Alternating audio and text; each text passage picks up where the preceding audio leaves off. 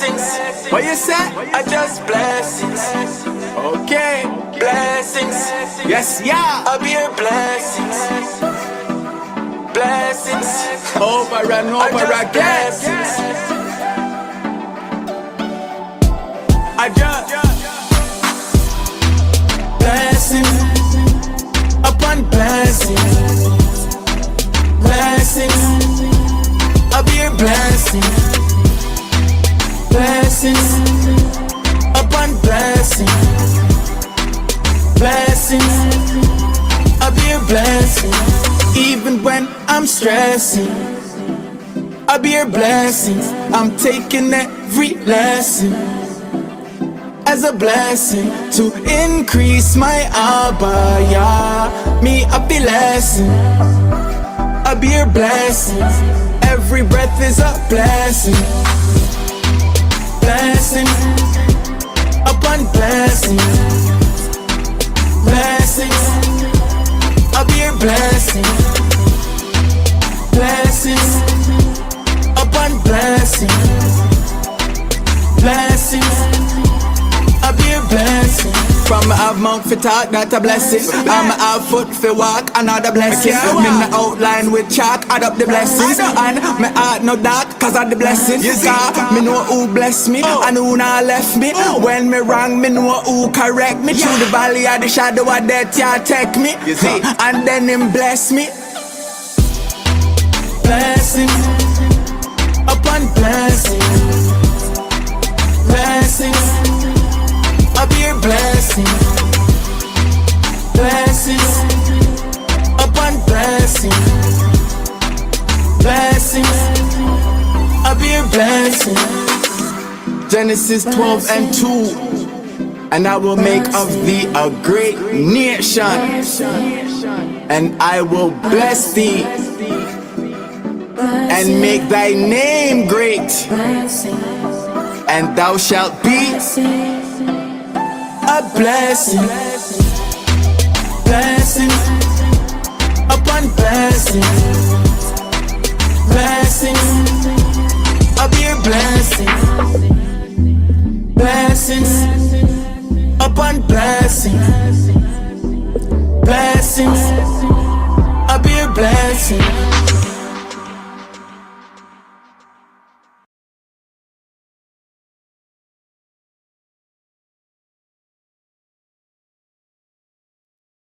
Shalom, peace and blessings, peace and blessings. Further down, we got me blessing. Peace. Yashi was dropping that. That's Yashi Yaha in our ministry. Hold on, I'm coming on the screen. Give me a second. Let me get my life together.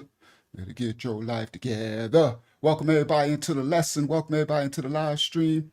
How do I do it? Stop share. Right? I knew that was gonna make me big and full screen and make me a little smaller. And get my stuff together and put my battle rag on. Peace and blessings, everybody. That was Yashiyaha in our ministry. Shout out to Canada. He from the Jamaican. Shout out to Caribbean Jamaicans. Lick 2 shots for the Jamaican man Pandem. He and now live in Canada, singing that song, Blessings. Blessings upon blessings. Look for the blessings in your tribulation. This life can be dark and heavy, and it could drive you crazy, right? It could be, bad thing happens, but in the midst of the storm, find the blessings, find the peace, find the joy of the Most High through his only Yah's Son, his Messiah, his Son, the Messiah, which y'all call Jesus, right? With some in the English tongue, right? The Messiah. So we find he showed us how, and he told us that he leave you his peace in the midst of the storm and the tribulation we go through. Find understanding and peace in him and his walk and his ministry and what he had told how we are to act and what we are to do. So blessings upon blessings, right? That's what we do. So your righteous acts warrant blessings unto you from the heavens, from the Shamayam, right? And this world is so dark, and it could seem like it doesn't matter, but it does matter. And these dark devils, like we're going to expose tonight, they know it, and so they do their dark deeds, and they get blessings from the darkness. They get blessings from the unrighteous, from the adversaries. Yeah, they can get blessings. Now, their blessing ends up stabbing them in the back because the one that they serve is a liar and there's no truth in them, right? So I'll be good with his blessings. I'm like, nah, I'm good, right? I don't need you to bless me. I'm good with the contracts and the covenants. Nah, I'm all right. I'll rather serve righteousness and struggle sometime and find my blessings from the Most High. All right, blessings upon blessings, everybody. Peace and blessings to everybody worldwide from the house of the Most High Yah unto you all. Welcome into this lesson. Tonight's lesson is Epstein, Ghislaine's sisters, and Disney. Wow, wow. All right. So there's some things we're going to expose. There's some things y'all have never known, some things y'all might have saw, but as we do, we welcome everybody in and we try to rightly divide and discern. We're not accusing anybody of anything. We're just trying to discern the information that we're given, right? Hold on. Let me turn my mic up a little bit, right? Because it's kind of low, I think. So hold on, put my other speaker in my ear. Let me turn it up a little. There we go. All right, there we go. So, and then I'll catch it if it peaked too loud. All right, there we go. So we try to rightly divide the word. There we go, and discern. Right. All right. So hold on. Let me turn my keyboard light on. Okay, that's on. That's on. I could turn that down a little bit. There we go. Turn that down a little bit. All right. All right. Now I'm ready to rock and roll. Hopefully y'all ready to learn something tonight, ready to fight some of this darkness you heard in this world. All right, let's continue. Hold on, let me let my brothers and sisters in the building, invite guests, copy, come to the chat. Sorry, I haven't seen the chat. Blessings to everybody in the chat on the live stream, both. All right, peace and blessings to everybody. Welcome in. Hopefully they let us get through a little of the shadow ban. All right. Again tonight, and others can find us. We're already at 73 on this live. All right, so put the like. There we go. All right, there we go. That's the StreamYard link. Shout out to the chat. Peace and blessings, everybody on both chats. I love and bless you all. The Most High's love. Ahaba Yah love and blessings to you all. Right? All right. Now, because love don't just means the liking the physical love of it also means understanding. You understand? And Ahabaya means the understanding, the reverence, right? The worship of the Most High, but you diligently seek out a thing. So to understand a matter of a thing and understand a person is a form of love. All right? Now, all right, let's continue. So I'm gonna put the thumbnail. Shout out to Tamaya in the building. Shout out to Oakley, California in the building. So we got some things to come out tonight, guys. We got some things. There we go. I'm gonna come back to y'all. Share screen. Bang. Window. Y'all know I try to bring y'all exclusive things that ain't all splattered all over the internet, that everybody don't got out there yet, right? Always exclusive. Whenever y'all see us live and y'all come in, you're guaranteed to see something that you might not know. Guaranteed, right? Because I try to always find some exclusive information. All right? Let me let my sister in. Shalom, Hakyama, Shalom. All right, peace and blessings. Shout out to Georgia in the building. All right. All right, thank you. How you, Zach? She said, sounds a little better now. All right, I kind of thought so. All right, shout out to Kevin in the building. All right, let's get started. So this is the thumbnail. And the thumbnail states, dang, I got so many of these tabs open, they won't let me see my tabs. All right, so I got to click it. There we go. So the thumbnail states, Ghislaine and Disney system is watching. Now, I got over here, I got that all I see in eye of Horus, right? That's the one on the back of your dollar bill. That's the one that they always put the celebrities and stuff, they put their hand around their eye. I ain't gonna do it, right? They put their hand around their eye and, that's supposed to be the all I see in eye of these devils, right? And it's watching and seeing everything, right? Right? And this also symbolizes of security, meaning the cameras are everywhere, eyes in the sky, right? They're surveilling us, a surveillance state, right? The deep state that's surveilling everything. And that ties into Ghislaine's sisters. Okay? So this Epstein drama has many tentacles to it. It's layers upon layers of darkness, of espionage, of it's the biggest spy thriller, ancient religious worship of deities and gods and sacrifice and torture. It's the biggest movie of all time, but it's a live movie. It's playing out on the world stage. So there's so many layers of this onion to unlayer, to unravel. And so that's why I was like, well, this is a very interesting topic that the Most High wants me to address, this level of darkness, because the Most High is revealing it all in this end time, right? And I was like, well, the level of layers of this, I can have this content forever. And shout out to Sunstar Tequila. And it's so much that goes into it, right? So, yep, that's actually Piglet. Crazy work, right? And y'all gonna see the actual picture of that dude, the old, well, Diddy ain't got nothing on Epstein. Diddy just a baby under this, right? But the old, what we gonna call the Epstein? The old, I don't know, the old diddler, the super diddler or something. Jeffrey, he over there with the Piglet. Piglet, yeah. I just like Piglet. And, right? That's Winnie the Pooh, right? Ain't Piglet Winnie the Pooh, right? Piglet was the cute little dude.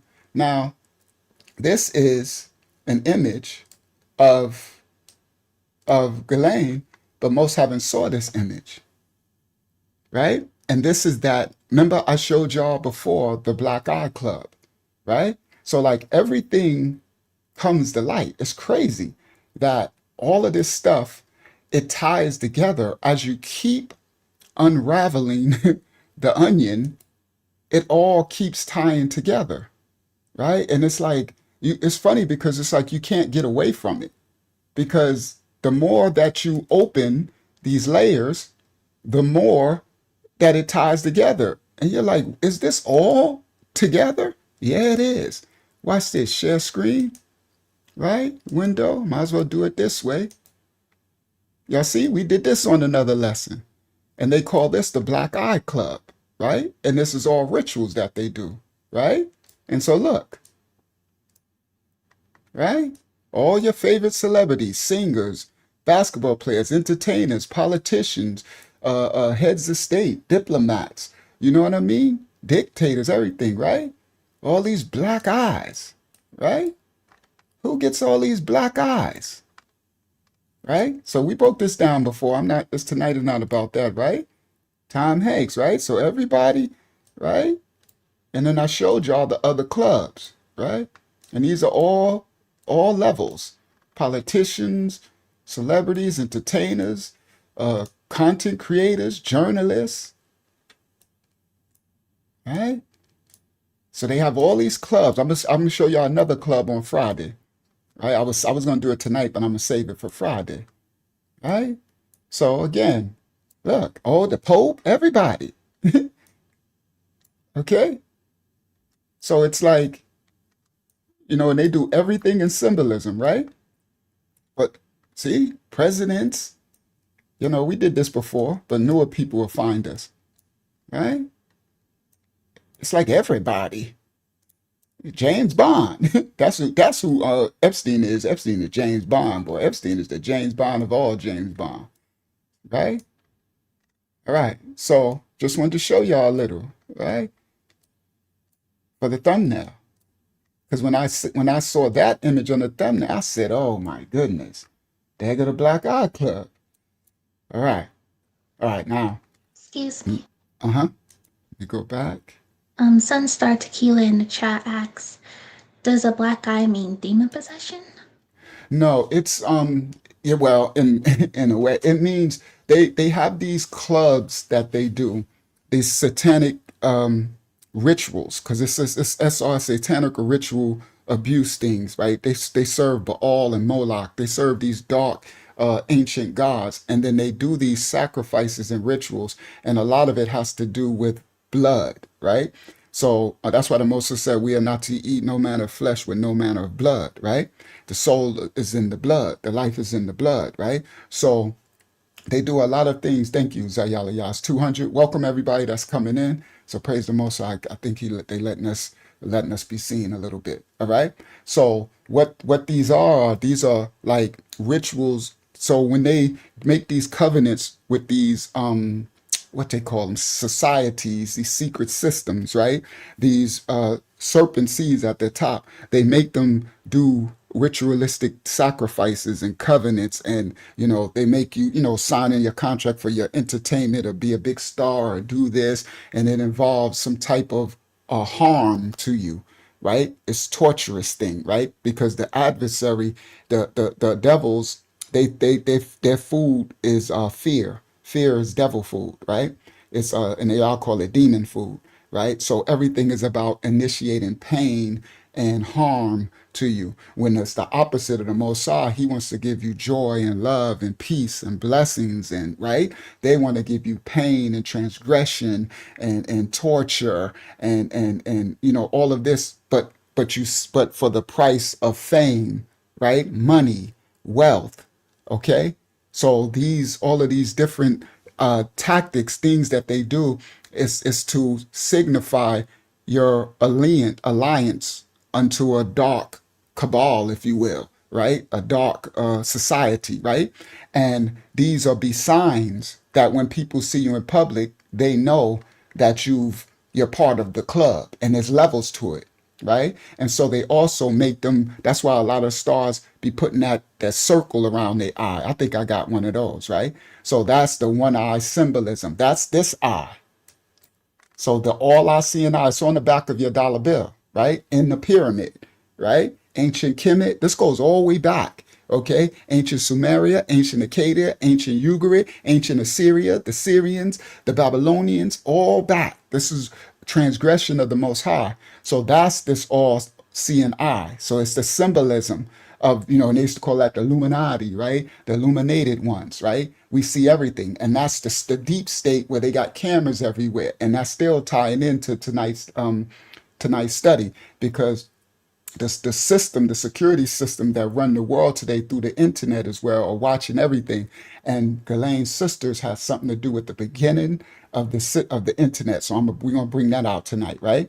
So I was interested when I saw this image of her. I said, of course she got and then they got the thing called panda eyes. Now that's just a whole other level. We did that lesson here too, right? And that's the one when they sexually abuse the little ones, and it traumatizes, it busts vessels in the eyes when they torture or violate the anal cavity of the little ones. It shatters both blood vessels in both eyes, and it gives them what is called, they call panda eyes, right?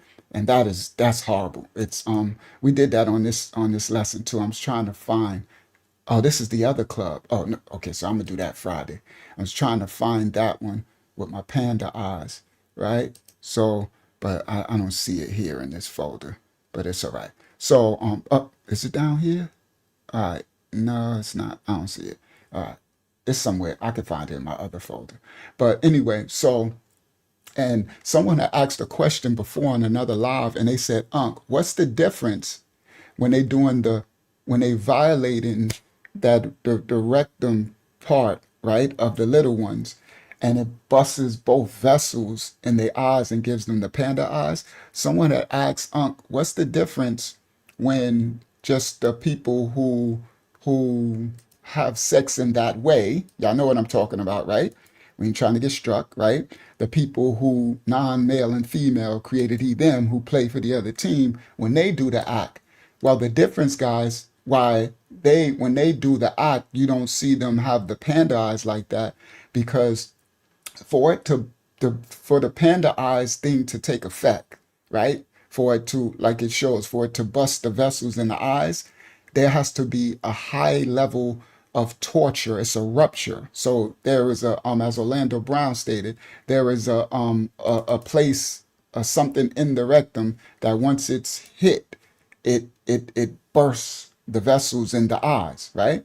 But it has to be a violent hit, and it has to be so that comes about from torture and act. So when they do it to the little ones, right? Meaning they grape them, these grown men with a full size penis, or they put something else in them. The little ones are small. Their body is not created. It's not built at that point to receive. That part ain't built to receive anything anyway. It's an exit, right? So that's a violation, period. But once they do it to them, the violent of the torture, and then they do it in a way to torture, to harm. So they do it to intentionally bust it. So that's why you won't see some of the others who deal in sex in that way, right? With men and stuff, and it won't show up because it's not a violent torture act. So when you see it show up on an adult from doing that act, that meant they were sexually tortured when they were graped in that area, and sometimes they use objects to make that thing come to pass, right? To to make it, because they want that effect to be shown, and then that level of pain when that happens, and that's the fear and the pain is it pumps up the adrenal glands, and that's the adrenochrome stuff, right? That's when they So I'm still trying to find it. There it go. There it go. I found it. All right. So and when they do this to them, that's what it's a symbolism, and it denotes they get off on this pain and torture, which is the sickest thing in the world, right? Especially to little ones. But this is what happened all through ancient history, right? Through ancient history, this is what they did to that's the other club I'm gonna bring out on Friday. That's what they did. It's further up. I thought I had it already. It's further up.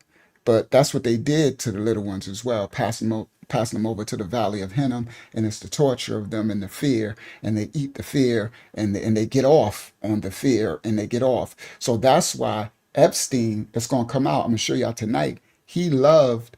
He had artwork all over his mansions and the island and the Zorro Ranch of torturous acts and things that denote fear.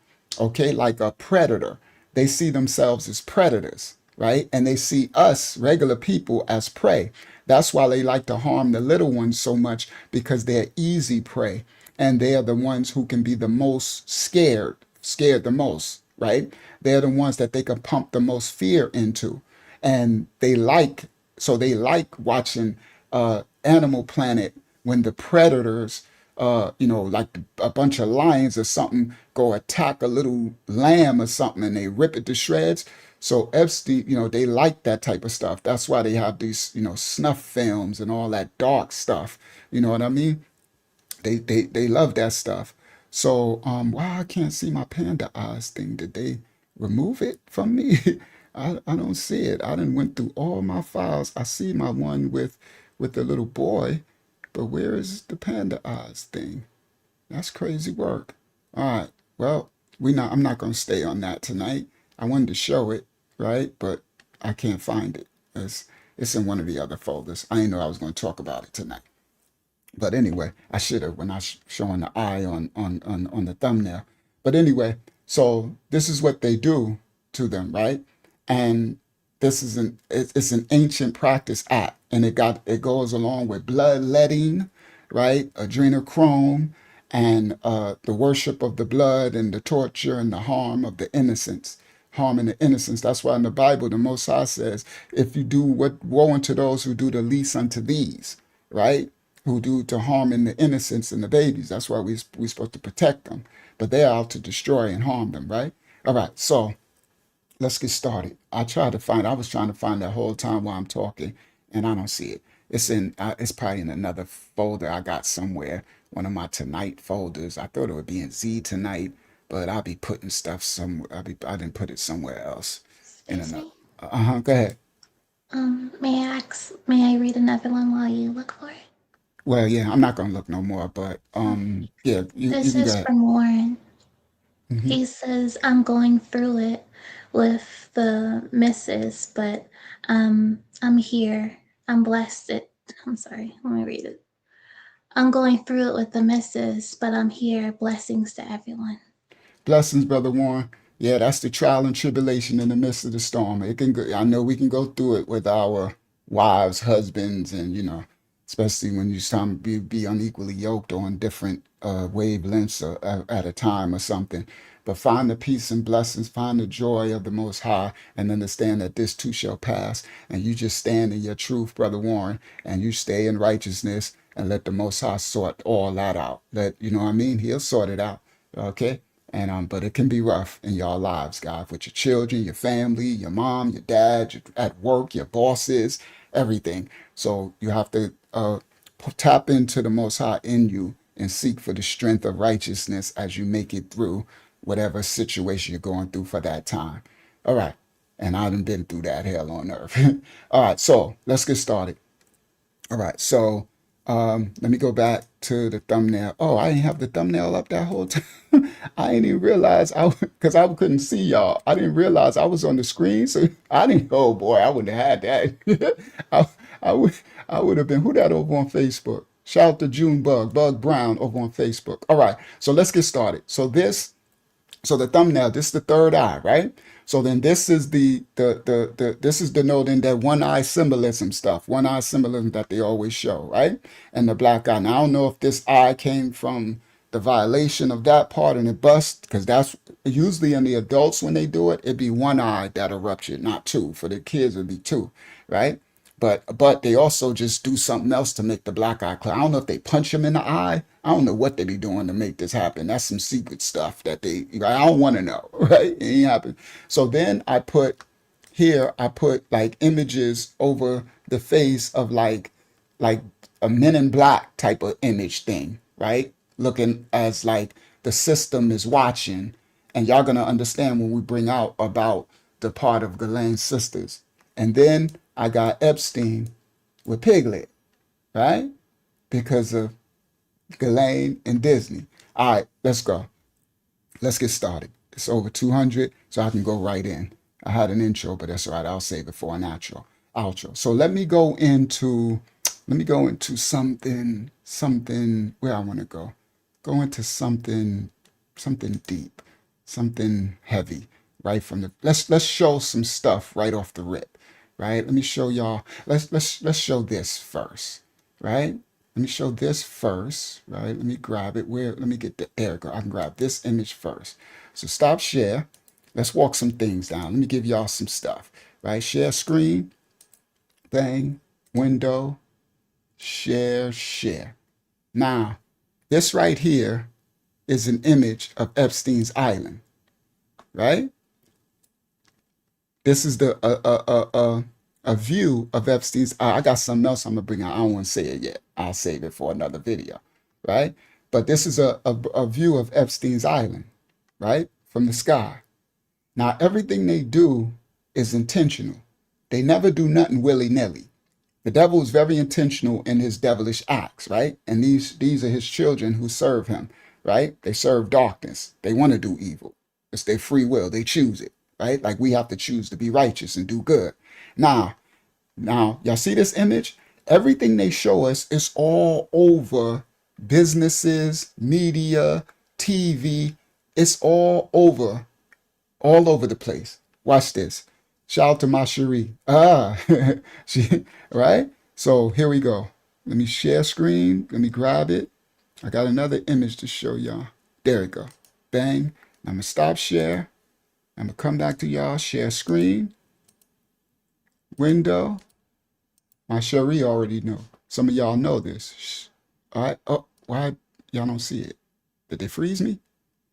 Let me try it again. Stop share.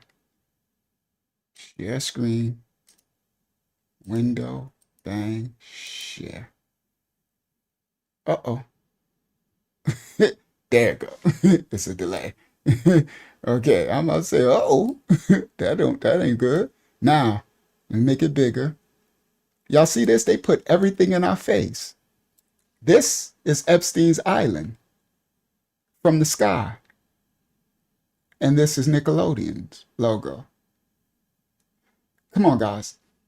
Coincidence? right? None of this stuff are coincidences, right?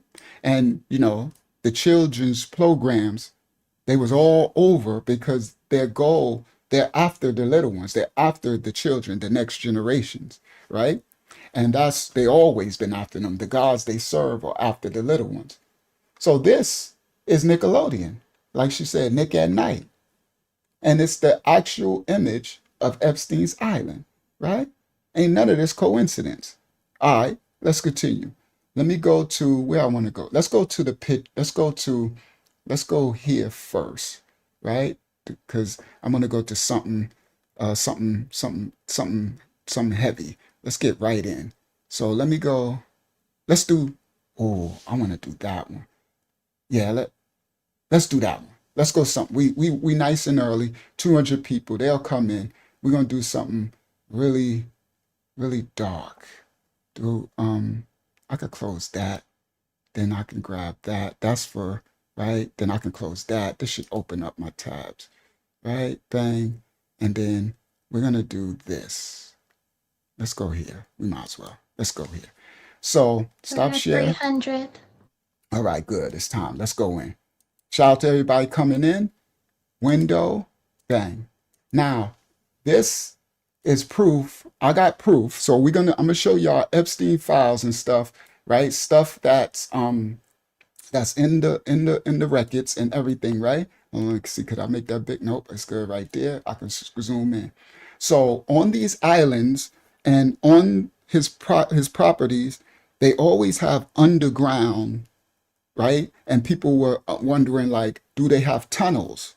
Because, they always have these tunnels underground in these facilities that they build. They build it into the architecture when they build in these houses or businesses or islands. And it's a reason why they get in these islands. We're going to go there because there's gods that they're serving from the marine kingdom, the waters, right? You get powers from the dark waters, right?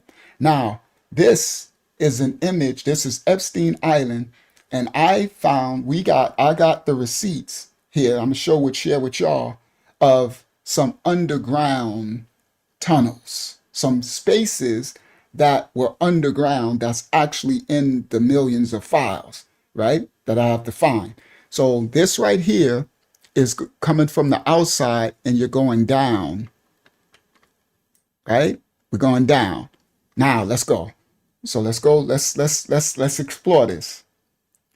This is the entrance when you go down. And as I'm going to show y'all, in all of his houses and all of his ranch, the domiciles, the buildings on the island, he always makes everything with liminal spaces, meaning tight spaces. You see how skinny this walkway is? This is a theme, okay? And this denotes fear as well. They're always dimly lit, right? And small spaces, liminal, it denotes being trapped. It denotes, right? It denotes confinement. And that's what they enslave. That's what they're trying to pump the fear. So everything that they build and everything that they design is intentional to provoke more fear. It's all about fear, right? That's why the Most High says, "Fear not." Okay, and Yara is in the Hebrew tongue, the Habariya tongue. Yara means not worry, stress, anxiety. When it says, because it looks like a contradiction in the Bible when it says "fear not," but then it says the fear of the Most High. That's not worry, stress, anxiety that they transliterate into English tongue. The Yara, that's how you say fear that he's talking in the Bible when he says the fear. That's called reverence, respect of the Most High's authority. That's a description of a habayah, of love. It is not the stress, anxiety, worry. That's dark. That's devilish. So that's why it says fear not. But then other places you'll hear it says have fear of reverence of the Most High. That's because y'all don't understand the language, the tongue. So you have to understand the original Habariya pictograph tongue and the attributive descriptors of the words to understand what it means when they transliterate it. And they can't transliterate because they didn't understand the tongue, everything, right? So That's why it looks like a contradiction. There is no contradictions. There is a lack of liturgical and linguistic understanding, of not understanding the tongue of the people, of the original Habariya people and what they were speaking, and how the Greeks, the Hellenes, and the Romans made them try to transliterate, right? Everything is not transliteratable. All right, now, all right, so that's okay. So everything that they put out is to denote fear, right? Stress, anxiety, right? And that's the food, devil food, right? Which I call demon food. So everything he built these skinny spaces. So it's like you feel trapped everywhere you go. It's so skinny and tight, and everything is dark and it's dreary. And it's like, and he had cameras everywhere.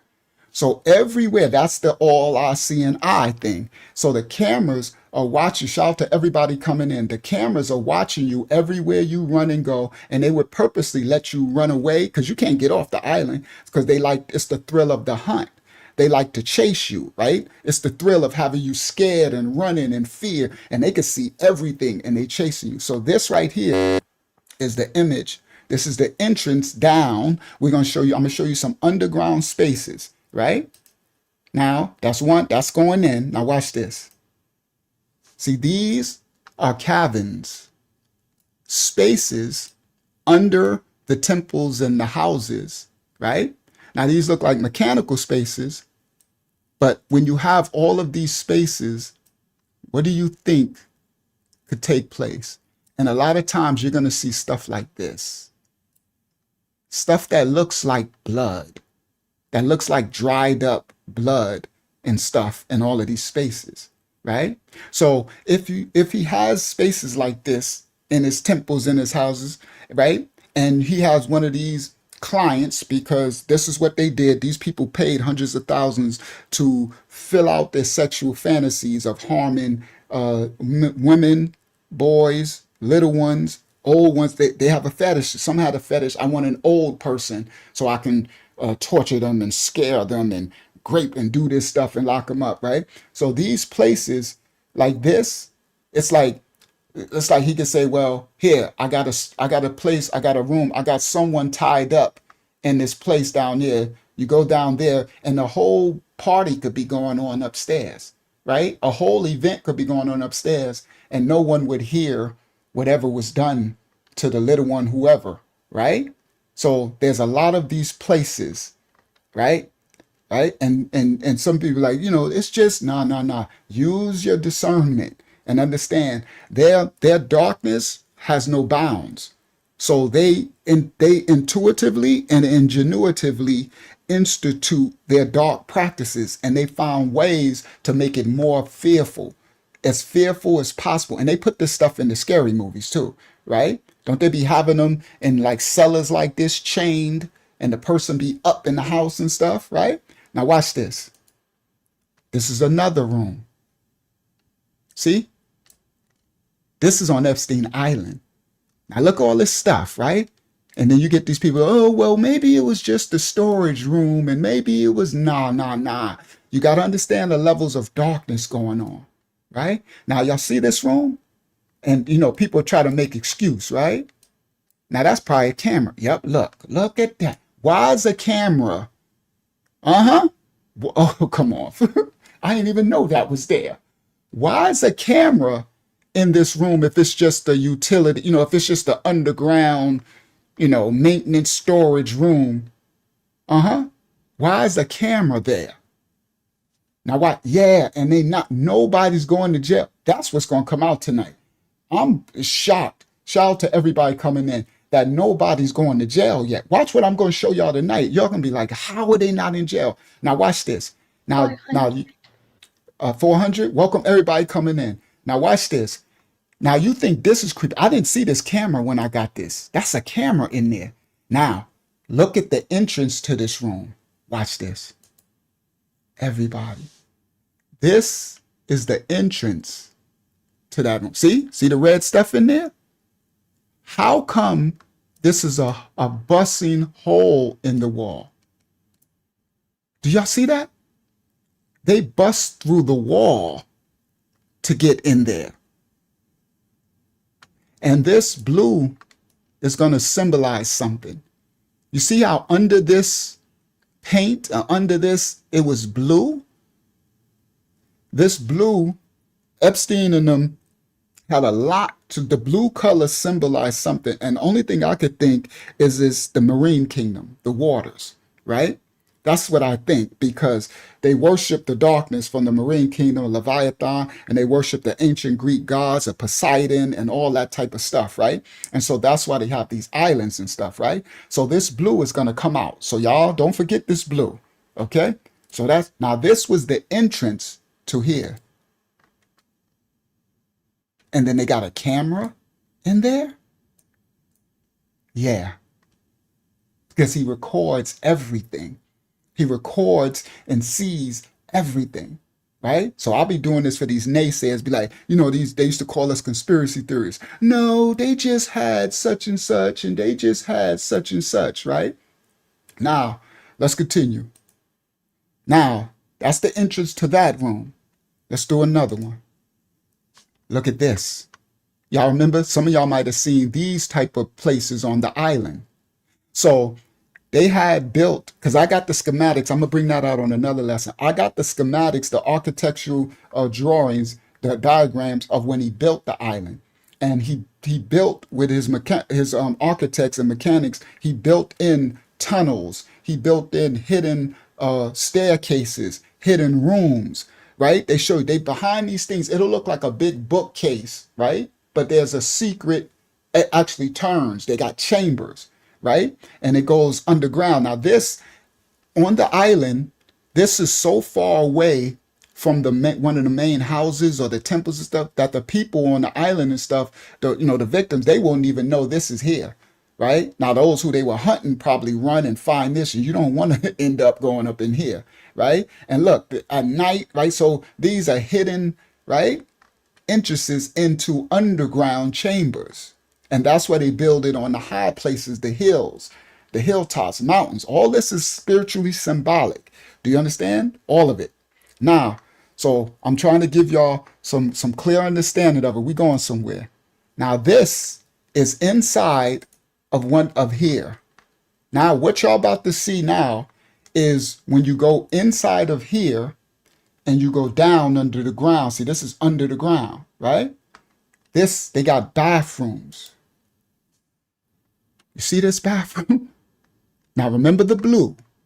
The blue is very symbolic. Look at the color of this. You're going to see the blue, look, blue cement, right? The blue is everywhere. Now watch this. This is one of the bathrooms. Now that looks, I don't know, that looks, because first of all, another thing I noticed, they have, in some of these bathrooms like this, they have shower tiles. Shower tiles. Not that, you put that in a shower stall or something. They call these subway tiles, right? That don't usually be in your bathroom where your toilet is. All right. We going somewhere. We're exposing. Now watch this. And everything they did is intentional. Now, I don't know about this, look, and look, everything be nasty too. You see all that grit and nasty, right? Everything be nasty. And they always have these right? So watch this. Okay? Now, next picture. This is a room, everybody. Let me see, do I want to go? Let me go back. Now, we're in the same underground space. Now, look at this room, right? And people are like, yeah, it's just storage and stuff. They just storing stuff when people try to make excuses. But look what's on the door.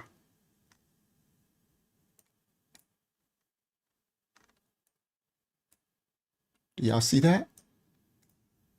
Those are handprints. Those are fingerprints. Those are prints. And that looks like it could be blood. And it's on the inside. Like they were locked inside. You see? It looks like a piece of a palm a little bit. Like the person was banging or whatever trying to get out. Okay? And look at this, another. That looked like it could be a sort of an image of a foot, but it's really big. So I'm not too sure, but, right? Y'all see that? I'm like, okay. So again, I'm pointing out these spaces that they were using, these are underground, right?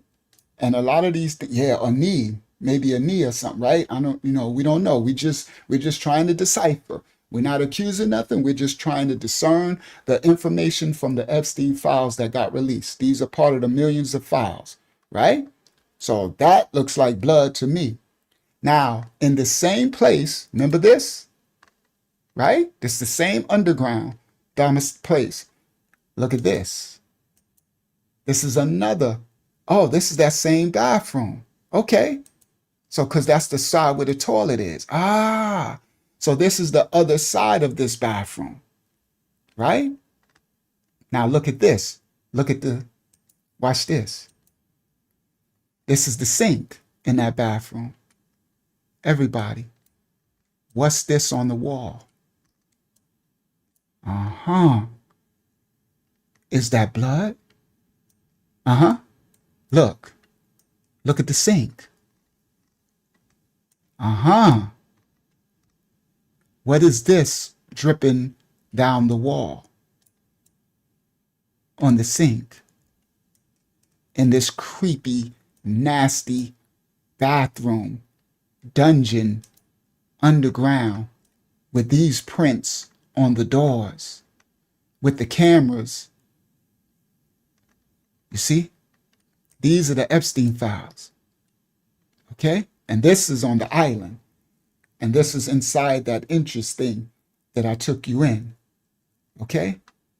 This, he said the floor looks bloody too. I know, right? Look at the stains. Oh. I didn't even see all that. Okay? And they got millions of files. It's crazy. All right? So as I'm going through it, I'm like, so it's a puzzle pieces you got to put together. Okay? Let me see. I got another one. That's that one. Long range. Oh, that's when we get to Disney World. All right. And I didn't do the other one. I should have. Maybe I should grab it for you. Nah, I'll do it another time. Because there's gods they serve on this water. So I'll save it for another. I might even do it Friday. I'll do it because I'm going to tie this in. It's okay. I got more to come out. So I'm going to show you what the gods they worship, right? So remember now y'all got inside, right? These ain't just storage chambers, because why is it a camera in there, right? And he watches everything. All right. And this is the entrance, other entrance. Now, this is a different one. This is going down under a house, too, under the house. All right. Now, let's continue. Since there's so many people here, I want to bring y'all some exclusive stuff, right? Well, all this going to be exclusive, but I want to show y'all more of the houses. I want to, since we on this space, right? So let me go to there. Let me see, do I start here? Let me see where I'm going to start with the houses.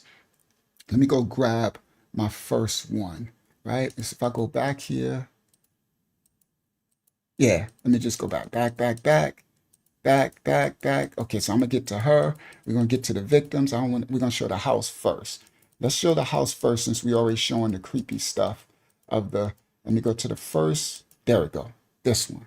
We're gonna start with that one first, right? So I'm gonna stop share. I'm gonna come back to y'all. Share screen. Bang. Window. Bang. Share.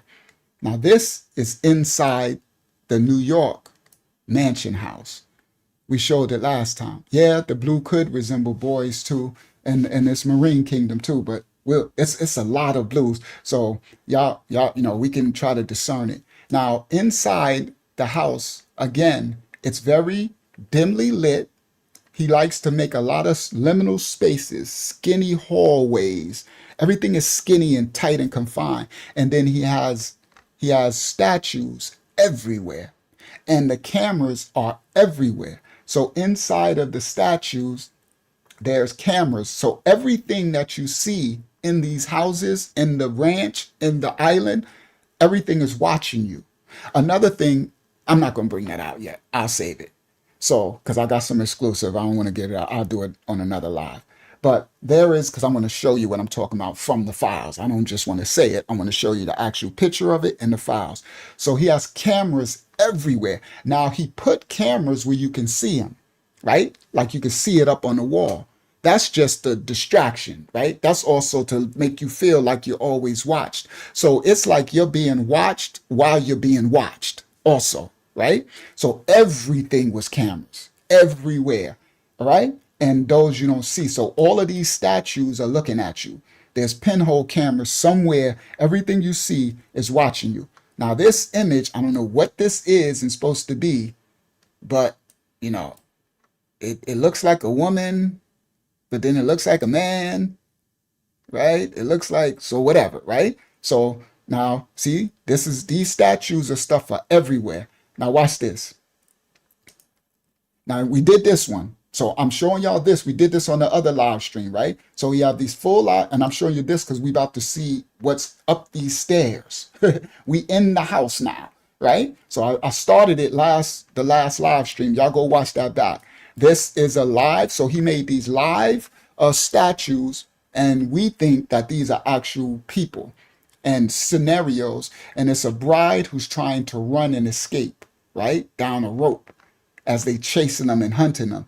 And we think, I think, and others that from these studies that these were they would mold the image, and it's something that the people could be in this statue, the bodies and stuff like that, whatever, right? But if not, they molded them into the image of their victims of what they did. It's like a trophy. Everything is trophies. So all of these statues that I'm seeing, they're really trophies of things that they've done to them, right?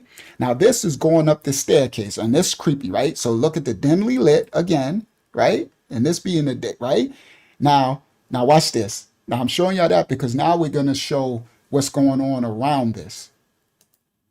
Now, these are some of the costumes. We did the last one when Jess Staley, the Barclays bank owner and working for JP Morgan Chase, these billionaires, he was doing the Snow White costume. Remember that from the last live stream? So they would dress up, right? The victims, and they would dress up and he loved to have them in little schoolgirl. See, that's a little sailor outfit, right?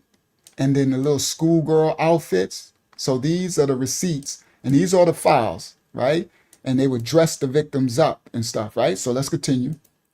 Now this is inside of the house. We going somewhere.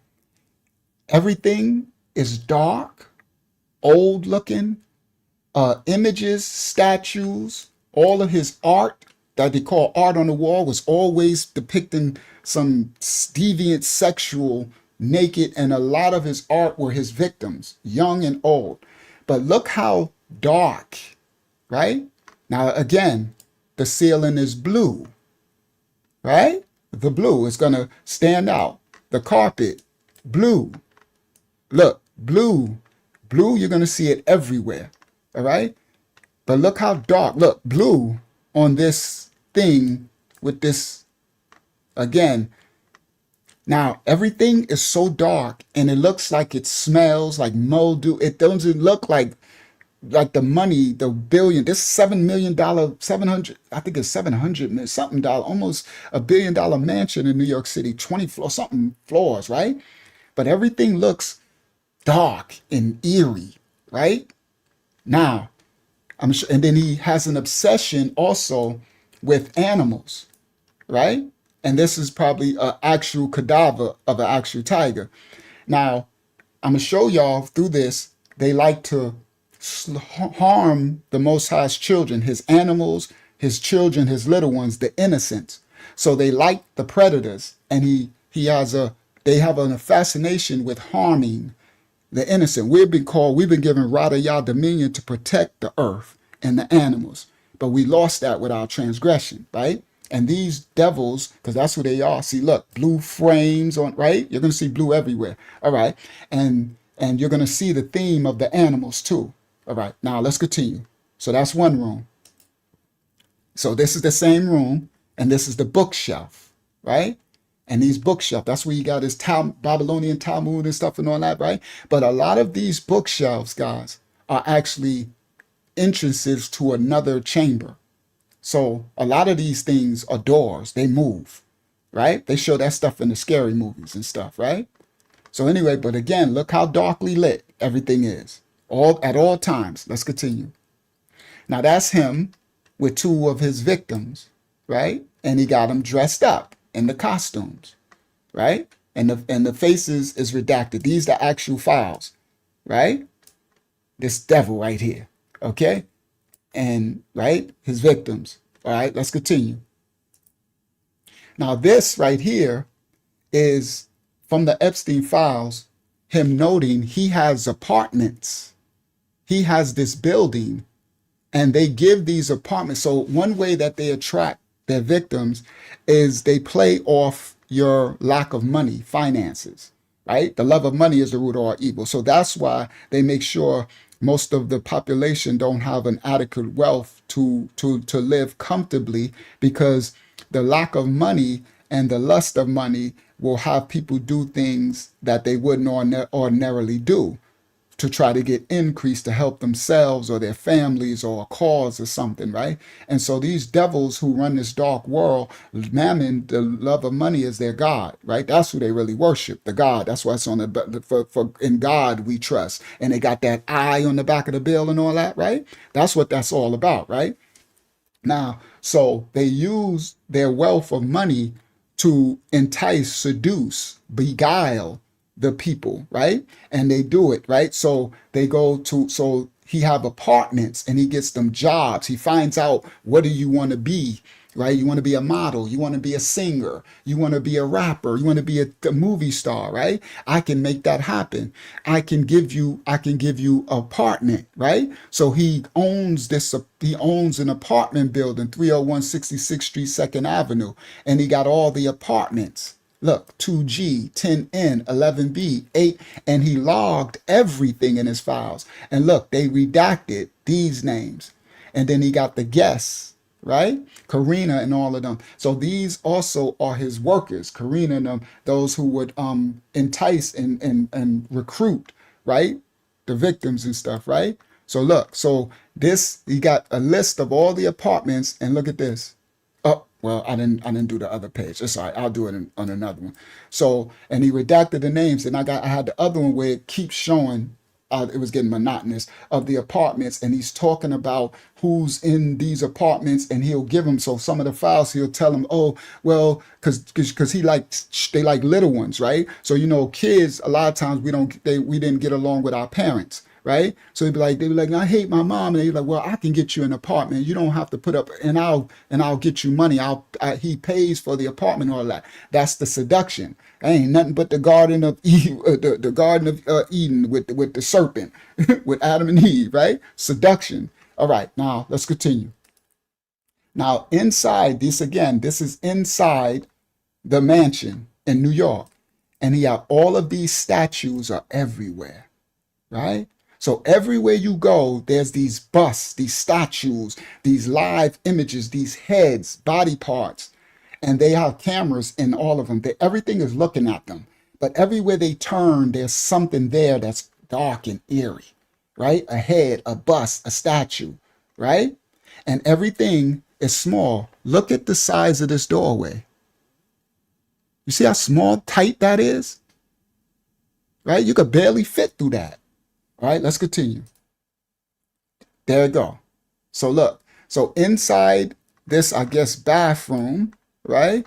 And then they got this going inside, and then that bust is just looking at you, right? They everywhere, right? But look how skinny the door is. Y'all see it? From here to here.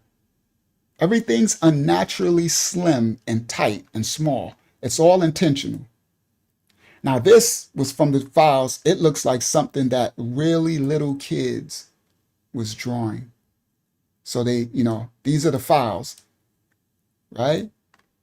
Like really little kids. All right, let's continue. Now this room, we showed this room before, right? And this table, this ain't a table to eat, because they don't even got a tablecloth. That's a sheet over it.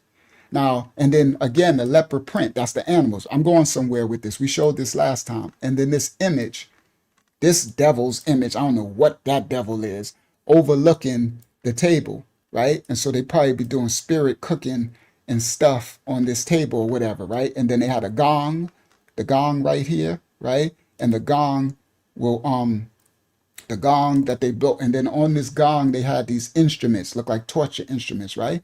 But I got other angles of this room now, and the other angles, there's stuff we didn't see in the room. All right, now watch this.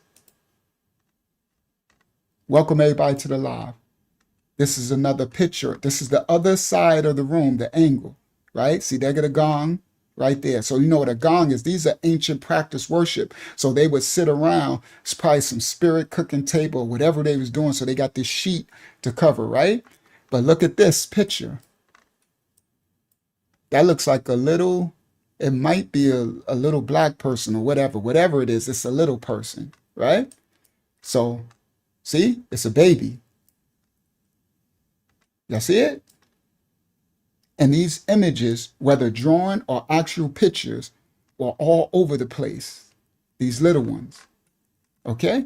Now, watch this. This is inside that room with the gong. And look, they got these candles, right? And everything is old and dreary and dark and just old. It looks like it smells of mildew, right? Now watch this. This is also in the room.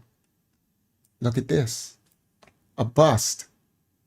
Another image of a head, a torso, and it's looking right at the table.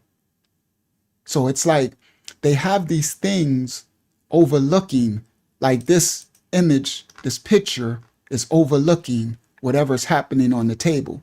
They're principalities, right? And then this bus, I think I got somewhere where I got the front of this bus. Yep, the leopard chairs are everywhere through the house because you're going to understand the animals, the destruction of the animals, right?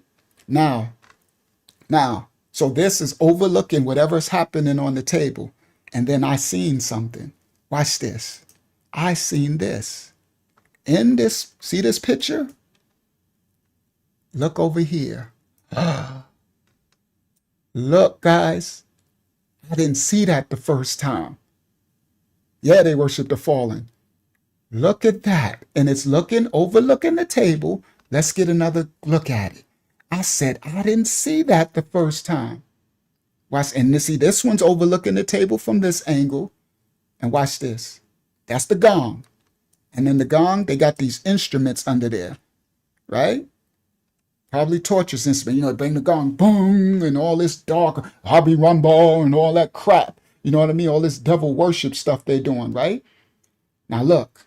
That's that image. That's the bust of a little black baby. And you know, Epstein hated the blackity blacks. He hated the blacks. He hated them, right? With a passion. But he got their likeness and image all through the house. Everywhere. All right? All right, let me go back. And so I was like, so this image is overlooking the table too. I got a clearer one on some of my other files. It's a little black boy. Okay? All right. And this one is too, because I got another one. That's a little black boy too. All right? All right. Now, remember the eeriness of this. Let's continue. Let's go to another room. Now, here go the blue again. This is a staircase leading up in the mansion. The blue. Okay? All right? The blue on the carpet. All right? And then here is a blue globe. A globe of the world with the blue. So the blue has heavy symbolism. Whatever it was, it's all over the island, the ranch, and the New York mansion. I'm probably sure it's at the other places as well. Right? All right. So the blue carpet going up the staircase. Let's continue with the old. Now this one is a very dark image. I had to put this one in there. You see this? This is a wash station. They have these throughout the mansion and the island. A wash station, look, to wash off whatever you was doing down here. And they have the subway tiles, shower tiles to catch the splash tiles, right? And look, it's going straight to the sewage drain. And look at the basin. What is that? That's probably blood, because that's rust right here. Over You see that, red? 500. How much? 500? Yes. Welcome everybody to the live stream. We're over 500 on the live. Now, welcome everybody in.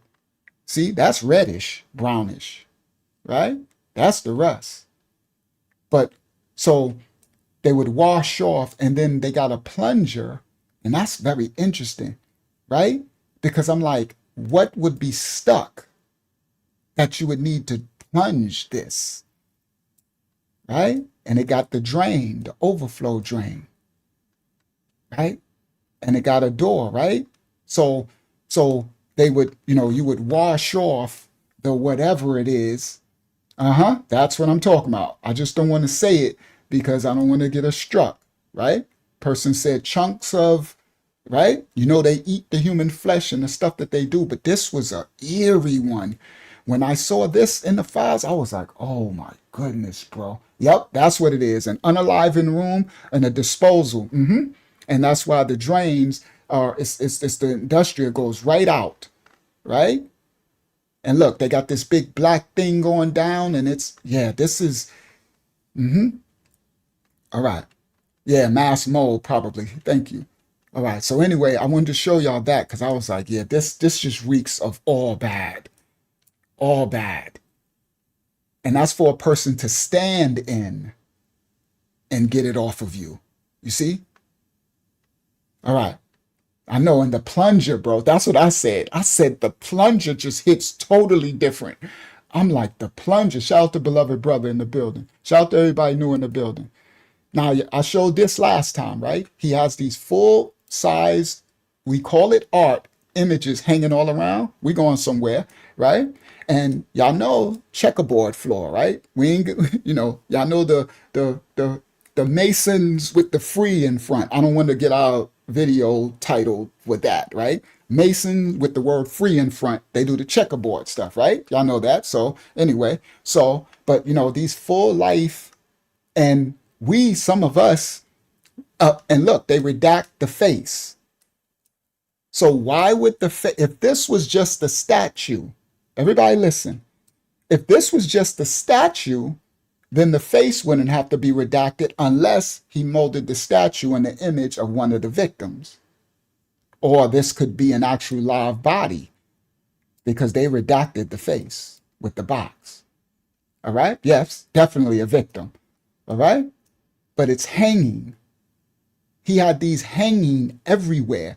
Statues, full replica statues, busts of heads. He have a lot of body parts where it'll show from the head up or the torso or just arms and stuff like hanging. And people think it's just art. Okay? And this is in these houses where and all this stuff is dimly lit and everything. All right, let's continue. So this is some of the art. And they call it art. It's always his victims, and they're naked, young, old, little ones, babies, right? So the government redacted, covered, or blocked a lot of that, right? So again, on the wall, big art pieces. There was naked stuff everywhere, right? So this is another image. So look, this is the same walls, right? And look how dark and dreary, right? And then look at this one, hanging from the wall. Same wallpaper. They always got this nasty dark wallpaper, dark curtains hanging. And look at this image, guys. Look. It's creepy stuff, bro. Right? All this stuff is all through the house. Yep, imitating life everywhere. Inside and out the frame. That's good good eyesight of the symbolism of inside and out the frame, right? And then the red hair. Okay. Yeah, that's what I thought too. It looks trends, right? That's what I seen too, right? All right, now watch this. So more art, right? And always this old nasty wallpaper. You understand? This mansion is one of the richest mansions in the world. I think it has, I forgot how many stories, like 10, 20 stories and stuff, right? But everything is old and they always naked. And look, right? So this art and these big pieces everywhere. All right, let's continue. Here we go again. Look at the spaces. So another bathroom, right? Look at the size of the entrance to this door, guys. Everybody look. When have you ever seen a door this small? They do it. All of this is intentional. I'll tell y'all, remember, the liminal spaces is to denote captivity. It's to denote, yeah, everything is tacky and nasty too. It looks like it's dirty, nasty, smells. It reeks of dead souls and blood crying out and darkness and sin and transgression. But look at the size. And that's all intentional. And another thing I noticed, all of the toilets and stuff are really low to the ground. I'm talking about practically, like I would fall if I had to sit down on this toilet, right? I'm 6'1", right? I would have to like, everything is so low to the ground. And I'm guessing, I don't know the real symbolism of that, but I know a lot of the little ones, his worship was for the little ones. So maybe it's so the little ones can reach it easily, right? Because he don't care about the adults. They have to deal with it. But you're going to see all these toilets are really, I'm talking about practically on the ground. Okay? Now, inside of all of it, they have art. And this is a little girl. Y'all see this image? This is a victim. Live victims all over. So you go into the bathroom and it's an image of the little girl with her breasts out, probably looking like she's 12 or 11 or 10 or something, right? His victims all over. And this is the bathroom, right? And then this is, I guess, into the shower or a mirror. I don't know. It looked like it might be a mirror or something, right? Now watch what's on the wall. This is over the sink. A leg with 2 arms. So they have this, what they call artwork all over. Limbs, heads, torsos, busts, arms coming out of the walls. And he also, guys, so these we're discerning are actual trophies of victims. He has, as I'm going to show y'all throughout these series, as these other lives, whenever we live and y'all come in, he had a fetish with ballerinas. Epstein in the files, and I'm going to show y'all as we go out. Shout out, it's 580 of us on this live. Welcome everybody in. Epstein had a he didn't want, and I'm about to show y'all some of the files. We're about to read them. He didn't want nobody that was, developed, like busty, or like, what they call that word, voluptuous. That's what he called it. I'm quoting his words. I'll be showing y'all, if I don't show y'all those files tonight, I'll show on another one. He didn't want his victims voluptuous if they were adults.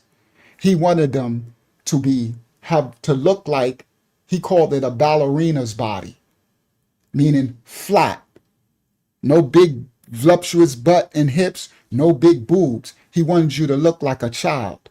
So if you were an adult, if you were 20, 21, 22, and they wanted to recruit you, his recruiters would get yelled at. I'm gonna show y'all in a second. His recruiters would get yelled at if they bought him someone that's called svelte. I didn't know that. I heard that word. If they bought him someone voluptuous or curvy, he said, no, I want you to look like they're 14. I want them to look like they're 12, like they're 8. So, and he called it a ballerina body. So whenever they would bring us, he said, nah, she got too much curves. I don't like that. No. So, and this is interesting when I found this image that it's a ballerina shoe. All right. Yeah, someone said with no hips and stuff, maybe like a Baphomet, because he did both ways. But all right, so these images are probably victims, right? And they decapitate, they do all this stuff, right? So everything, nothing's willy-nilly. Everything is symbolic. Everything means something, right? Now, watch this. Let's continue. Now, these are the rooms, and we showed some of the rooms before. Now they always have this old nasty carpet, right? Old furniture. Now this man is worth almost $1 billion, right? And his mansion and everything. And I got another. Oh, I should have did it tonight. Yeah, I got it somewhere, but I don't want to waste your time trying to find it. There is I got it somewhere. There was another case of a serial, these dark rapists and stuff, and it was documented that they furnish their rooms intentionally like this, right? I'm just remembering from off the thing. I'm gonna show y'all the thing on another live. They with mismatching colors and old with empty walls because it made it harder for the victim to be able to identify where they were held captive. Meaning if someone got free, it would be harder for them to make a distinct description of to lead the authorities to where they were at. It was intentional. Yeah, and these ain't real windows. That's crazy work. And a lot of these don't have no windows to rooms at all. And they leave a lot of the walls bare, and the only art would be a victim or something crazy, right? But they made it where everything was like different colors and old looking and drab and dreary and stuff. And it came out in one of the serial killer investigators' files of the ancient, following the ancient serial killers, that this was a thing, that this was intentional, right? So they always had this old nasty carpet and always looked like it smells with nothing on the walls, right? And over here you got these old books. Look at these books. Ancient books. I got another image of these books. These books look creepy. Ain't no telling what's in these dark pages. Okay? Probably some warlock secrets, some ancient magic, witchcraft, but all Moloch worship thing, fallen angel Anunnaki books or something, right? Let's continue. Here we go. Another hallway. The blue, again, blue carpet. This is an image on the wall of a victim in blue. So everywhere they deducted, that's an actual person's victim, right? In blue. And look at the liminal space in the hallways, right? Every skinny doorway. Look at the size of the doorways. Very darkly, dimly lit, right?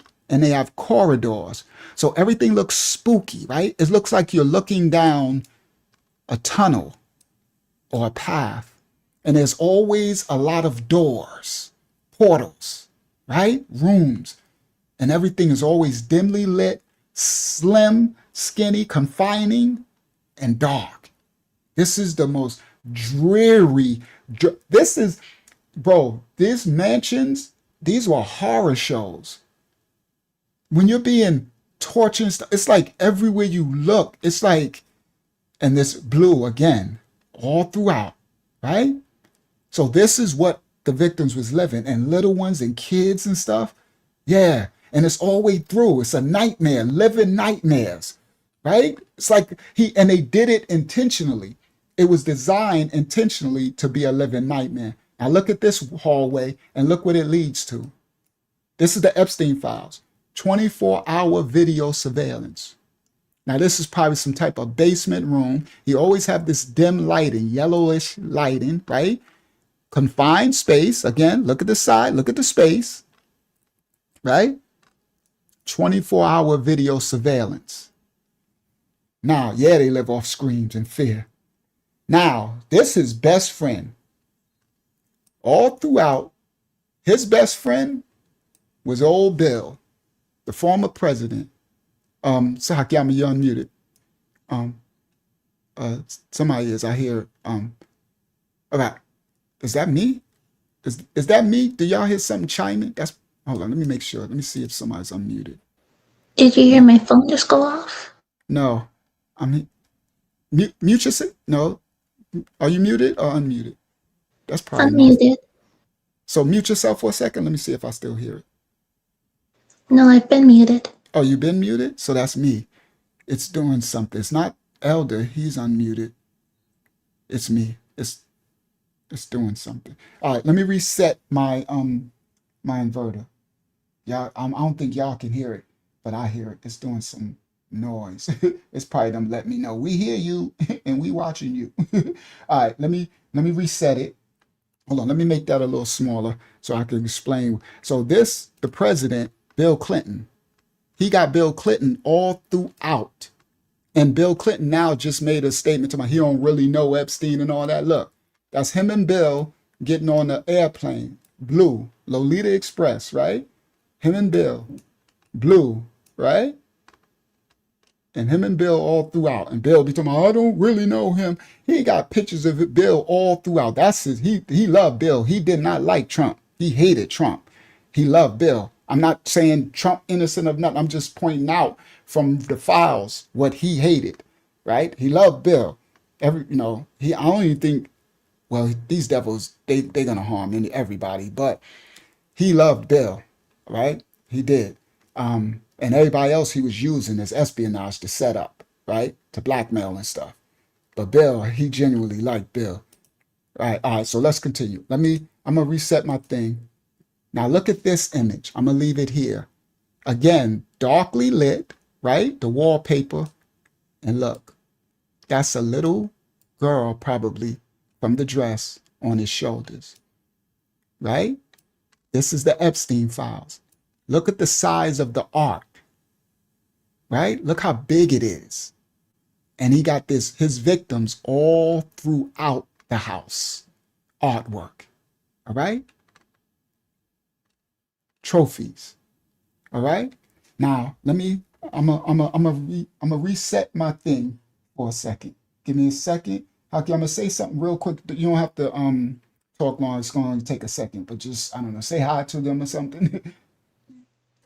Shalom, that means peace and blessings. Welcome everyone to the live. It's good to have you tonight. Pray everyone's doing well, that everyone's day is going good, and that when everyone goes to sleep, you have an extremely blessed rest also. It's good to have you all. And once again, just welcome to the live. And I'm gonna have you pray over us too when I'm gonna have you pray over this study when we finish as well. All right, to close us out with a prayer. All right, now there we go. Now my ringing stopped. It was doing some crap, bro, ringing and doing something. That's a question out real quick. That's dumb. Go ahead, you can do the question. Then I'm gonna get back to this picture. Go ahead. Folks asks, what religion is the host? Oh, we are followers of the Most High. So this ministry is not a religious ministry. We are spiritual, meaning we have a relationship with the Creator. Now, the Creator of all things, we believe in the higher power, the Most High Creator of all things. We call His name Yah because in the Bible, the Safari Yah that they call the Bible, right? It says in Psalms, say my name forever, my name Yah, right? Some of y'all see it'll say Jah in a J, but there was no J in Hebrew. So if you look at some of the other transliterations of the Bible, it says Yah. So he says his name, so we call his name. We are followers of the Most High. We are not no Hebrew Israelite hate group. We are not no Christian religious Catholic. We are not religion. We have a relationship with the Creator, and we call ourselves his children. We are children of the Most High, and we try to live a righteous moral life and righteousness in his nature, image, function, and character. We try to live out the righteousness of the Father, the Creator of all things. Now, some of y'all might call him God. Some of y'all might call him the Lord. Some of y'all might call him Yahweh. Some might call him Yahuwah. Some might call him Yahweh. Some might call him, so we welcome everyone because we're all at different levels on our path of trying to seek the righteousness of the Father and have a full understanding of him, right? I speak, I'm bilingual. I speak the original pictograph Habariya tongue. I speak a little of the Paleo original Hebrew so I can decipher the mysteries of the Safariyah that they call the Bible, right? And I teach the tongue as well, right? From the Alayaf, that's the A, to the Tayat. That's what that's where we get the alphabet. And in the Canaanite Hebrew, they call it the Aleph Bet. Aleph and what they call Tav. The Aleph and the Tav, right? Beat, Gimel, right? So it's Aliyah. So there's no vowel sounds in the original Habariyah, the pictograph tongue, not when the Hebrews became Canaanite. Now, so we're followers of the Most High, right? And we believe in the Messiah that some call Yeshua, like JB just said, right? Now that's a dialect of Hebrew, right? Some call him Yahshua, some call him Yahweh Shah, that's the Messiah. Some call him Jesus, right? That's a transliterated English tongue, right? That was much later, right? So some call him, right? So these are the Messiah. So we assemble in the name of the Messiah who comes in the name of the Father, and we are in the house of the Creator of all things. And we are righteous, and we welcome every person from every nation, kindred, and tongue that finds us to this house. We teach righteousness, and we try to teach the kingdom of the Most High is at hand, right? And we are to be a light to lead you into the righteousness of the Father. And that's all that we are, right? We don't believe, we're not religious. We don't hate anybody. We're none of that. And I'm not trying to make you believe anything. We ain't trying to indoctrinate nobody. I don't ask you for no money. I don't care about no subscribers. Now, I love all of y'all. If you subscribe, praise the Most High. I would want you to like just so it could reach more people, because I just want the truth spread. I've been teaching this. I've been on this walk for over 20 years, but I've been teaching live for over 5 years and shadow banned the whole time. Okay, because when I first came out, I was raw, calling out darkness like you never believe. And that's when they called us conspiracy theories. So they took my channel. I've been shadow banned. It's just now that the Most High is allowing us to get through a little bit. I don't understand, but let the Most High do that. Let the Most High cook, right? We're getting through a little bit of the shadow ban. So I'm like, okay, praise Yah. But so we are the house of the Most High, and you know people by their fruit. If you can see, we are a ministry worldwide, from every nation, kindred, and tongue, all over, all lands, Africa, the United Kingdom, Canada, all in America. We from all over. And you see, we have kindness, love, respect, righteous. They welcome you in, right? We rightly divide the Bible. We don't just read the words, right? We live the scriptures, the manuscript. We believe it's a history book and a book of instructions, right? And there are mysteries and parables and precepts that have to be deciphered and discerned. The Messiah that you call Jesus said there are parables and mysteries. He who has the keys. And the way that you get the keys is lowering yourself and humbling yourself and circumcising your heart and letting the Holy Spirit, that they call what they call the Holy Spirit, the Raya Hayakadash, that's how you say that in the original tongue. Let that manifest and reveal all things, right? And it's about servants. We are servants. I'm here serving you. I ain't asked you for nothing. I put hours putting this together, about 10 hours putting this one together, and I'm going to do 4 hours teaching it, more usually about 3 or 4 or 5 teaching it, right? And it is free unto you, because it is the purpose and the election that maybe you can help someone else and come out of the darkness of these devils. You understand? We are the righteous, some of the righteous remnant that's fighting against these devils, the darkness. This is the Armageddon. The Armageddon war is the righteous versus the unrighteous spiritual war.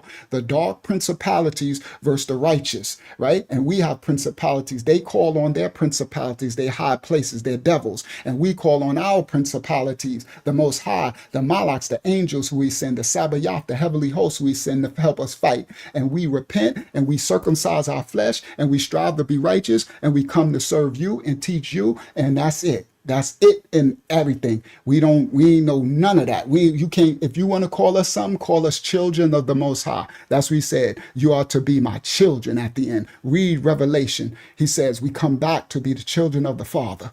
Okay? That's who we are. And that's all that matters. That's it. Point blank. And we follow the ways of the Messiah because he follows the way. He is the way to the Father, the way, the truth, of the life. That's called the Dalayat. That's the door. That's the 4th letter of the original Habariyat Aleph Bayat. That's where they get alphabet. That's where they get Alpha and Omega from the Greek and the Latium, the Latin, right? The Hellenes, the Greeks and all this stuff who transliterate our scriptures, right? And they were whole fallen angel worships. And that's who these worship, the Hellenes, the Greek. So on his island, he worshiped the god Poseidon and all these Dionysus. We'll do that another lesson, right?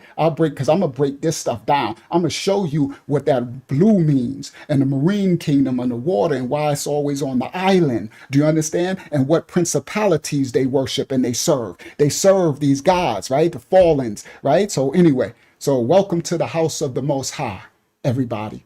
I don't care what nation, kindred, tongue you people, we're here to try to teach you how to be moral, righteous, and help you through some of the trials and tribulations of your life. That's what we are called to do. The Most High have done it for us, and he always going to have his elect children that's going to be here as their children. These devils right here serve their father. We're going to serve our Father. Our Father who art in the Shamayam, hallowed be his name. And we also come in the name. That's why we come in the name of Yah, because they took the name out, right? And they won't speak the name, right? They say it's an uneffable name. The devil's a lie. The Most High says, speak my name forever. Call my name. Come in my name. His name is holy. His name is a righteous tower, is a strong tower, and the righteous run into it and are safe. So we come to teach you a way to help through your life so you can be more righteous than unrighteous.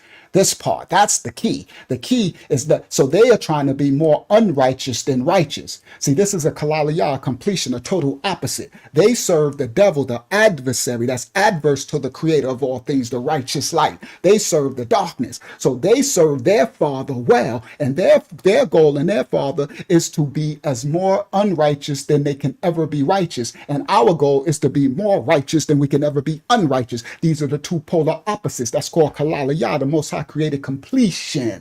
Do you understand? Right. So anyway, that's a whole nother lesson, but let's continue. Praise the Most High. For everybody new finding us, welcome to the house of the Most High. We are his children, and so are you. That part. So are you. All right.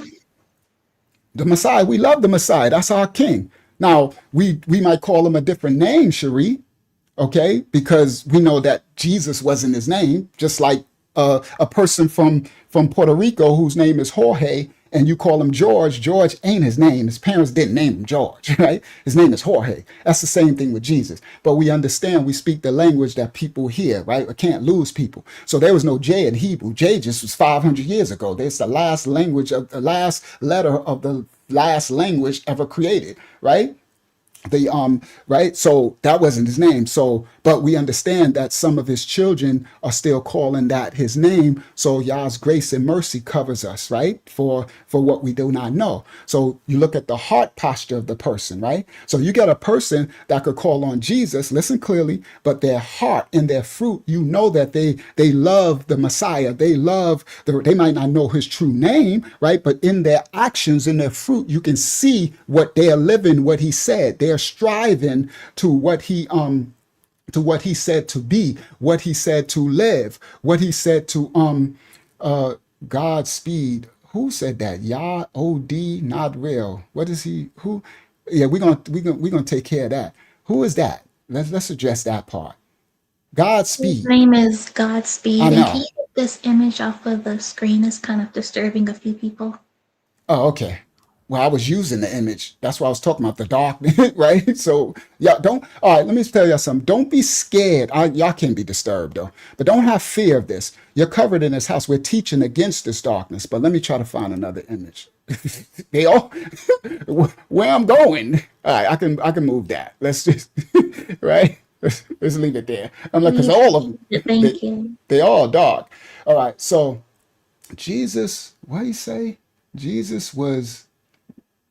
this Godspeed person, I don't know what God you worship. What God is that? There's thousands of gods. What God you serve? What's his name? You see, this is what people are destroyed for a lack of knowledge. Now, these are the religious people, right? I came here and I'm accepting everybody where they're at, right? Even when you don't know, right? Calling themselves wise, they become fools, right? So he has no idea what God it is, right? No, there's not only one God. Again, everybody. So, JB, that means you don't know your Bible. Hakiyama, find me the scripture when the Most High said, don't put no other gods before me. Find me scripture. There's thousands of gods, JB. There's not, the Most High is a creator of gods. See, we're going into a whole nother level. We're going to stay with the Epstein, right? Because we're not going to go down this rabbit hole, because some who really don't understand will, if you watch the channel and go through the live stream, on this channel we got a live section, and go to the channel. So everybody on the live stream, this live stream will be a replay. It's a video. So soon as this ends on the channel, there's a channel, there's a live section and a video section. You click live section and you can watch all the live streams. Look at some of the titles, and it talks about the names. It talks about the beginning. It talks about ancient Kemet. It talks about ancient Ugarit, ancient Babylonian, ancient Akkadian. It talks about the Afro-Asiatic region between the Mediterranean, between the Tigris and the Euphrates. It talks about the Hellenes, which was later became the Greeks, right? It's the Phile tribe. It took the Demoy clan. It talks about the Knossos, the Mycenaean and the Mediterranean on the Aegean Sea, but between the Anatolia, what they call Turkey, the Hittites land that separates the East from the West. I'm an actual historian teaching for 20 something years. So I speak the linguistics, the tongue and the language. So some people that have a base understanding, they really don't understand where they at, right? But this ain't that kind of lesson. I'm gonna get back to the Epstein stuff because people ain't come for that, right? But I was just answering that we welcome everybody, but we don't welcome. So Yah is not a demagogy. You're talking about Yahweh. So let me explain, Godspeed, because I understand that you've learned something off Instagram or TikTok or something, right? And that's where a lot of people get their Instagram knowledge. So once you understand the culture, you're talking about Yahweh. He is a demagogue. That Yahweh, no disrespect. All right, so now people who are calling on Yahweh gonna be like, what do you mean? Yahweh is when the Hebrews became Hebrew Canaanites, meaning in Acadia is when the vowels first got started. And the Hebrews, the Most High set apart children, kept following the Canaanites, right? And the Canaanites worship fallen angels. So in Ugarit, they started to change to serving the god of El. That's where you get Elohim. I know people don't know that, right? Right? So Elohim, okay, is from the actual Ugarit deity, but the Hebrews mix the Hebrew culture with their gods. And they started calling on, that's where you get Yahweh and the god El. So this goes back, we got lessons on it, right? So in the original Hebrew tongue, there's no vowel sounds. So way is A, there's no A, E, I, O, U sounds. There's only an R sound because the original Afro-Asiatic Shemitic group of languages and tongues, including ancient Sumeria, right? Ancient Sumer had no vowels. It was a consonantal. It's consonantal. So it was an abjad tongue of languages. So once they added the vowel, that's Canaanite and fallen angel. So that's when they started calling on Yahweh and other gods, right? But the Most High. And then later they got the Yod, Hey, Wav, Hey, right? That's when they become ineffable. See, these are different cultures, Phoenician, Babylonian, and it started in Acadia. Okay, so what you're talking about, Yahweh, that ain't the same Yah that the original father's name was in Psalms. That's when our ancestors named him after another God. So you got foolish people that says his name ain't Yah, but he says, I am that I am. And if you spoke the original tongue, the word I am is Ashaya. It's Ayah. Ayah, Asha, Ayah. Ashaya, Asha. That means Ayah. Yah is in I am. Yah is in Jerusalem. Yah is in Hezekiah, Azariah, Hananiah, all of it. Hananiah, all of the names. His name was in Yaada, tribe of Judah. You got to understand. So it's omnipresent, omnipotent. They took it out over 7,000 times. So you need to study, show yourself approved with your little Instagram knowledge. Do you understand? Now, no disrespect. We're getting out of our lesson now. We about to get back. We about to get back. All right. I'm not judging you. I'm saying I'm speaking out against you saying you're telling me that you believe, or you saying I'm telling you what I know and believe. And you can go study to show yourself approved and look it up. Right. So it's okay. You can, if you want to pray for me, it's so fine. But just pray to the Most High, because I don't pray in another God's name. Okay. I can respect you what you are, but if you want to say a prayer for me to have more understanding, to serve, I guess, your gods, then that's all cool. But just say, I pray for the Most High that I guess finds out what? I don't know what you want me to find out, because if you study and show yourself approved, I can actually show you this. You can look it up. It's the Afro-Asiatic Shemitic group of tongues and languages, and it's called Canaanite Hebrew. They call them Canaanites, okay? And then you will find out where this comes from. But again, my people are still destroyed for a lack of knowledge. So it's just patience, and this is years and years and years of studying and showing yourself approved. I have over 1.5 million, over 1,500,000 watch time hours So this is decades of me teaching. This ain't thank you. This ain't no rush stuff. And you see, and I'm not trying to force nobody's doctrine on that or nothing. But you're gonna get adversaries that come and they be like, Jesus is a devil and this is this, yeah, because you're talking about Caesarea JB Borgia. says that he would like to just learn, and that's why he's asking these questions. No, and I received that. And that's what we're here for, JB, and respectfully. So I'm not disrespecting you. I'm not disrespecting you at all. I'm trying to be as respectful as possible. And on the channel, JB, in the live section, video section, you're going to see, look at the title. You'll be like, oh, crap. Click on it and start watching and keep coming back, right? And we'll have other lessons that we teach. We're about to get back to the Epsteins in a second, guys, right? Because we'll lose a lot of people. They're like, what did I turn into? I want to see Epstein stuff, right? So we're going to get back to that in 1 second, right? So, and then the other peoples will be adversaries. They'll be here to disrespect. So JB, that's how we learn, right? I had to learn, you know what I mean? The same way. And the Most High said you have to empty the wineskin, right? I'm about to get back to the Epstein, guys. I'm about to do it right now because I know a lot of people ain't come for that. All right. So let's continue. All right. So, and welcome everybody welcome to you for where y'all at, right? And if Godspeed, if you can't stick on the Epstein and be respectful of others' beliefs, then we're going to get you out of here. We don't usually kick people out, but I'm not trying to force my culture or my spirituality onto you. So we're not going to get you to bring all your Instagram knowledge here. All right. we ain't here for that. All right. So you can miss me because you worship in Egypt now. What Egypt? Kemet, the Anunnaki. See? So I'm not about to go there. So let's continue.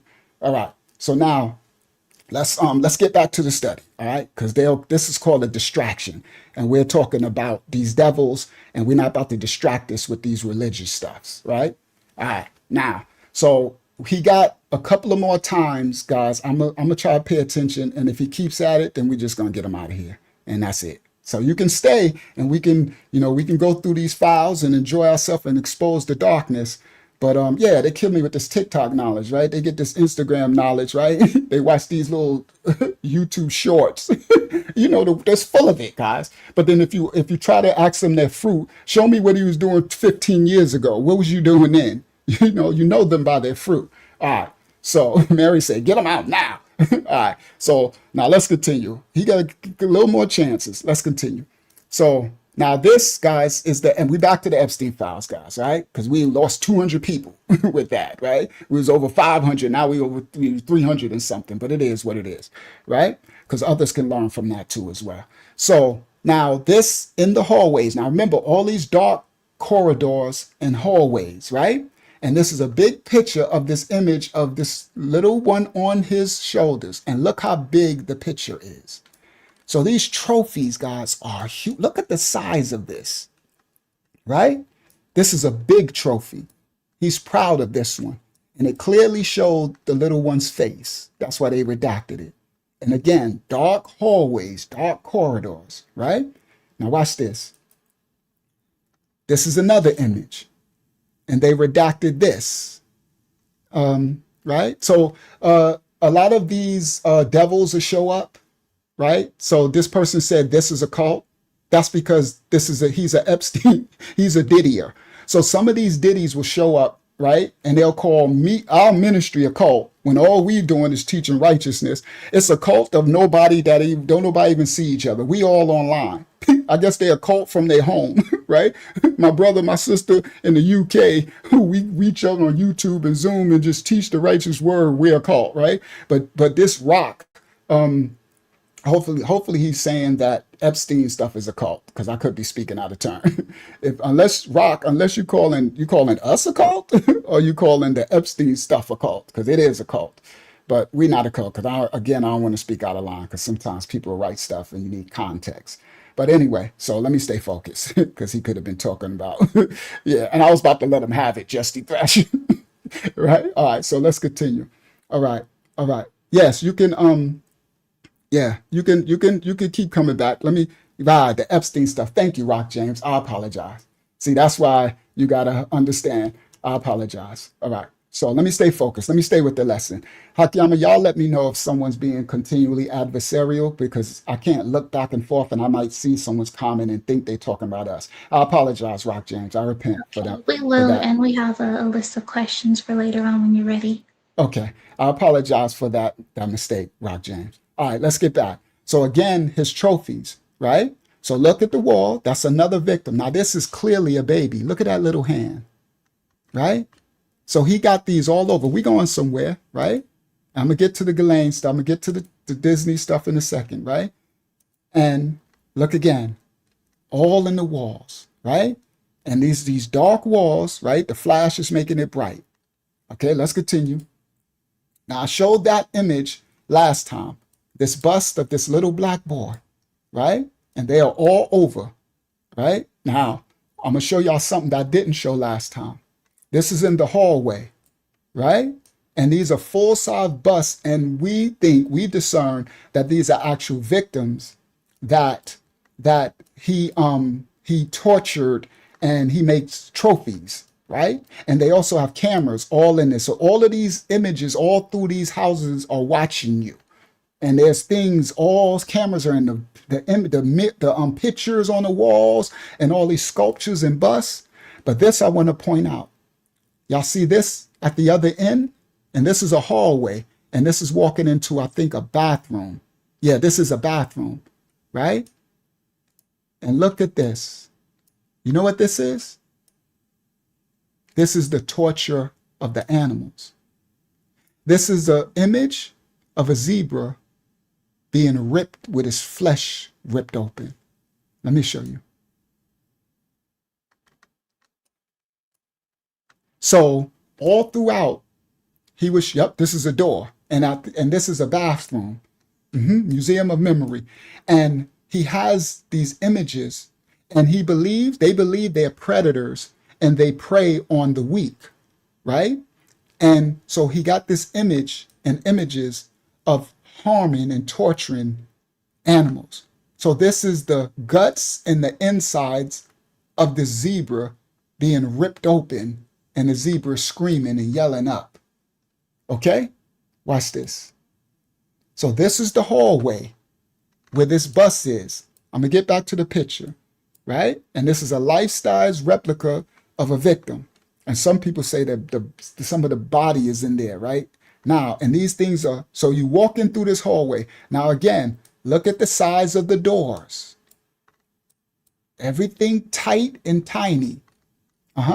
And look at the hallway. Say, look at the legs. All right? Now, look at the hallway. And it's always like these doors everywhere. And it's just the spirit over this torturous house. This is a house of horrors, bro. All right? This is straight evil.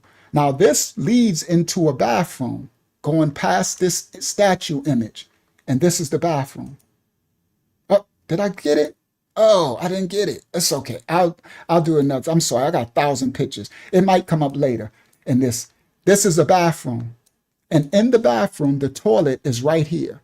And you got to look at this image of this zebra with all his insides being ripped open. You understand? In the bathroom. After you walk past, down this hallway, past this statue, and everything's looking at you. Let's continue. This is another room. Oh, I think this is the same. All right, this might be leading up to it. There go the leopard chairs again. So you're going to see animal print everywhere. There go the blue again. You're going to see blue everywhere, right? Leopard print. Again, it's because the slaughter of the innocents was what the dominion the Most High gave us to take care of the earth, the animals, and the fullness thereof. And we squandered it, our ancestors, right? And we abused and destroyed and killed the animals in the earth. We're supposed to take care of the earth, dominion, Radayah, right? And so they exploited, they served the Hasatan, the adversaries. So they believe in harming the innocents, the babies, us, those of us who are trying to be righteous, who don't know these levels of darkness, right? That's why the Most High calls us to be wise as a serpent, but harmless as a dove. That's why I don't just break this stuff down, I also teach.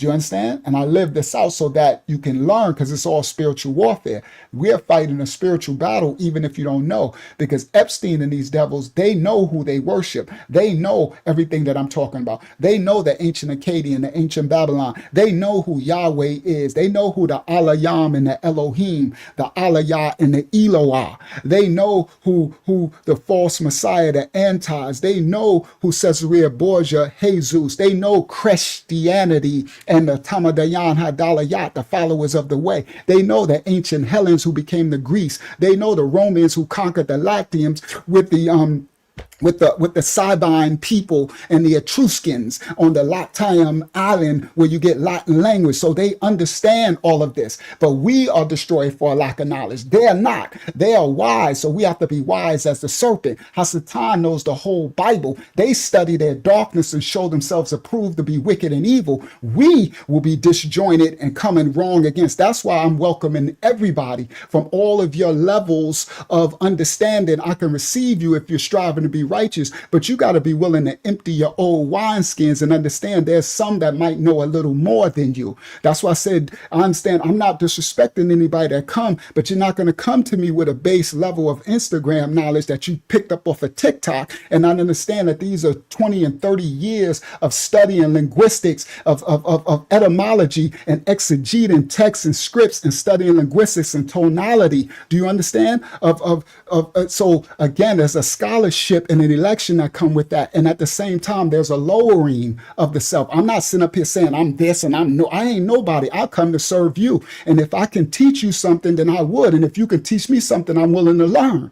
See, that's the part. These devils are not that, what you call that, arrogant. They learn their darkness from one another. It's levels to everything. And these devils submit to one another. They have hierarchies and they grow in their dark election. Same thing we are to do. We are to lower ourselves first, though. I'm not puffed up. I'm not proud. I'm not nothing. I'm just trying to break down this darkness. And someone asked a question about the ministry and I started to explain and another say, this one is this and this one is this. And it's like, okay, this ain't that the lesson for that. But I need you to understand the election of this darkness. They know who they serve. So them doing this thing for the animals, it's the same thing with sacrificing the innocence of the little ones. Do you understand? So he got these sacrifices and he wants to be, they call themselves the predators. So he'll have this leopard print everywhere, right? So again, look, the dark spaces, and he have these mirrors everywhere in corners, right? So mirrors reflect light and portals, and it also, because he got cameras everywhere, so you got all angles covered, right? Now watch this. Checkerboard floor. Everybody listen. This is one of the kitchens. Now y'all know the symbolism of the checkerboard floor, right? You know they had to have that. Now the last time we saw the checkerboard floor was on the picture where that life-size image was up. But look at this picture. This is some type of kitchen. Now look at the lighting. Always dim and drab, right? Look at the hallways. Everything look dark. Look down this hallway, right? This is some spooky stuff.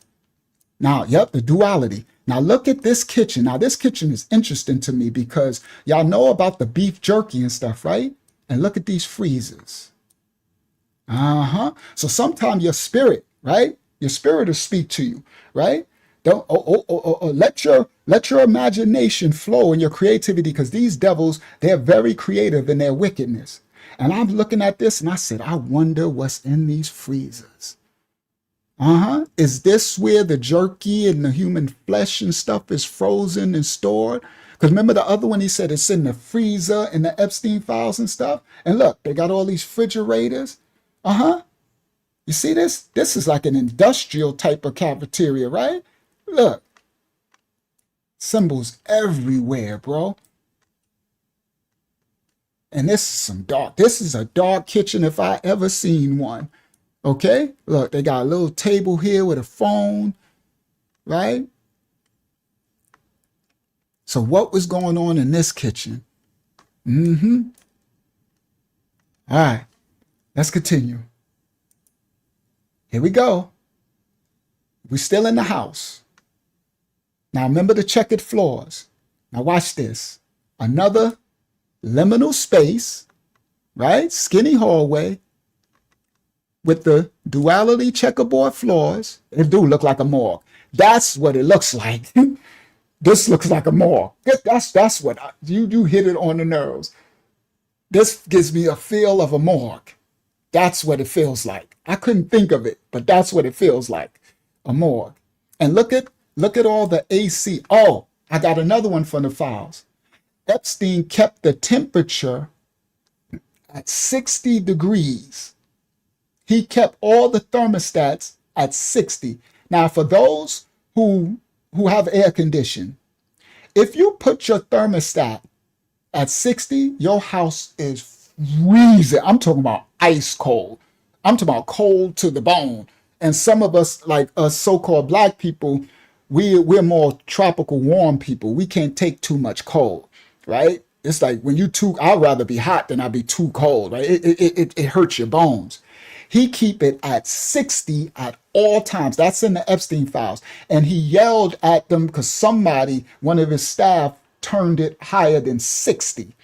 And that's because he wants to keep it for germs and all the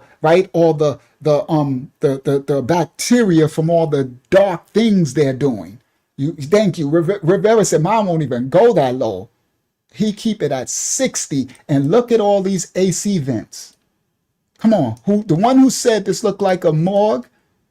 Who got AC vents 1, 2, 3 back to back like that? That's crazy. Yeah, keep the smell down from the mold and the deteriorating flesh and all that. Because they're butchering. Come on, like a freezer. Like these butchers. Facts. That's in the files. All right, let's continue. Now look at this hallway. Right? Like a hospital. Back with the checkered floor. Go ahead, Akiama. Fair Game says, I have brain cancer. I can use a friend. I just subbed. Yes. Well, we welcome you, and may the Most High bless you. May he send the angel of Raphael, the Malayak angel of healing. May the Most High grab you in his bosom. May he bring you healing all in his will. We welcome your presence, brother or sister, whoever that is, and we pray the healing hands of the Most High over your condition. Right?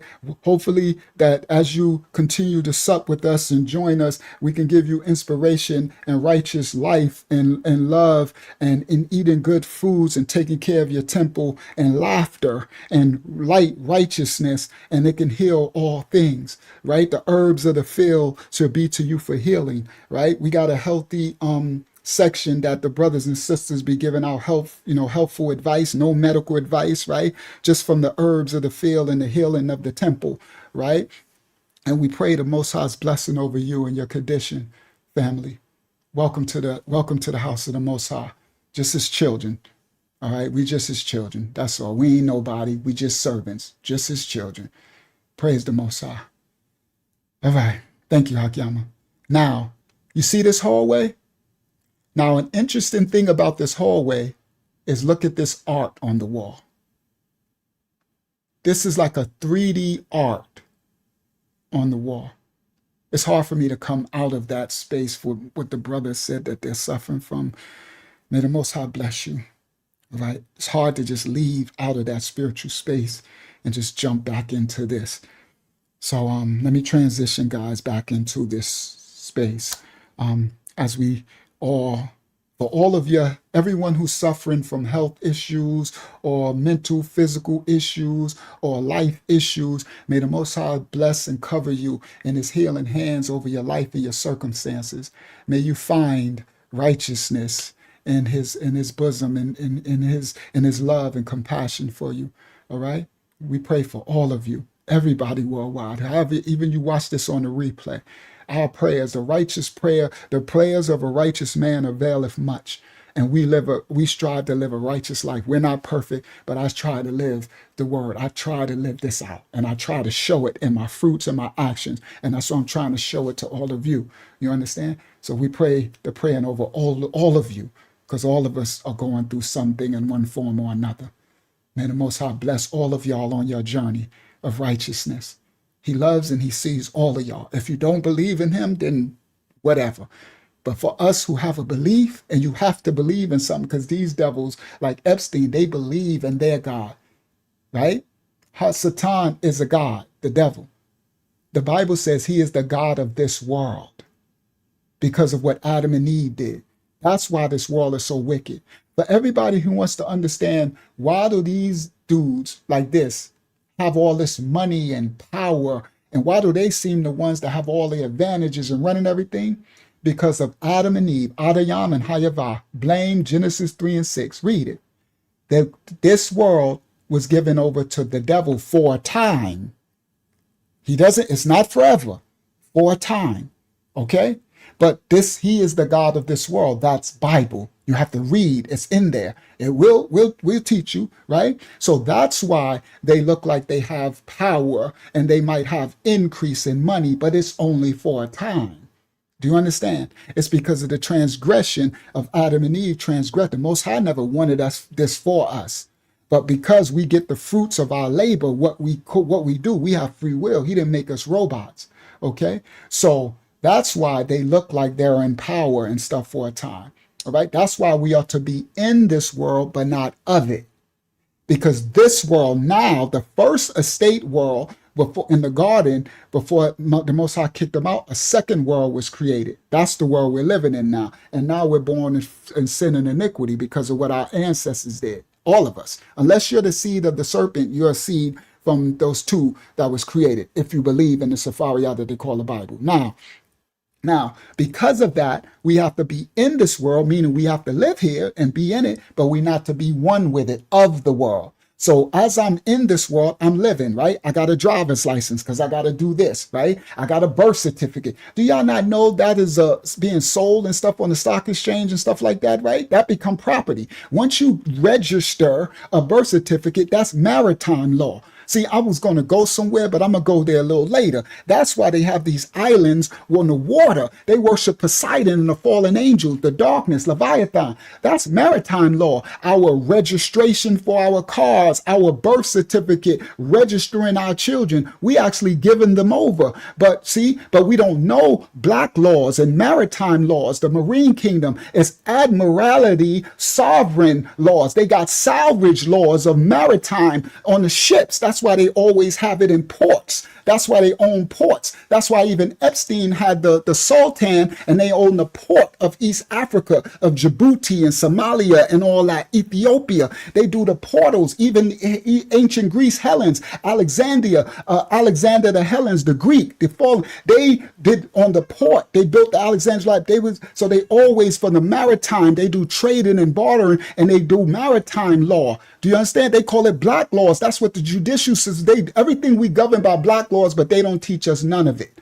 Do you understand? And that's what all of these things. So we are in the world, but not of it, because we have to move around. So I have to get a driver's license in order to drive so I can transportation for work, right? I got a birth certificate. I don't want all this stuff, but we are to be in it, but not of it, meaning we in it. So we're using the tools, right? So I can drive, but I'm not one with their systems. I don't agree with their systems and their political systems and their laws and their statutes and stuff. But I got to give Caesar what Caesar's, meaning I got to abide the laws as long as they don't transgress my Father, the Most High, right? In order to exist in the world. And why do I have to be in the world? Because his other children are in the world, and he has to have children that are there to help one another, because the darkness will envelope all of us. If he didn't have righteous children, Nami water. If he didn't have righteous children, who's going to be in the world with you? That's why in the Bible and the other ancient scriptures and stuff,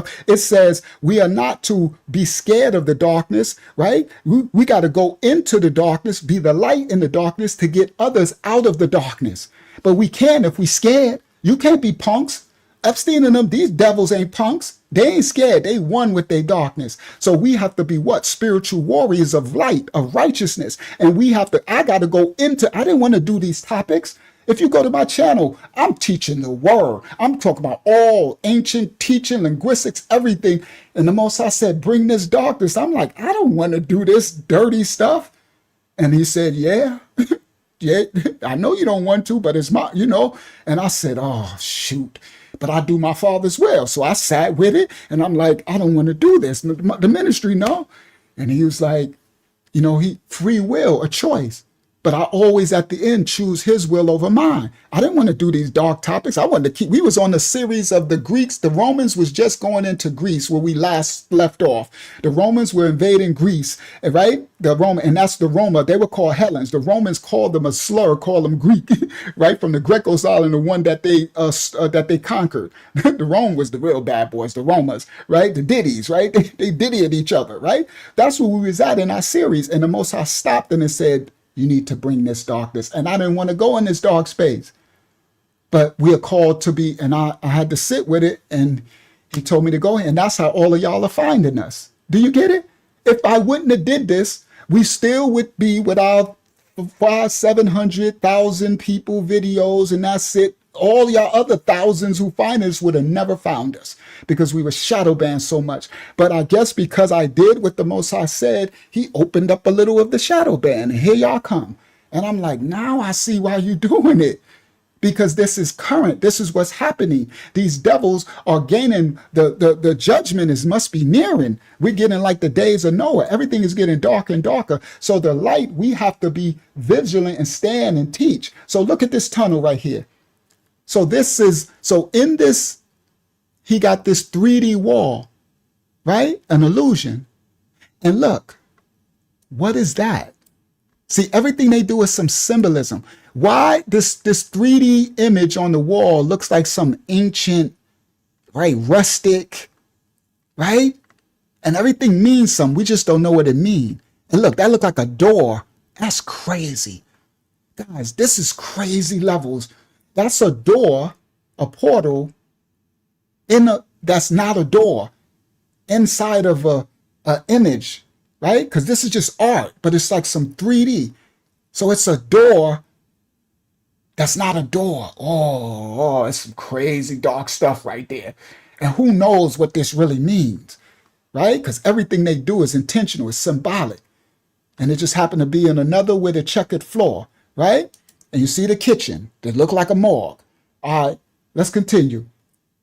Let's continue. And then I'm gonna stop the pictures. We're gonna come back to the pictures. I'm gonna get to Ghislaine because it's getting late, and I'm gonna get to some of the other topics, then we're gonna get back. Because I got all again, he got a lot of African art in the pictures, right? All these dark rooms, and he hated black people. But again, all these ancient gods from every culture, right? The ancient mass.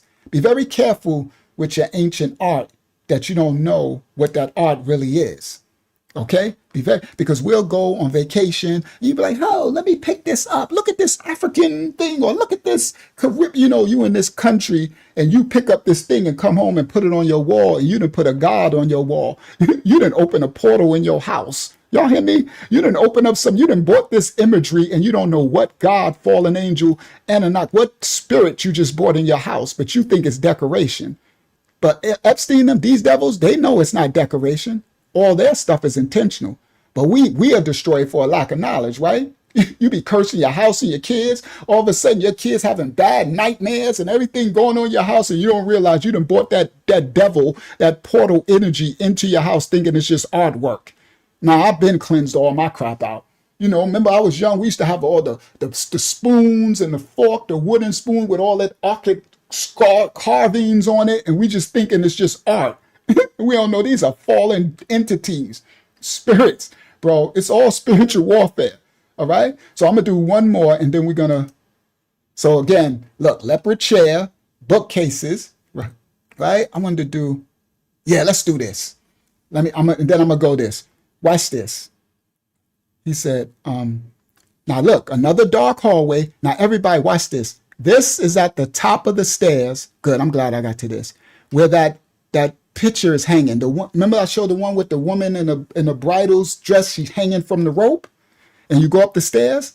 This is the top of those stairs because she's hanging right there. So imagine walking up those stairs and that thing is hanging, and then you get to the top of the stairs and look at this hallway. Everything is just dark, bro. Yo, those children and those victims must have been terrified in this place.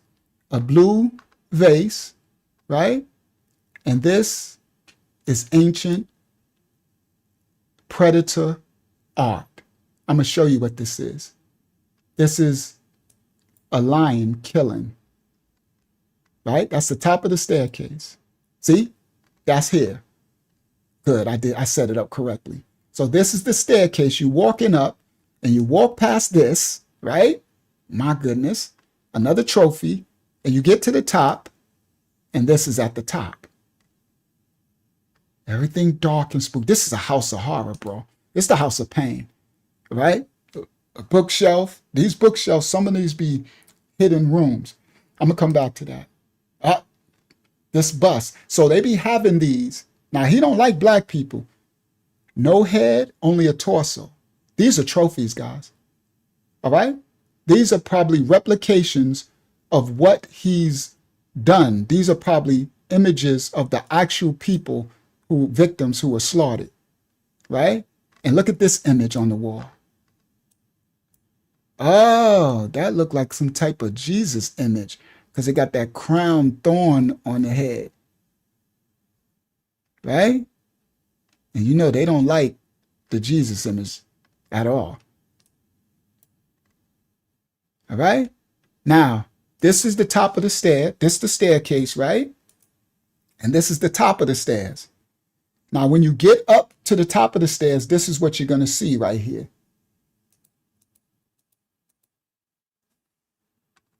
That's the image. A killing. This is a symbolic of slaughter of the innocent. Remember the other picture with the zebra with the body ripped open? Symbolism everywhere. This is symbolic, denotes fear everywhere you look. Right? Killing.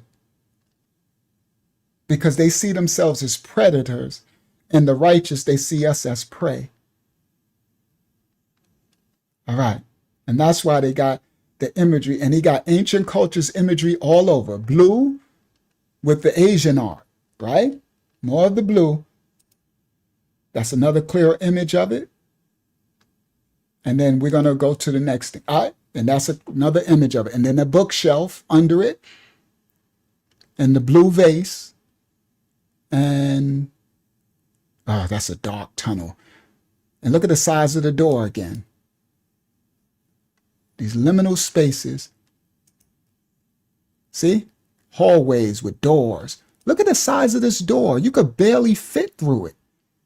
Liminal spaces. All right. Let's continue. Now, let me get you some, I'm going to come back to this because it gets some other dark stuff to show from this. But let me get to some of the title before I get too late. Let's get to all right, I'm going to get to I want to do this one first because I'm going to get to, let's do this one. All right. And then it's going to tie into, I'm going to get to Ghislaine's sisters, right? Because I got to knock out the thumbnail. Epstein, I didn't know I was going to go that long with the pictures. Epstein, Ghislaine's sisters, Disney. Whoa, let's go. So I'm going to show y'all. Oh, I didn't do the Disney. I'll come back to that, right? Because I'm going to show y'all him. All right, when I come back, I'll show the thumbnail of the Disney, right? I can show y'all a quick image of it, right? Just to take care of that now. And then we'll come back and start breaking that part of the Epstein files down, right? The image of him in the thumbnail, right? With the piglet, with a little piglet. That's this. Let me go grab this and then I'm gonna get there. All right, so let me do that. So get out of Z tonight, go to my screenshots, bang, scroll to the bottom, bang, right? Let me do that and then I'm gonna get, all right, this, where you at? Where you at? You up here? Where you at? Where you at? Where you at? I'll find you. Where are you at? There you go. So this one, all right? Let me see, do I want to start here? That's the breakdown when we're going to read about his victims, what he did, because we're going to read the files. All right, this one. So this is the image on the thumbnail. And let me see what's next after that. All right, there we go. So let me just show that real quick, right? So come back to y'all. Where y'all at? Over here. Bang, stop share. Bang, share screen. I want to see, bang, share. This is where I got the thumbnail from. This is Epstein in the files at Disney World with this little girl. Him and this old dude. So they redacted, right? But they showed it, they unredact this old dude face. Y'all might know who it is. But I want to point out something. Look how he's holding. Y'all see that? That's a strong grip on that arm. I'm a man. And when I looked, I was like, that grip is a little too strong. His hand, the way he's grabbing this little girl, I think she's a girl from the dress.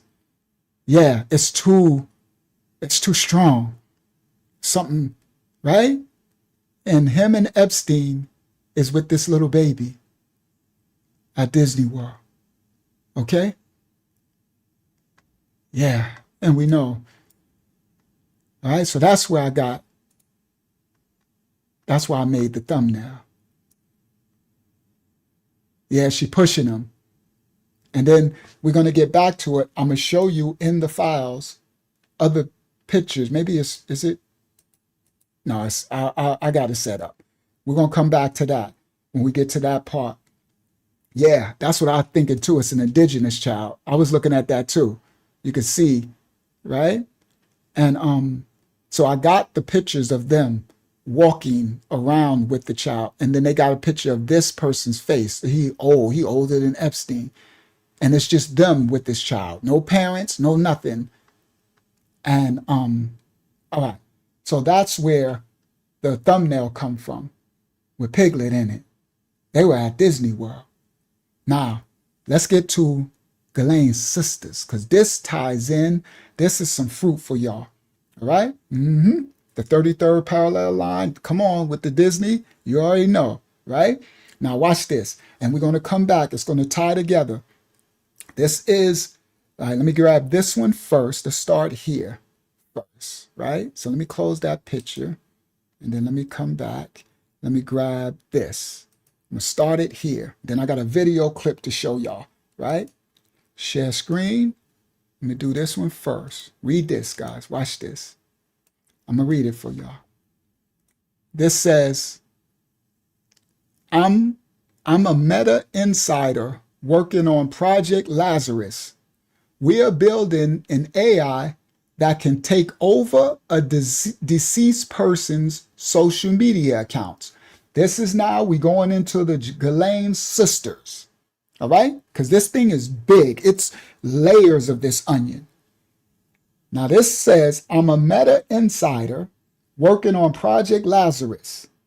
Lazarus from the dead, right? You know, they get this Bible. They believe in the Bible. Trust me, because they adversary. Okay? We're building an AI that can take over a dead person's social media account and continue making relevant posts as if that person is still alive. This includes age-progressed photos, interacting with other people's content, and everything else needed so that the person continues on living in the digital realm after they're physically dead. Come on, beloved brothers. Y'all know what we do. Well, we about to drop a bomb right now. Everybody pay attention. Let's go. All right? Let's go. You know what we do in this house. Now, let's continue.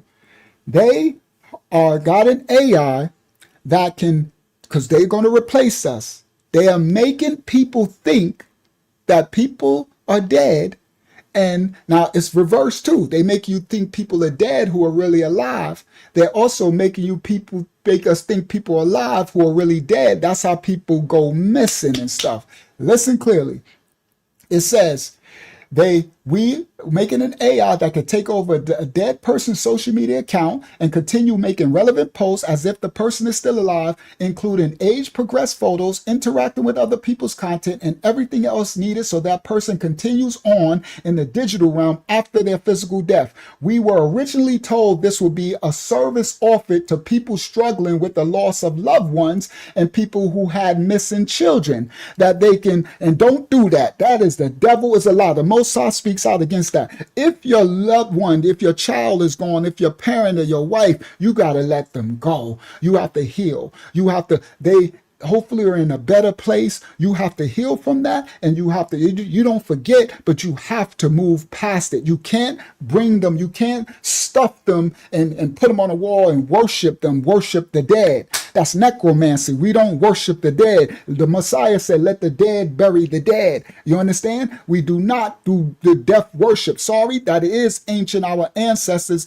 even the ancient ancestral worship, they worship the ancestors. We don't do that. That's unrighteousness. You don't worship your dead ancestors. And the dead don't speak and talk. I know they lied to you. That ain't your ancestors. Do you understand? The dead doesn't speak and talk until the end time judgment. All those people who are speaking to you when you're trying to reach the dead through these portals, that's sorcery and witchcraft. That ain't your ancestors. That's these devils, these fallen spirits acting like they're your ancestors, talking to you and all that stuff. Let the dead bury the dead. Now you can still say, talk to your grandma. I love you, grandma, rest in peace and everything, but you don't make an idol worship of it. You don't try to bring her spirit alive and summon her spirit. You don't get energies. That ain't her. That ain't her in your dreams. That ain't her talking to you. That ain't your grandmama. That ain't papa and mama in you. Those are devils. You heard? That's what those are. Those are devils. They call it demons. And that ain't your people. No, the Most High speaks against all of that. All right. So now they was going to make this for interacting with, those are familiar spirits. Come on. That's what they are. You heard? It speaks all against that. It's sorcery, witchcraft, and divination. That's what that is. You're summoning, opening portals in your life. All right?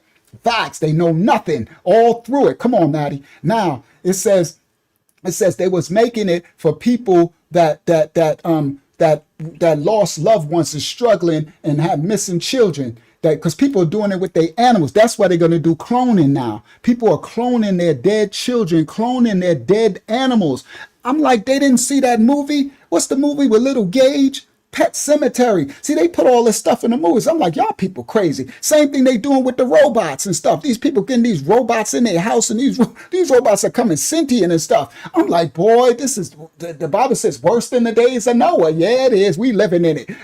They doing transhumanism. We going somewhere. Now we on to the Epstein sisters. Listen clearly. Transhumanism, these fallen, you understand? Bringing portals, bringing the dead back, all this stuff. Living forever. Okay? Forever life. Yeah, let's go. Let's get funky now. All right, here we go. It says, we were originally told this would be a service offered to people struggling with the loss of loved ones and people who had missing children. It seemed like a decent idea. This person speaking out against it now. He worked on it, right? He says, things are getting weird now. The person said, I'm now having second thoughts about what this is actually going to be used for.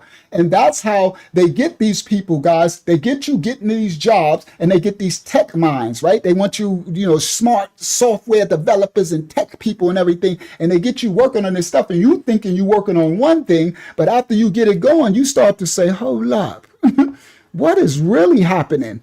Okay, so this person was calling it out. He said, things are getting weird now, and I'm having second thoughts about what this is actually going to be used for. The AI is extremely capable of impersonating people. It doesn't take as much initial input as one might think to train the AI how a certain person interacts with the digital world. It's very convincing, he said. So he's one developing it, and he like, yo, this is going to be bad. He like, this AI is learning how to mimic the person fast to the point where you won't know the difference. Very convincing. He said an entire island of people could go missing, and with little to no downtime, the AI could take over all of their social media, and the world wouldn't have a clue that life wasn't just continuing for that person as usual. Everybody listen. Transhumanism. He says a lot of the Project Lazarus, what they calling it from the Bible, the dead, bringing the dead back. A lot of the project is becoming more compartmentalized. Things have taken a dark turn, it feels like. Well, it always was dark. They just tricked you. That's how they got you to start working on it, right? We are destroyed for a lack of knowledge. That's why the Most High got me teaching. Let's continue. He said, things have taken a dark turn, it feels like. They've forbidden communication between people working on different things. So they started the company called Project Lazarus, probably in Silicon Valley and stuff, right? They start these media. They make LLCs, companies. Companies are actual entities. Somebody wrote that on one of the other live streams. I said, boy, they dropped the bomb right there. Companies are spirits, guys. The reason why they always make all of these companies and LLCs and they change them, because those are Dalayat spirits. Companies. America, the United States, is a company, a corporation. Everything is corporations. Corporations are principalities, spirits. So they always make companies. That's why they always have an LLC and a company and a this, that. They always, and then they hide and it changes, it shape shifts. The company shape shifts. Once it gets exposed, it turns to another one. Companies are entities, bro. You understand? This goes back to fallen Helens. This goes back to the ancient kingdoms. Okay? All right, so let's continue. Now, he says, so what they did, they started this company, right? And then they shout Jamaican joy. And they get these people who don't understand. They coming for their job and they thinking, okay, we doing this. But once they open, they get to a certain level, then they started breaking it down. It becomes darker because that's what was an intent the whole time. So now he said now the project where we used to be all working on it, now they starting to section us off. You know what they doing? They're discerning who is going to be an adversary once they find out what they're really doing, and who is going to be one with the covenant. Who going to take the Diddy juice? Who going to drink the Diddy juice? And who we know is going to speak out against or going to be an adversary, right? Who's going to make covenant with this? And so they'll start sectioning you off and giving positions to those who are going to continue forward.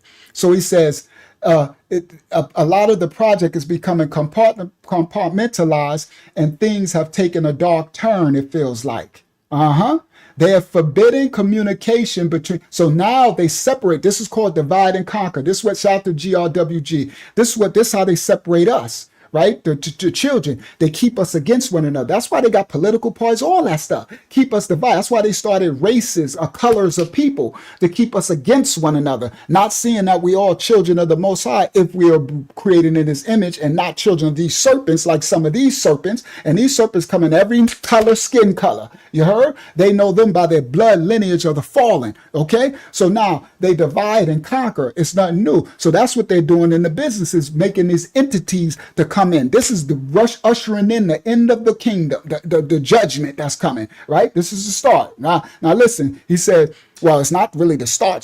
This is the culmination. We're in the thick of it now. We thick of the beginning of it, right? Now, he says, they forbidden communication. So what they do, they start separating you. Then they don't let you communicate with this one no more, because now if you start to see what's happening, we can't have y'all speaking with one another. We can't have y'all communicating, because communication brings understanding, right? It can bring, but division brings ignorance. Do you understand? If I don't know you and I don't know what you're learning or doing, then I'm ignorant to where you're at and what you're doing, and you don't know what I'm doing. So we're separated, and then I can play you against one another. They're playing chess, divide and conquer, Hakyama. Okay? So now they're forbidden communication between people working on different things in this AI company. Something isn't right, and I don't know what I should do. I'm not going to post any personally identifiable information. You shouldn't. I would tell you, leave the company and don't say nothing to nobody. Don't anonymous as possible and get right with the Most High, because you're going to need spiritual covering, because when these devils know you against them, you need to be right in your spirit to have the covering and the blessing and anointing of the Most High, because those principalities coming after you. Do you understand? He says, something isn't right and I don't know what I should do. I'm not going to post any personally identifiable information, but I will try to answer questions that won't expose my role within the project.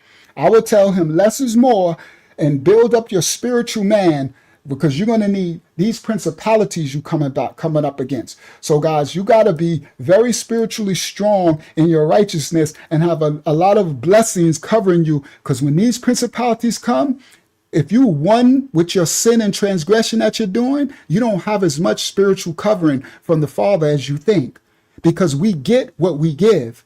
Now, he has grace and mercy that's covering us, just blanket, right? But once you start attacking devils, spirits, You open up. That's why the Most High tell you there's fights. Vengeance is his, and there's fights that we ain't to take on. There's doors we don't open. The Most High is in simplicity. He tell us less is more. But some people go out there and they try to start fights. You better not start fight with these principalities. And you lukewarm in your righteousness. Come on. Who is that? Come on, beloved brother. They out there lukewarm in their righteousness, but gonna try to go out there and call out these devils who ain't lukewarm in their unrighteousness. Oh, come on. The Most High just dropped the bomb right there. Somebody better. Did y'all hear that one? You lukewarm in your righteousness, trying to go out and call out these devils who ain't lukewarm in their unrighteousness. Oh, you in trouble. You're gonna get yourself in some spiritual trouble. That's why I teach spiritual warfare. Don't lead these devils. Don't take it on. Learn and work on your righteousness. You work on your making yourself in the image of the righteous Father, repenting for your sins and transgression, trying to have your righteous acts outweigh unrighteous. And with that, you get spiritual covering and strength. But leave them alone for the most part. Just try to learn and protect your children, but don't be calling them out. Don't be attacking. Don't be going after them. I'm even do lessons. I ain't attacking I'm like, there's certain things the Most High be like, I'll be like, okay. I listen real quick, Sister Jen. He'd be like, don't talk about that. Don't. I said, okay, I got you. I already know. And I'm strong in the spirit realm, but now I don't play no games. There are things that's the Father's. He got it. The Most High. Let the Most High handle that. There's things we can't handle with these principalities, bro. Facts. All right? Now, let's continue. Now, I'm going to get back to that. Transhumanism. Now we in Ghislaine's, the Ghislaine's sisters. So they'll let us know Epstein, Ghislaine, but Ghislaine had a family. Let me show you. Let's go. Y'all about to learn something now. Let me copy this image because I ain't copy. I'm gonna show you the family, right? Capture. There we go. Now let me go back to my screenshots. Let's go. Now I'm about to teach y'all something y'all didn't know. And I know most of y'all didn't know this because I didn't either. Some of y'all might have. If you did, then you dope. You be diligently seeking out. All right. Where is it? Where is it? I just copied it. Oh, it's right there. Double click. Stop share. Come back to y'all. Share screen.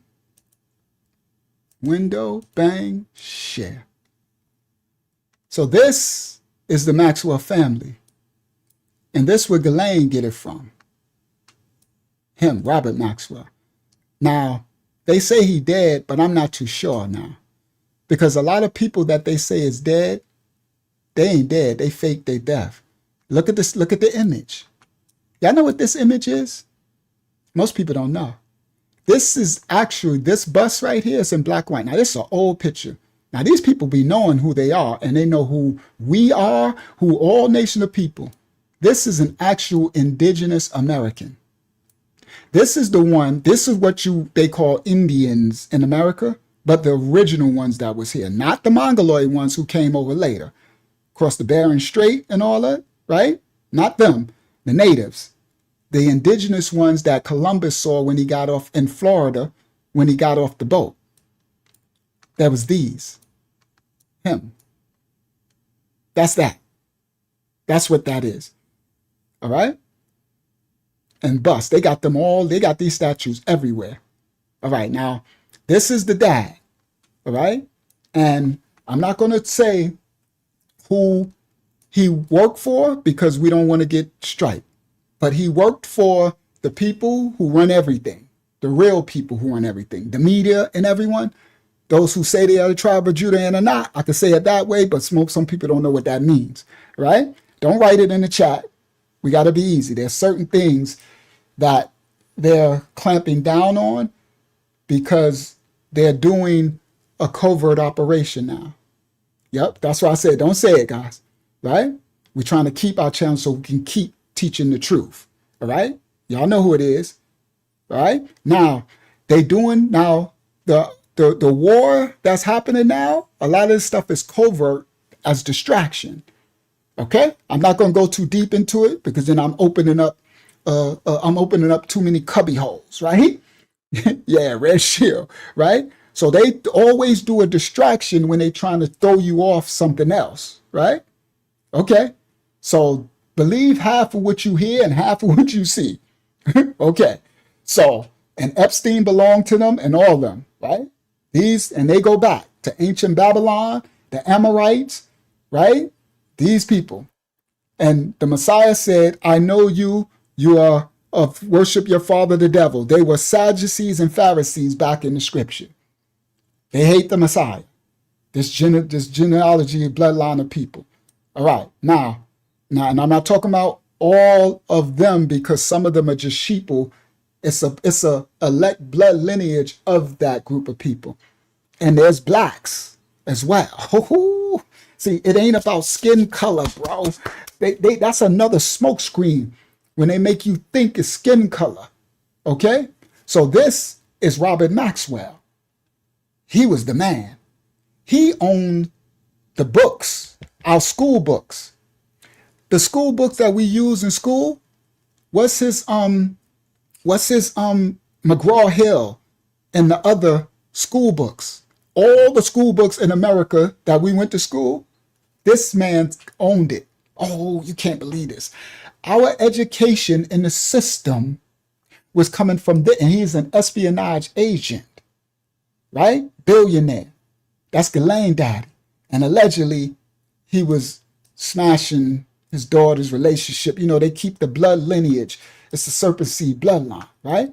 So he owned the books. Y'all, I'll do him on another lesson, right? We're going to do him separate.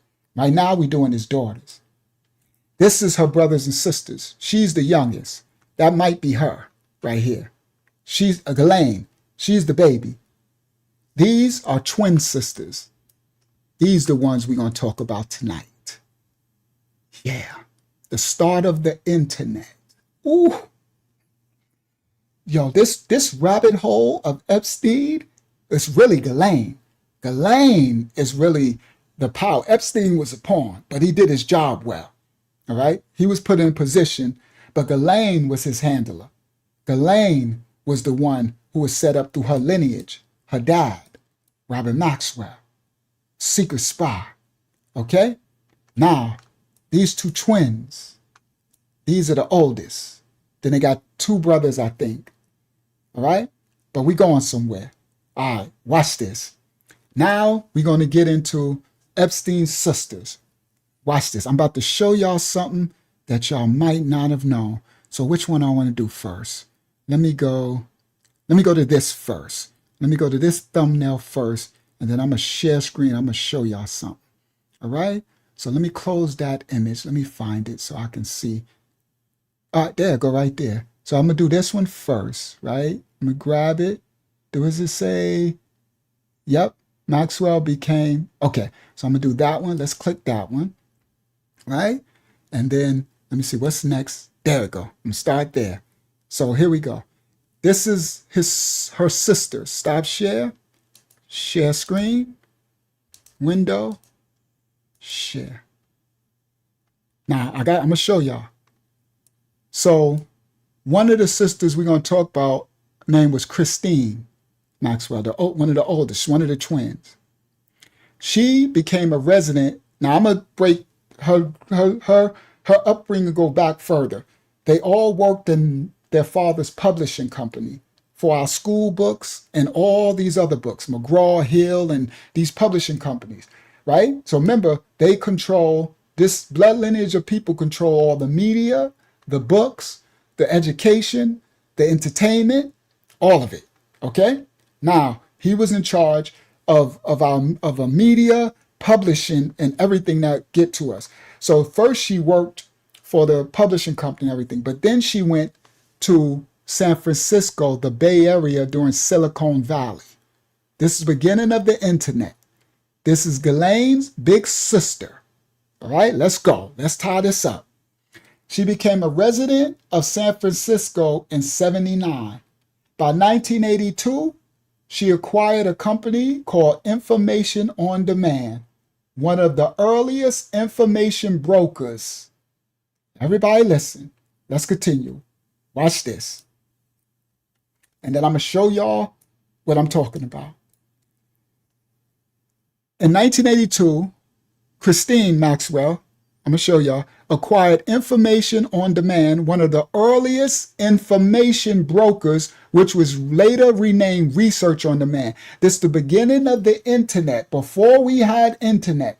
We talking Silicon Valley, we talking Apple, we talking Steve Gates, we talking Mark Zuckerberg, we talking Peter Thiel, we're talking Epstein, we're talking everybody in Silicon Valley bringing the information highway, the World Wide Web, spider web.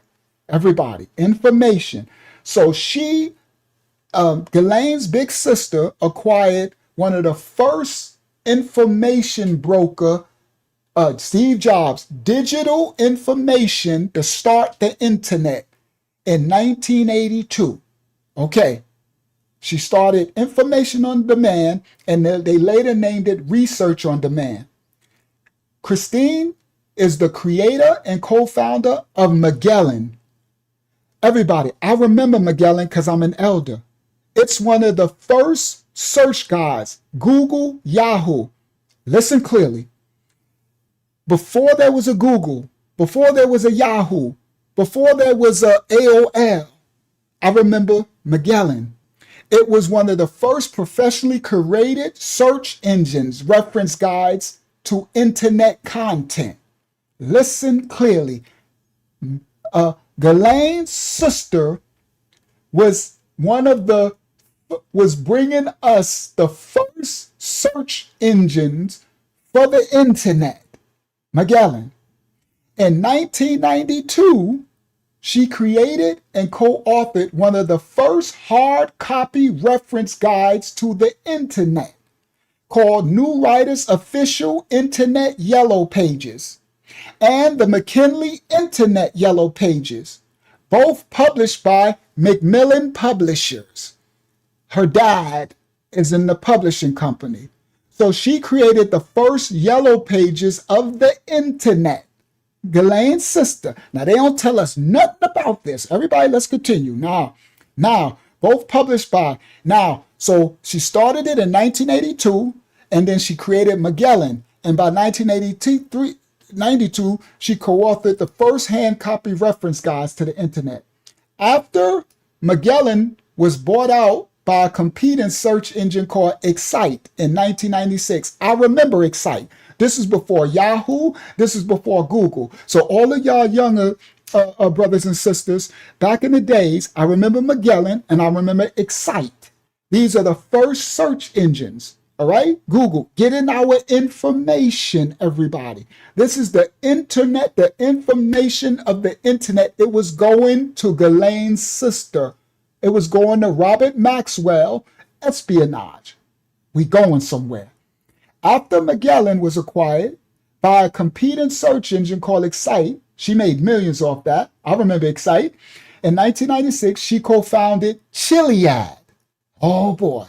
Chiliad was a software company involved in the advance of on-demand, massively scalable, intelligent mining information of structured and unstructured data. Our information, all of our data of us in the world, through the use of natural language search technologies. Now we got LLMs, AI, large language models. Yep, before Ask Jeeves. Through the use of natural language search technologies, Chiliad, the firm's software, was behind the data search technology used by the FBI's counter-terrorism data warehouse. As of August 2019, Ghislaine Maxwell is still the board director of Chiliad, Inc. Oh, Palantir Theo. We going somewhere, Maddie. Y'all know what we do in this house. We going to continue. Listen clearly. To break it down, we ain't accusing nothing. Let's just show you facts. Now, this was the FBI's counterterrorism. The technology that they used was in the hands of this Robert Maxwell, the espionage. Okay, I ain't got to say who this is. Listen clear, and this is early. Okay, Ghislaine's sister. Okay, now, she is the program manager of Learning Technologies at the University of Texas at Dallas. This is right now, where she is involved in special projects for information resources. As a former trustee for Vint Cerf's Internet Society, she's and the Santa Fe Institute. She serves on the boards of the International Center for Disability Resources on the Internet and for such and such, right? She was appointed an IPv6 Fellow of the Internet Protocol version 6 Forum in recognition of her such and such support, deployment, and technology advances for version 6 around the world. We going somewhere. And was appointed Director of the Environment Change for Change at London-based import. We about to go somewhere darker. Hold on. Let me see if this... Yep, here we go. And I got something even more. Watch this. Chiliad. Okay, let me go back again. Let's walk it on down. After Magellan was bought out for millions, she made millions back then. Her first internet professionally search engine. She's the first Google, first Yahoo. After she was bought out by a site, she made her millions. She co-founded Chiliad. Chiliad, the software company involved with the FBI's counterterrorism data warehouse. Watch this. This is Chiliad. Chiliad, the company that solved the 9/11 connecting the dots problem. Hold on. 9/11. All right. Hires Dan Ferranti as CEO. Industry veteran CEO Dan Ferranti assumes command to expand Chiliad's presence. The Maxwells, Ghislaine's big sister, Robert Maxwell, owned it. Solved the 9/11. Here we go. And y'all know who they say had something to do with it, but we ain't got to say it. Washington, D.C.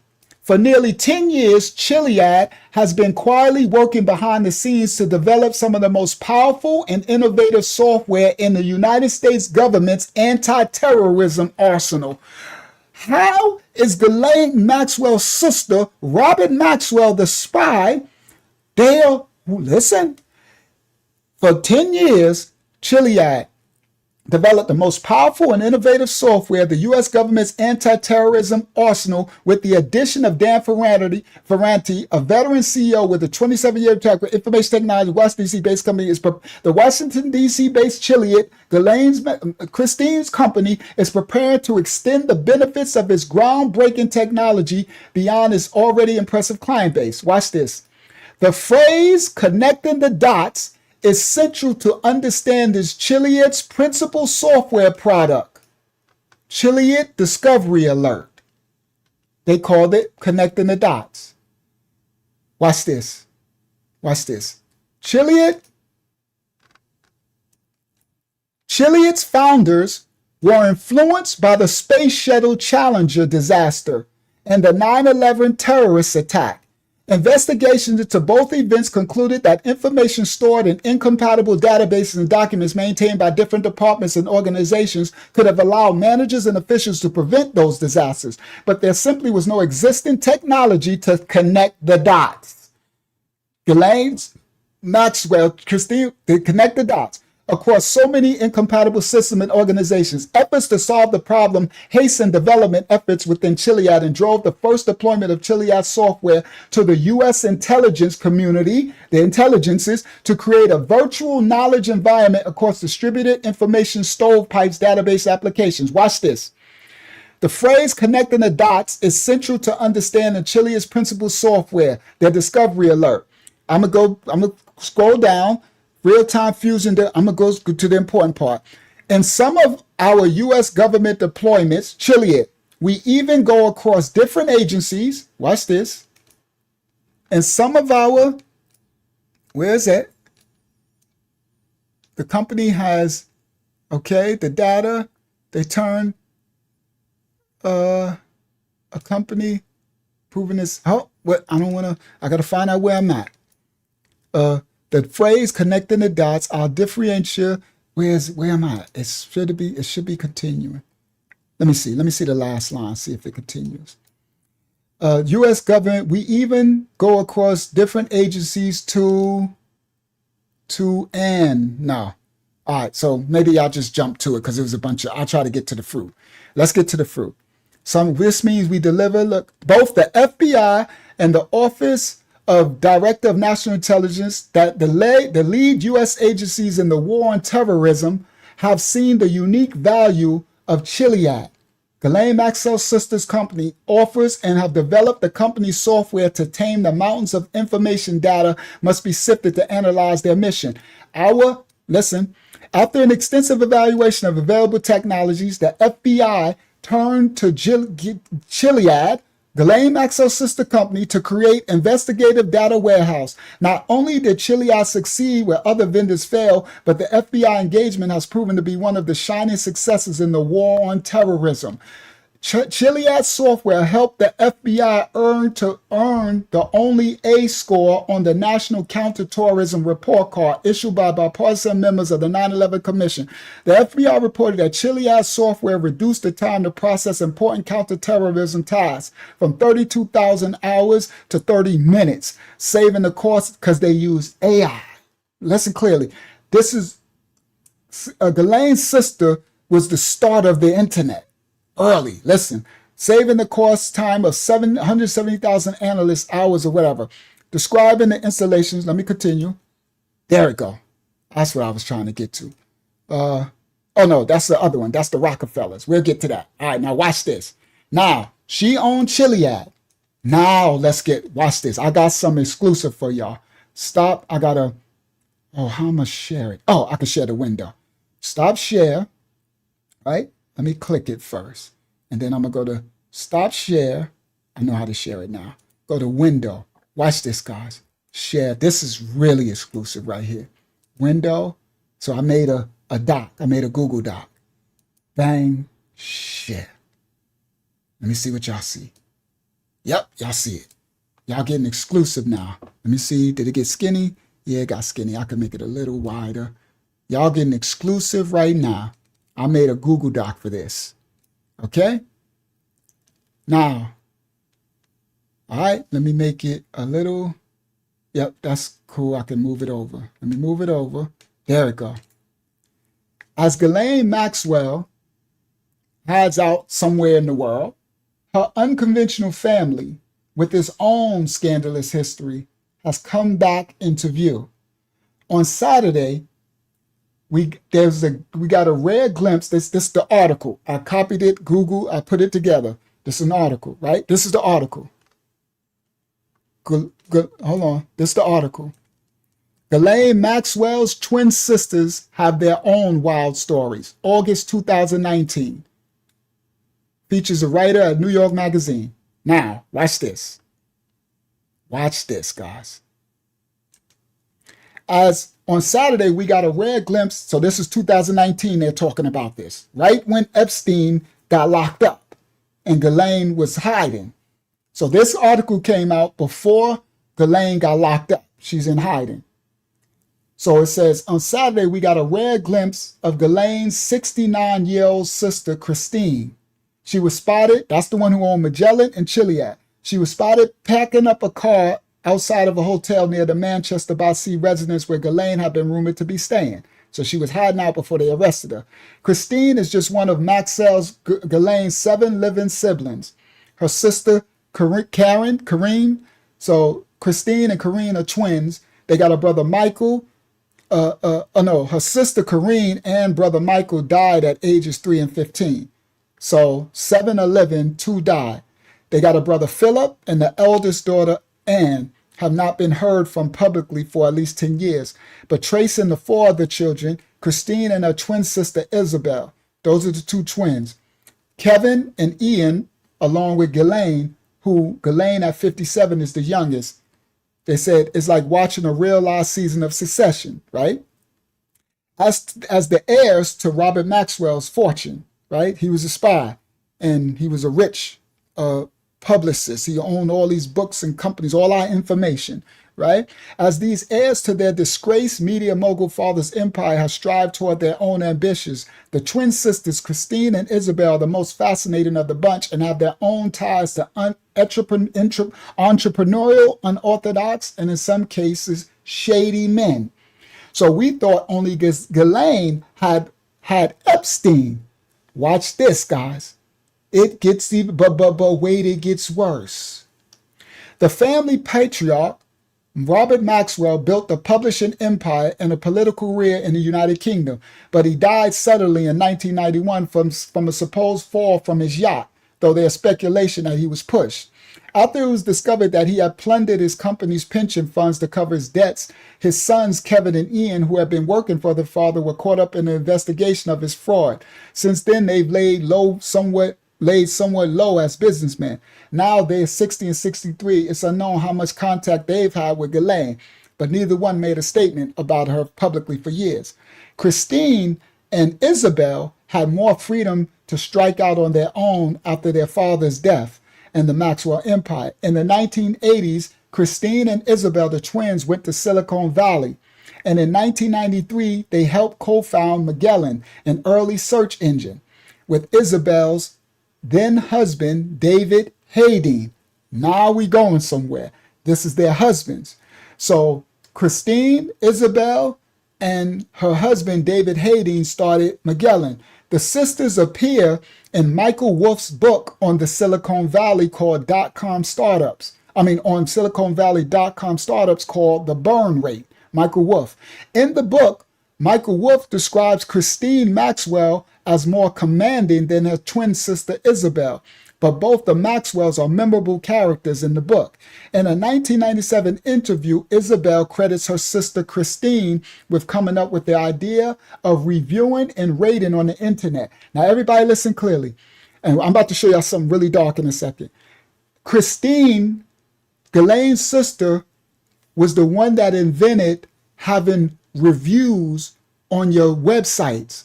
You know how Amazon, you buy something and you review and rating? You know how right now we got like this video, rate the channel? Ghislaine Maxwell created it, invented it, back at the beginning of the internet. Yo, this Maxwell, this Ghislaine stuff is crazy work. I was like, yo, this stuff is, and I'm going to tie it in later on Friday. We're going to start tying it in to Silicon Valley and Peter Thiel and the internet and Bitcoin and all of it. I got you. It's going there. I'm going there, Maddie. Now, Christine came up with the idea, invented reviewing and rating on the internet. Okay? 5-star rate and all of our internet things of reviews and ratings. She came up with this idea. The twins made millions when Magellan was sold to another company, Excite, but according to Isabel, it cooled the relationship between them. When McKinley, Magellan's parent company, didn't make it, our relationship changed. So they had another company. So Isabella and Christina separated their relationship, the twins. After Magellan, Isabel was the president of an y'all see that name? Email venture called ComTouch. All right? Isis Ra Ellie. Okay? Y'all see it. All right? After that, Isabel was the president of this email venture company called ComTouch and has continued to work in Isis Rael. All right? So, what's her name? Ghislaine's twin sister is working over there. She has used the title, Isabel, Technology Pioneer of the World Economic Forum. Everybody listen clearly. The WEF. This is crazy where I'm going. This is about to be crazy, what y'all about to find out in a second from this family. It didn't stop with Robert Maxwell. The sister Isabel, Christine, in the internet, in our safety and security of our government. The World Economic Forum. She is the technology pioneer of the World Economic Forum. In a 2000 interview, she displayed a Mark Zuckerberg enthusiasm for the internet. The WEF. The Maxwell twins' husbands have truly bizarre histories as well, which led observers to point out that they share Ghislaine's association with powerful, unconventional, dark men. Christine, the one who created Magellan, is married to Roger Molina, He's an astrophysicist at the University of Texas. His father, Frank Molina, was a scientist, and he hung out in California with the likes of the Scientology founder L. Ron Hubbard and Jack Parsons. Oh my goodness. Now we just tied the Epstein, Ghislaine sisters to Scientology. L. Ron Hubbard to the World Economic Forum, to the beginning of the internet, to the search engines, to the intelligence agencies, to 9/11. Oh, come on, bro. I know y'all didn't know this doggone rabbit hole don't stop. Now, Christine is married to Roger Molina, an astrophysicist whose father, Frank Molina, was also a scientist, and he hung out in California with L. Ron Hubbard, the Scientology founder, and the rocket engineer Jack Parsons, these occultists and transhumanisms. A strange echo of Jeffrey Epstein's friends in similar academic and business circles. I told you Ghislaine was the transhumanism and occultism. All right, that's why I read the other thing first about that person saying the AI that they're building. We going somewhere, Maddie. It don't stop. Watch this. They own the textbooks, the internet, everything. Now watch this. And Isabel, her twin sisters. Now that's Christine's husband. Okay, and Isabel is working with the World Economic Forum, and she's working in the Israel with the Israeli email venture called Contouch, right? And now her twin sister Christine's husband, Daz, was L. Ron Hubbard, Scientology, and transhumanism and occultism. And now look at Isabel, the one who's called herself the technology pioneer of the world, WEF. Her romantic history might be the strangest. First, she married the son of Carl de Jurassic, a scientist who invented the birth control pill. Oh, shoot. Hold on. We need to pause right there. We got to pause for a head blown emoji moment, okay? Because when I'm putting this together, I'm sitting there like, you got to be kidding me. So now everybody, this is Ghislaine Maxwell's family, the Maxwell. These tentacles, boy, these webs, this web runs deep, okay? Now, depopulation, Margaret Sanger, birth control, what they call eugenics, transhumanism, occultism, genocide. Oh my goodness, beloved brother. Wow. That's what I said. Let's pause for a minute. Planned Parenthood. That's what I was trying to think of, Ashaya. Let's pause for a minute for head blown emoji. All right, let's continue. Now, her husband, Isabel, who says she is the technology pioneer of the World Economic Forum, her first husband was son of Carl de Jurassic, a scientist who invented the birth control pill. Her third husband, Al Seckel, was a con man and an optical illusionist who befriended scientists and academics despite not having a degree in those fields himself. Sound familiar? Like Epstein. He co-founded a group called the Southern California Skeptics that investigated science's relationship to the paranormal.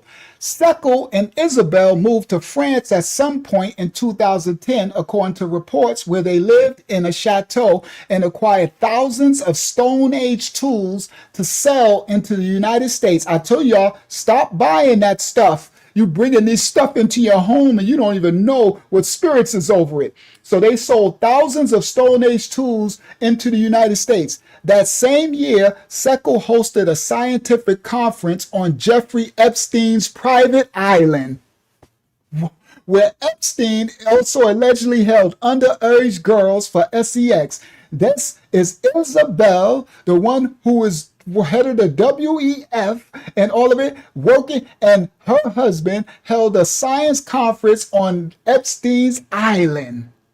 Seckel died in 2015 from a rumored fall off a cliff near his home. Listen, not unlike Robert Maxwell, their dad, according to an obituary. Seckel just happened to die a few weeks after an article in Tablet magazine exposed his fraudulent past and his mounting debts. So once the once the system was onto him, he allegedly fell off a cliff near his home. Everybody, right? So you know, okay, does the Epstein death, is it ringing any bells, anybody? All of a sudden, he's just, yo, the funny thing, I don't know if I'm going to bring it out tonight. I might have time. They said Epstein leaned himself to death. This is funny to me. I'm going to show y'all. I got the clip. And I might be able to get it out tonight. The bunk in Epstein's in MCC in New York where he was locked up, right? His cell, the bunk was too low.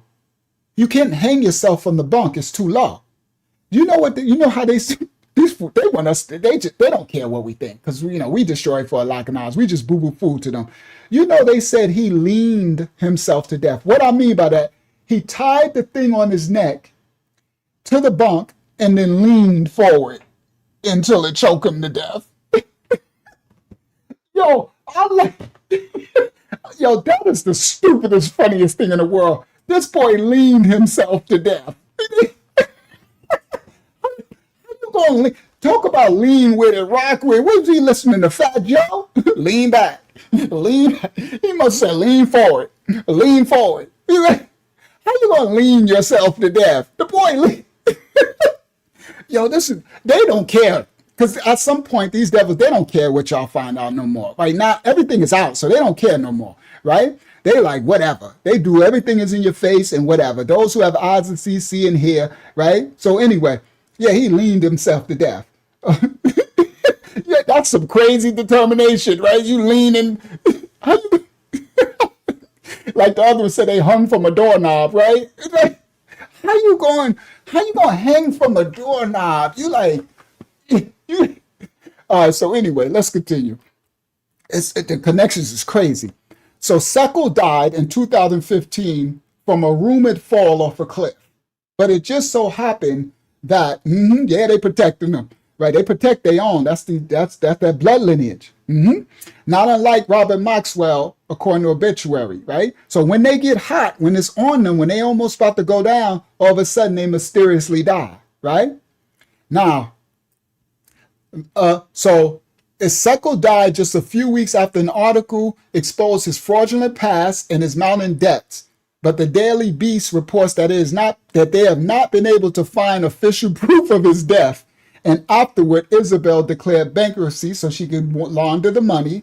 Last week, it was rumored that Ghislaine might be staying in France this is before she got arrested, near her mother's old estate where Christine and her husband supposedly spent some of their time. That was until they reported that they're home in 2015. And I put, wow.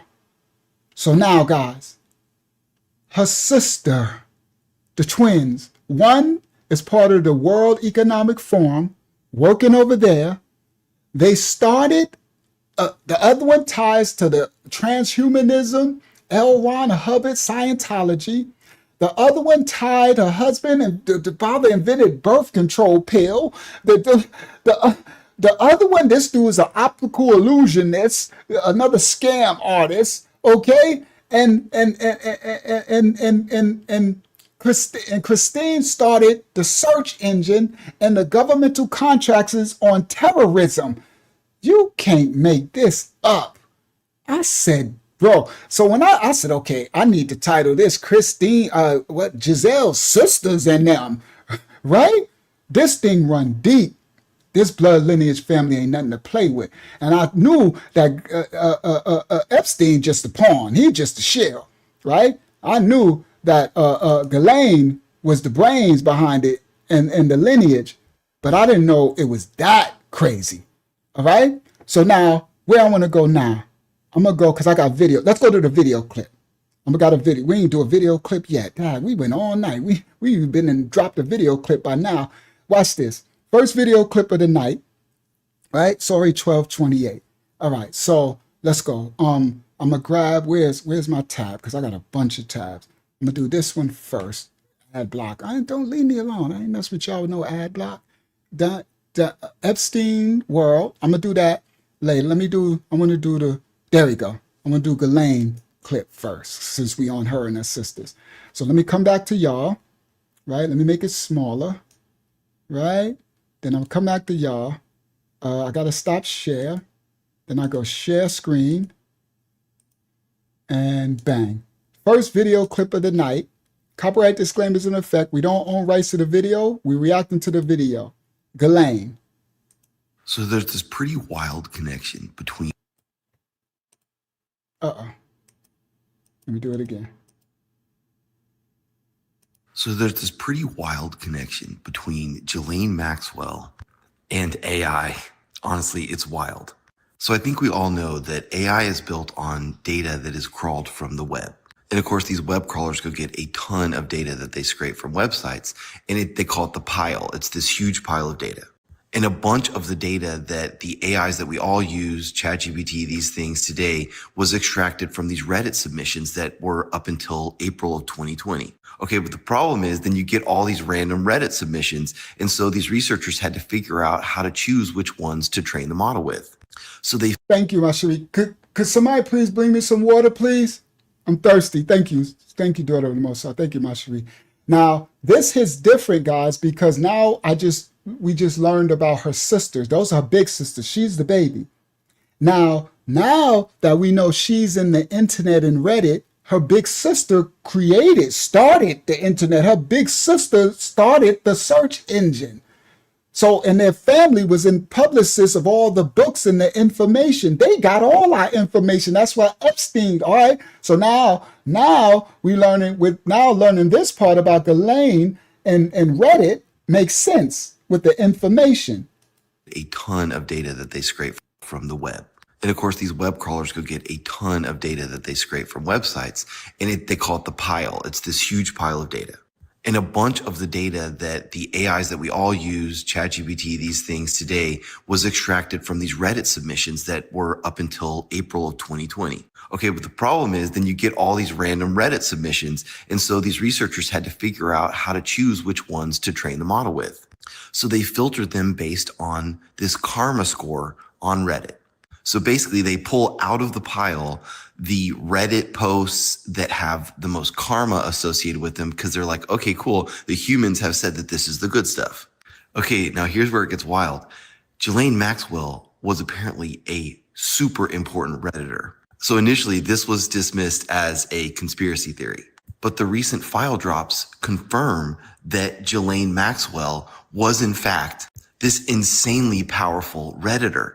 I mean, she was the first person to reach 100 million karma on Reddit. I don't use Reddit that much, but I know that she was basically the 8th most important person on Reddit. Now, what he's breaking down is they trained the AI on information. And when they started, Canada. And when they started, they trained it on Reddit and information and subreddit. And Ghislaine was the head moderator of subreddit. Of all the information, she was a gatekeeper of the information that trained the AI models.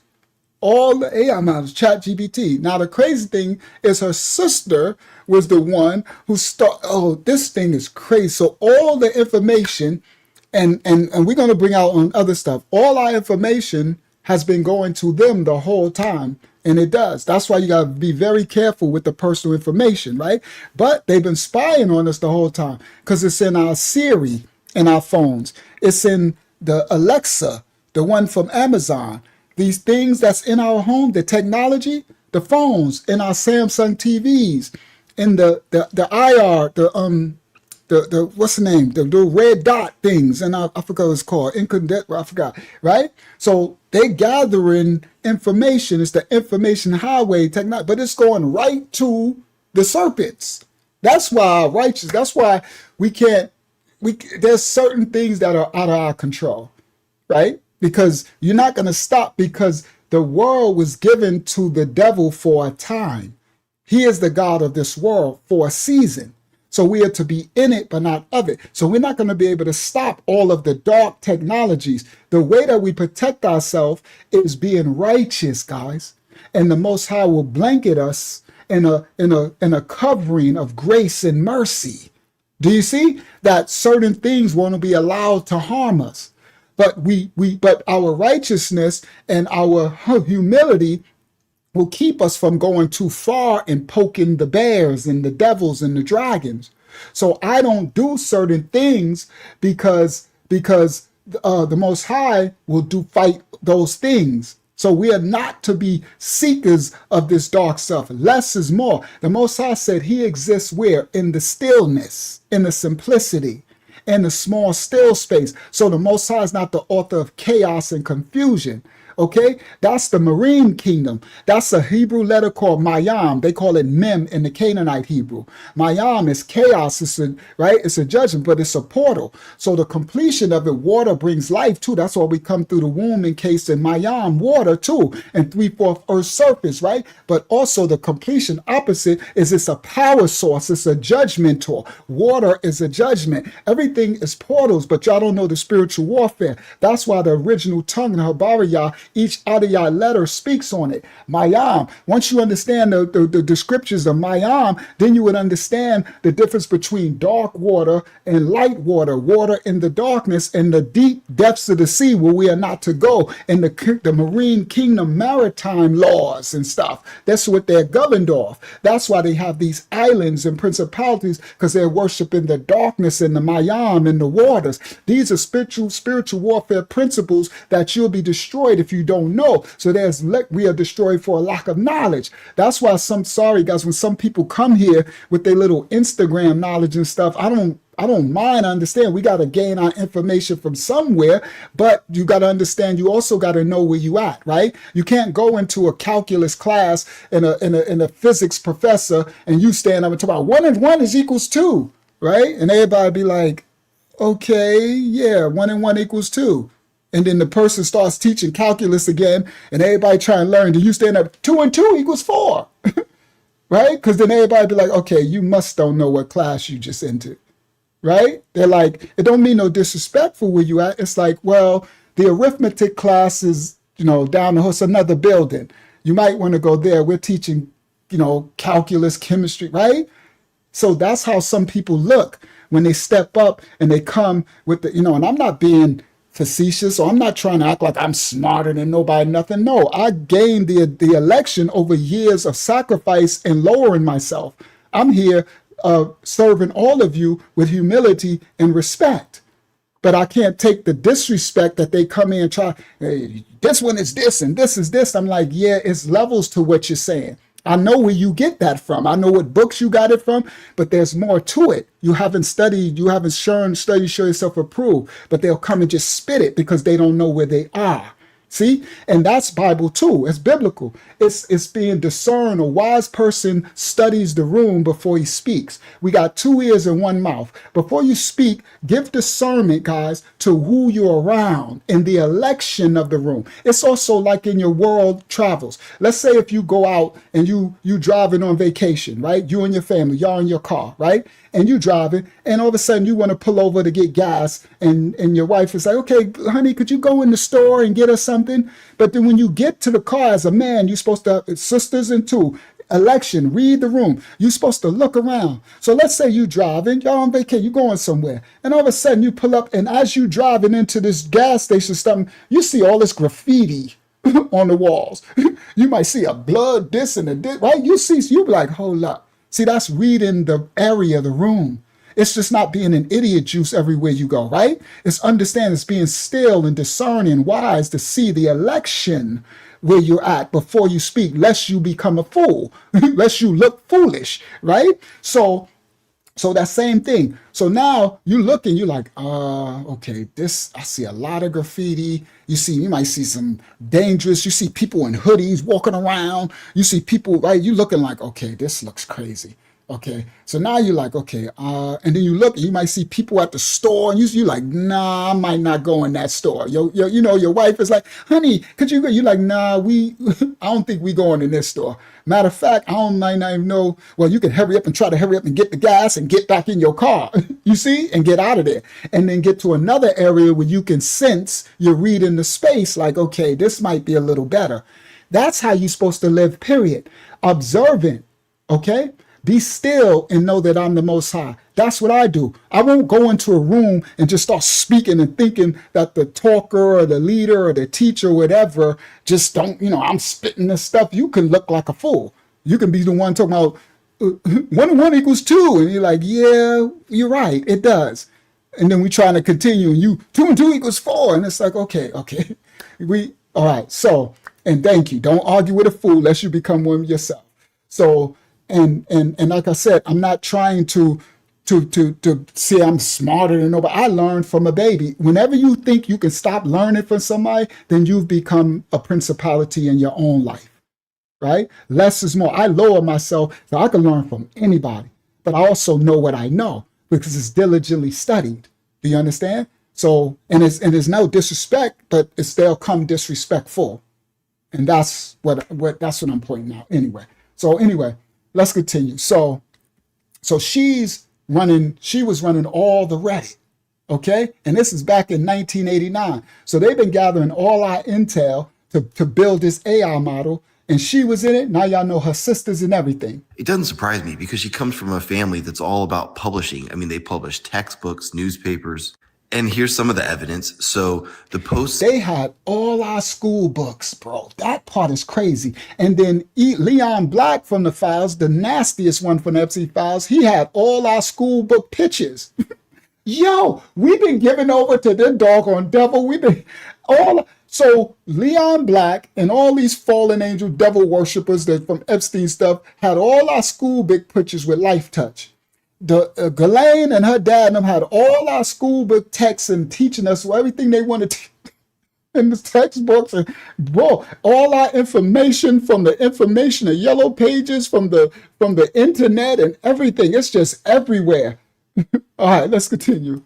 Happen every day from this account right up until the day that Ghislaine Maxwell is arrested. There are these gaps in posting that align with key events in her life. And here's the bad part. A review of her stuff shows that she liked to post articles about that. So when Ghislaine was running Reddit, as they was building the AI, she was posting stuff like this. She posts nearly every day for 14 years up until her arrest. Her gaps and posts line up with her mother's death and some party where former Reddit CEO Ellen Pale reported seeing Maxwell at the Terramar project. Users claim to be born in December, and Wikipedia shows December 20 for Maxwell. She posts articles about why we should legalize child exploitation material. Everybody, she was posting as a moderator on Reddit, millions. She was the biggest, one of the 8th biggest ones in the world. And they was using this to train the large language models. And she was posting articles about why we should legalize child exploitation material and stripes and gripes about overzealous child protection laws.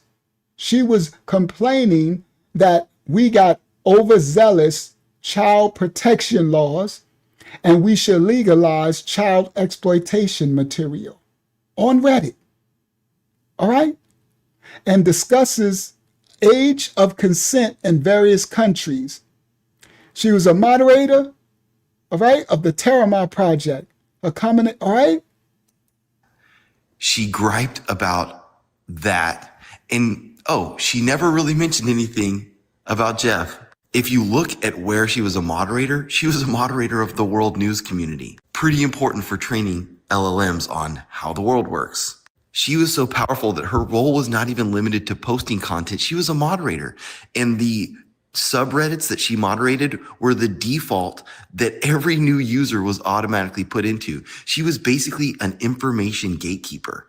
And it's not even just facts. So when people train these AI systems, they train them to find patterns about how the world works and then kind of extract them into greater truths about the world. And so the stuff that she was posting and moderating, it was so important that it became some of the high-level patterns of all the AI systems we use today. You could almost call it the mathematical thoughts of our AI systems, encoded in billions of computations every day that everybody uses. Those are a lot of thoughts of Ghislaine Maxwell. Praise the Most High for exposing it all. And now y'all know about her sister. All right? All right, let's get to the Disney file of the connection. So let me just do this one really quick. right? So I got so many tabs. So let me grab that. And let's do this. What's before that? Okay, good. That's the files. And now I think I'm going to close out with some files, right? So let me do this one first. So stop share, right? Because I'm going to make sure I get all the points of the thumbnail. We don't do clickbait in this house, right? Stop share, share screen, window. Sorry it took me so long to get there, but this is the way it planned out, right? And I got so much more. Now, y'all remember I brought this out? Oprah Winfrey's private jet was at Epstein's Island 11 different times. All right? Now, of course, whatever happened to all the little girls that went missing in her African island stuff? But her private jet was at Epstein's Island 11 different times. All right. Now, I showed this part before too, right? Let me see how y'all look on the screen. Okay, that's big enough, right? This is Ghislaine and Christine. Now we know her sisters. Christine Isabella, right? Her big sisters was even more powerful than her. That's their dad, Robert Maxwell, before he died. Owned all our school textbooks and everything. Him and Mother Teresa. We brought that out before, right? Then somebody said, brother, that's Father Teresa. They literally said that that Mother Teresa ain't even a woman. It's a man. It's a trans. I didn't know, but whatever, right? I'm like, wow. So anyway, this says for the Catholics, this may burst your bubble, a photo of Mother Teresa with Robert Maxwell. He was a Israeli agent. This is what they say allegedly. They were into little one sex trafficking together. Maxwell, the father of Ghislaine, Christine. Now I'm going to be naming the sisters, right? Because the one that you see ain't the one that's all dangerous. 300, come on. 300,000 from the illegals. Come on, right? Him and Mother Teresa, okay? And Mother Teresa is supposed to be the mother of Fauci, the one that shot us up with the Jim Joe's jab juice. But some said that's her dad. That's actually a dude. That's crazy work, but you know, I'm just saying what others said. So Mother Teresa allegedly sold little ones and was used in photo ops throughout the 80s when she was pushed on us like she was a saint. And Fauci, Dr. Fauci, the one who with the Jim Jones juice, is her son. And they said it's a man, but and that's her with Maxwell. Now look at this. Y'all remember this? I want to know why Disney Cruise Lines make stops at Epstein Island. I brought this out before. You know the place where global politicians, celebrities would sacrifice the little ones without fear of punishment? I wonder how many children never return. So this person's like, why did Disney Cruise Lines have a special stop at Epstein Island for their cruises? Yeah, they did. And Oprah's plane, all right, over 11 times. There you go, Oprah with her bestie, Weinstein, Harvey, right? None of the Epstein stuff, right? This was a probe of Oprah and the little newborn unalive found at her school, right? Police reportedly investigating the newborn at her school, right? All these missing children. Oprah school charged with SES assault, right? We'll do that another time, right? Because I'm going somewhere, right? These allegations about her school. All right. Then this image is this dude. He says, I like it when little boys touch me in my silly place, right? We going somewhere. This is Disney. I'm going somewhere because of Disney, right? So this James Gunn, he posted this on his Instagram. I like it when little boys touch me in my silly place. Shush, right? And he added somebody. He added Michael Rooker. He said, dude, I should have invited you. At such and such was in your movie, Richard Christie. He said, you had him castrate a little boy. Everybody pay attention. This celebrities. I'm going somewhere. Okay? See, he wrote this. Now they was putting all this stuff in public. This is an actor, celebrity. And he's calling another celebrity. The such and such was in your movie, Richard Christie. He said you had him castrate a little boy. James Gunn. Now watch this. Disney rehired James Gunn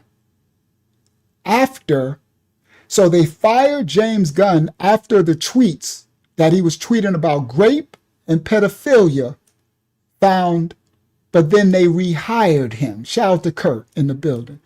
Shout out to anybody new who's coming and finding us. Everybody pay attention.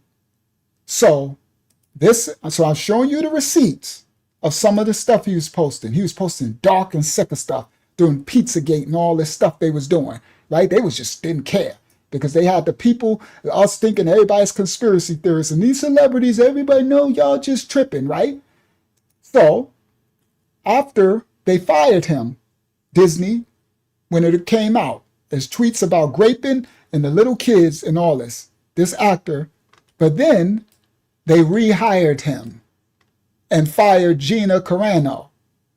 So they rehired Disney, a actual person who tweeted about grape and doing this to little kids, and they still hired him, Disney. Okay? And Disney has special stops at Epstein Island. Disney fires Guardian's director, James Gunn, after he tweets about grape, pedophilia, and unearthed stuff, but then they rehired him. Yep, after the public that's what they do, beloved brother. They wait until all the smoke clears, and then they get back to normal business. That's what they're doing now. That's what the war is about. I'm sorry, not sorry. The war is going on, what they're doing in Iran and stuff, but it's still a smokescreen, guys. They're trying to make us look over here so we don't focus over here and nothing comes out. And I got a clip that I'm going to play that our president said, I don't agree with that, bro. That's bad. I'm going to try to find it. I'm going to ask, because I had it. I wanted to play it tonight. And it's bad. And he said something like, don't worry about that. Worry about this. No, bro. I'm sorry. I'm sorry. You're not making me. No, I'm worried about the Epstein files. I'm worried about all of this coming out. No. You're not going to tell me to not only worry about the war and all this stuff. I don't agree with that. I told y'all, we're not a political channel. We call out darkness wherever it comes from. So if you're in your politics, you might not, we're going to expose your, whatever side is dark is getting exposed. You heard? That part. Yeah, we focus right here. Okay? Nah. And I got the clip. I'm going to play it. I got to find it again. It's somewhere. Right? And I was like, I do not agree with that. That is some dark, devilish stuff. Don't tell me to not pay attention to forget all that. The devil's a lie. I ain't forgetting nothing. Those babies are still missing and going missing. You devil, I don't care what y'all smokescreen y'all doing, attacking other countries. The devil, I can eat bubble, I can chew gum and walk. I'm a multitasker. You heard? I can do 4 and 5 things. I do it all the time. That I'm working and ministering and pouring out and calling and answering people and emailing and editing. I'm doing multitasking all the time. The devil's a lie. Yeah, it's a distraction. Nah. Miss me. You can't get me with that. You can't piss on my leg and tell me it's raining.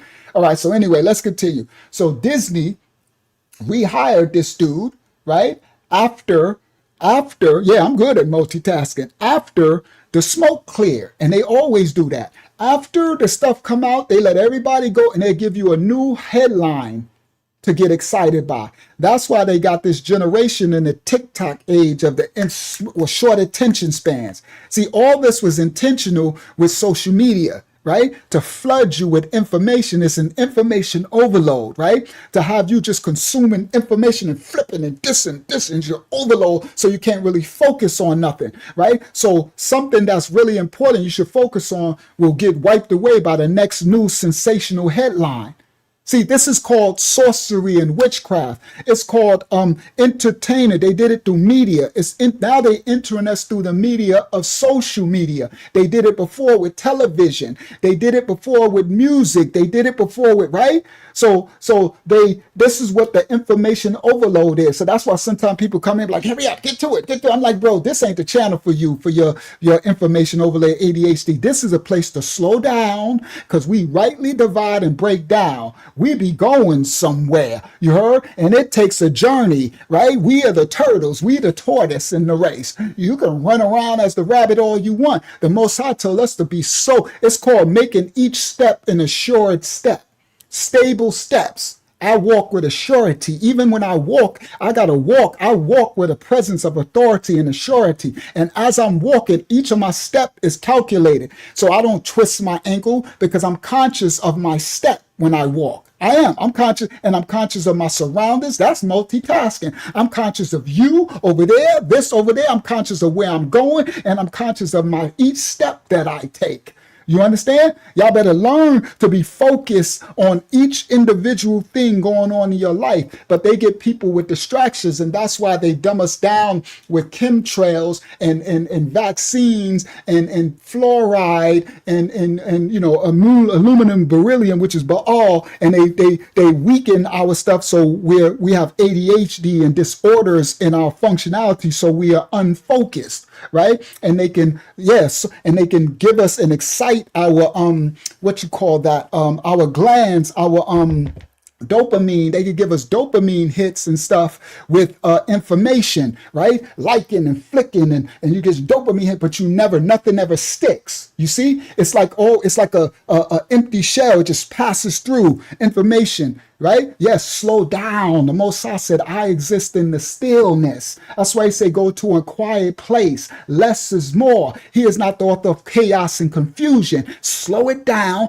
be still, and know that I am the Most High. Yeah, right? Be still. Be stillness with whenever you want some understanding and election, slow it down, right? Tell everybody, y'all pass me by, slow down, go into a quiet place in your mind, in your system. That's also how you heal your health. I'm sorry, but let's go. So we're teaching something right now. That's also how you heal your temple. Slow all the things down. Slow down the food. Fast from the food. Fast from the noise. Fast from the information. Fast from all the chaos in your life. Slow it on down. Be still and you will get answers to things. Your body will start to heal itself as you fasting from eating 3 and 4 times a day, and all your temple start to purify itself. Slow down your thoughts, your mind, your spirit, and everything. You understand? This is how you become a master of self in the image of the Most High. Do you not know that you are Yahs? You are gods. See, they made y'all think that these gods think this God is in the image of the Father. These devils are even gods. Hasatan is the God of this earth. We are to be the image of the Father, his little g gods on earth. Do you not know? The Messiah says something about if they only knew something about they were God. Bro, this is scripture, bro, but they dumbed us down to make us think we nobody, so we don't have control of our temple, of our thoughts, of our spirit, of our soul, of our free will. We just hamsters on a wheel, and they run us raggedy with all new information and just chaos in our life all the time. All right. So what they do, guys, is they wait until whatever news, like this dude, this what's his name? James Gunn, this PDF doing this stuff. They wait till the news drop down, and then they hired them again. Disney hired them again. Okay. Now, watch this. Disney owns at Star Wars today, and is also known for hiring the director Victor Salva. Disney hired him to make the movie Powder. And this Disney hired him after Salva had been released from prison for raping a 12-year-old boy. Come on, I'm going somewhere. This is the Disney tie-in to the title. All right? So Disney fired this rapist of the little ones, James Gunn, celebrities, and then after the smoke cleared, they hired him back again. And they hired this convicted, he went to prison for raping a 12-year-old little boy. And Disney hired him to make the movie Powder. But these are the people of your children. Look, this the dude who made the movie. The Disney movie. Look at his name. Look, oh, hold on. I got you. Sexual offender. Victor Ronald Salva. Release subject to registration. Department of Corrections. His date of birth, 1958. 6 foot, 350 pounds, 6-foot devil, raped a little 12-year-old boy. Put his grown man, do you understand? Come on, Disney hired him. That's him. Let's go. Expose the darkness, the Most High said. Let's go. This him. This is record. His release papers. 350 pounds, 6 foot. Raped that 12-year-old boy, did his time in prison, came home, and Disney hired him to direct this movie, a Disney movie. All right? I'm showing you receipts. And this is Epstein at Disney. Everybody pay attention. This the files. Y'all see that little girl? That's a baby.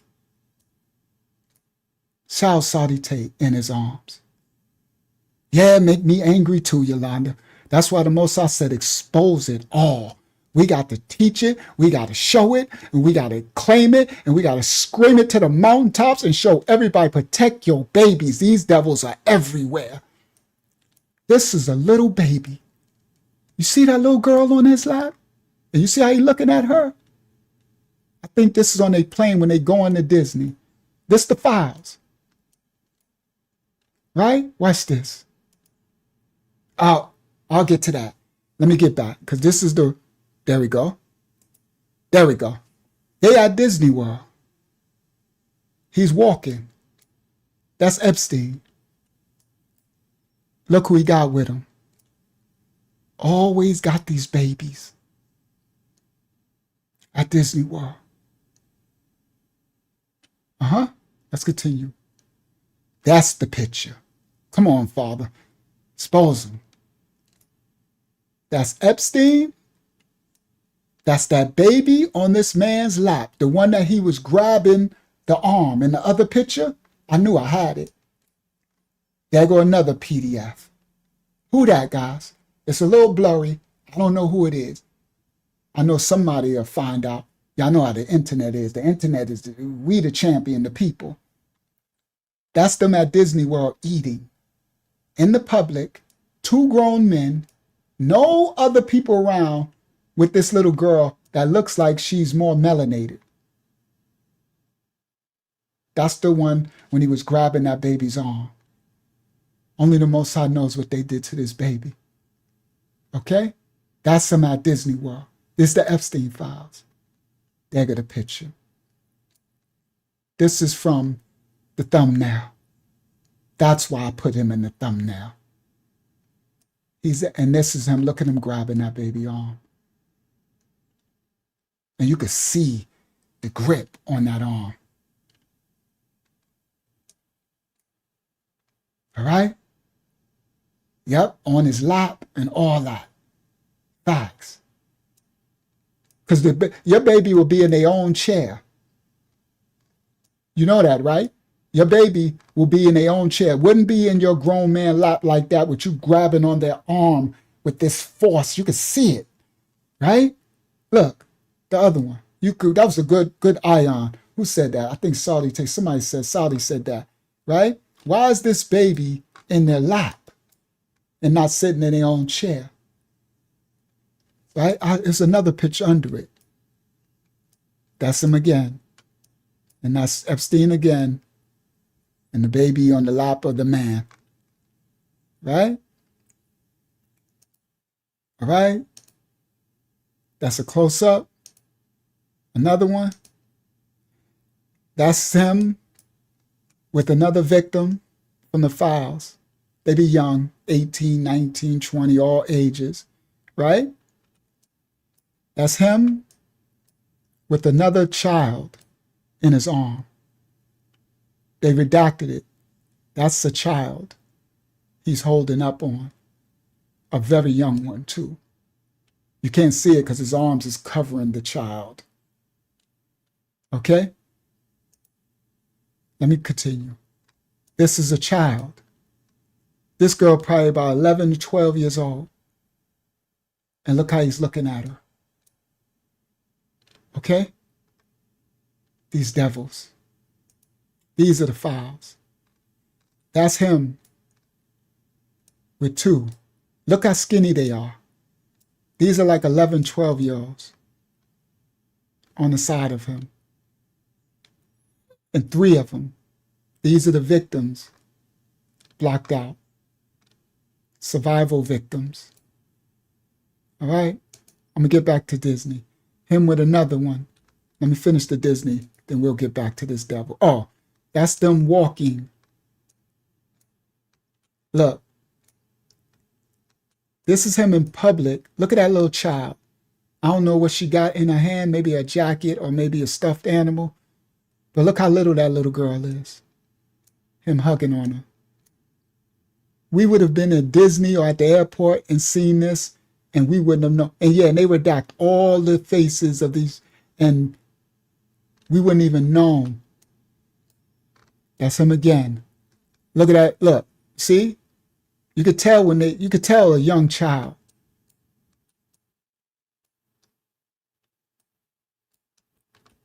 I don't know. That might be gay. I don't know. I don't think so, though. All right, so I'm gonna get back to that because that's the. Wait till y'all read the writing. Let me do the Disney thing really quick so I can get the Disney thing out the way. All right. So now, the Disney. Let me go here where I want to go. I want to go here first, right? So where is it? This one. Copyright disclaimers are in effect. We don't own rights to the video. We're reacting to the video for reactionary purposes only. Bang. Share. Y'all might have saw this, but let's bring it out to tie in the Disney. Disney had special stops at Epstein Island for the Disney cruise lines. Wow. Why ain't everybody need to be in jail, bro, for this stuff? It's crazy at this point, right? A special stop, and people are like, where all these missing kids? Why do they got to stop at Epstein Island? Copyright disclaimers in effect for reactionary purposes only. Is this how the child would have gone missing at Disneyland in the United States?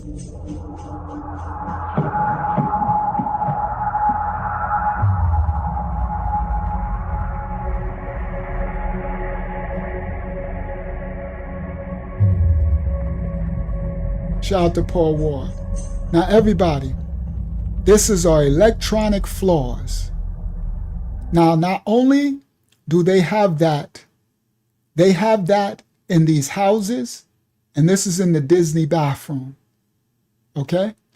Now, I need y'all to understand that a lot of people's going missing, and the parents is trying to find out, like, how. So they're like, could this be? Because you see how easy it is to put a trap floor because of the cutout of the tiles. And it's electronic. And it opens up. So if your child is in the bathroom and you outside waiting for him, and someone come out of this floor, grab your child, take him down, and just close it, and you'll never know. Now watch this close. Watch this trap floor close.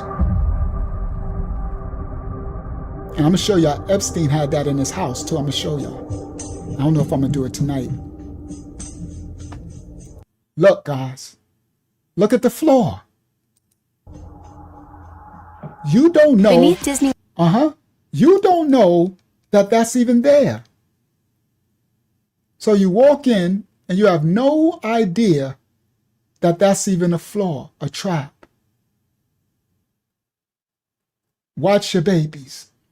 Go in the bathroom with them and watch them. Watch them everywhere they go. Watch yourself, because they ain't just kidnapping children. They kidnapping people, and this could be everywhere. in libraries and buildings and restaurants, wherever. They be having stuff in the walls, bro, where the wall, Epstein got one in the wall. I'm assured. I don't know if I'm assured tonight. I don't know if I'm going to get to it, but he got one in the wall where the wall opens up and yo, bro, you'll get missing and somebody will be right in the other room and come back like, where you go? And you'll be never heard from again. And these leads to the underground tunnels, right? Trap doors, trap floors. Crazy. Beneath Disney World's Magic Kingdom lies a massive network of hidden tunnels called utilidors. They let cast members, security, and even trash systems move in secret, so guests never see. Only insiders and VIPs know the full layout. But urban explorers claim the tunnels stretch like a maze under the park, with locked doors, storage rooms, and dimly lit hallways. Dimly lit hallways, that sound familiar with Epstein, right? So when Walt Disney was building it, he built it constructively to have underground tunnels like they always do in passages, right? And they say, well, it's for service stuff, but y'all understand the missing children tunnels. I had another clip, I didn't grab it, where a person in Florida found an entrance to the tunnel in a neighborhood, and he went through it, and it came out in Disneyland, Disney World in Florida. And he was in the park and children around.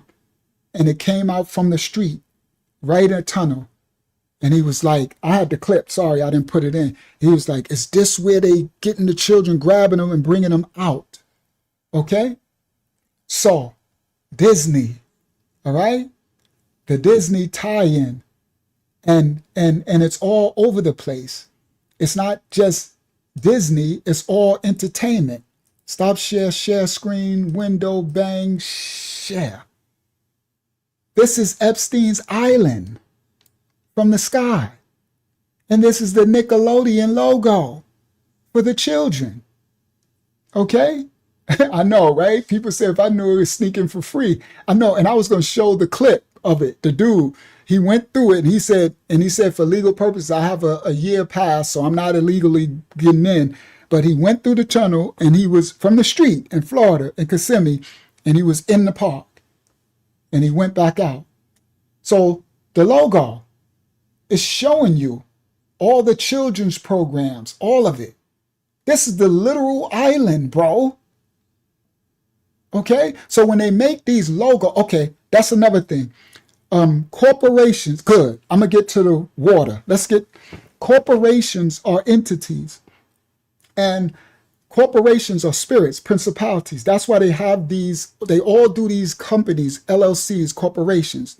And they logos are ritualistic, what you call that, when you have these images that they make to denote idols, the logos.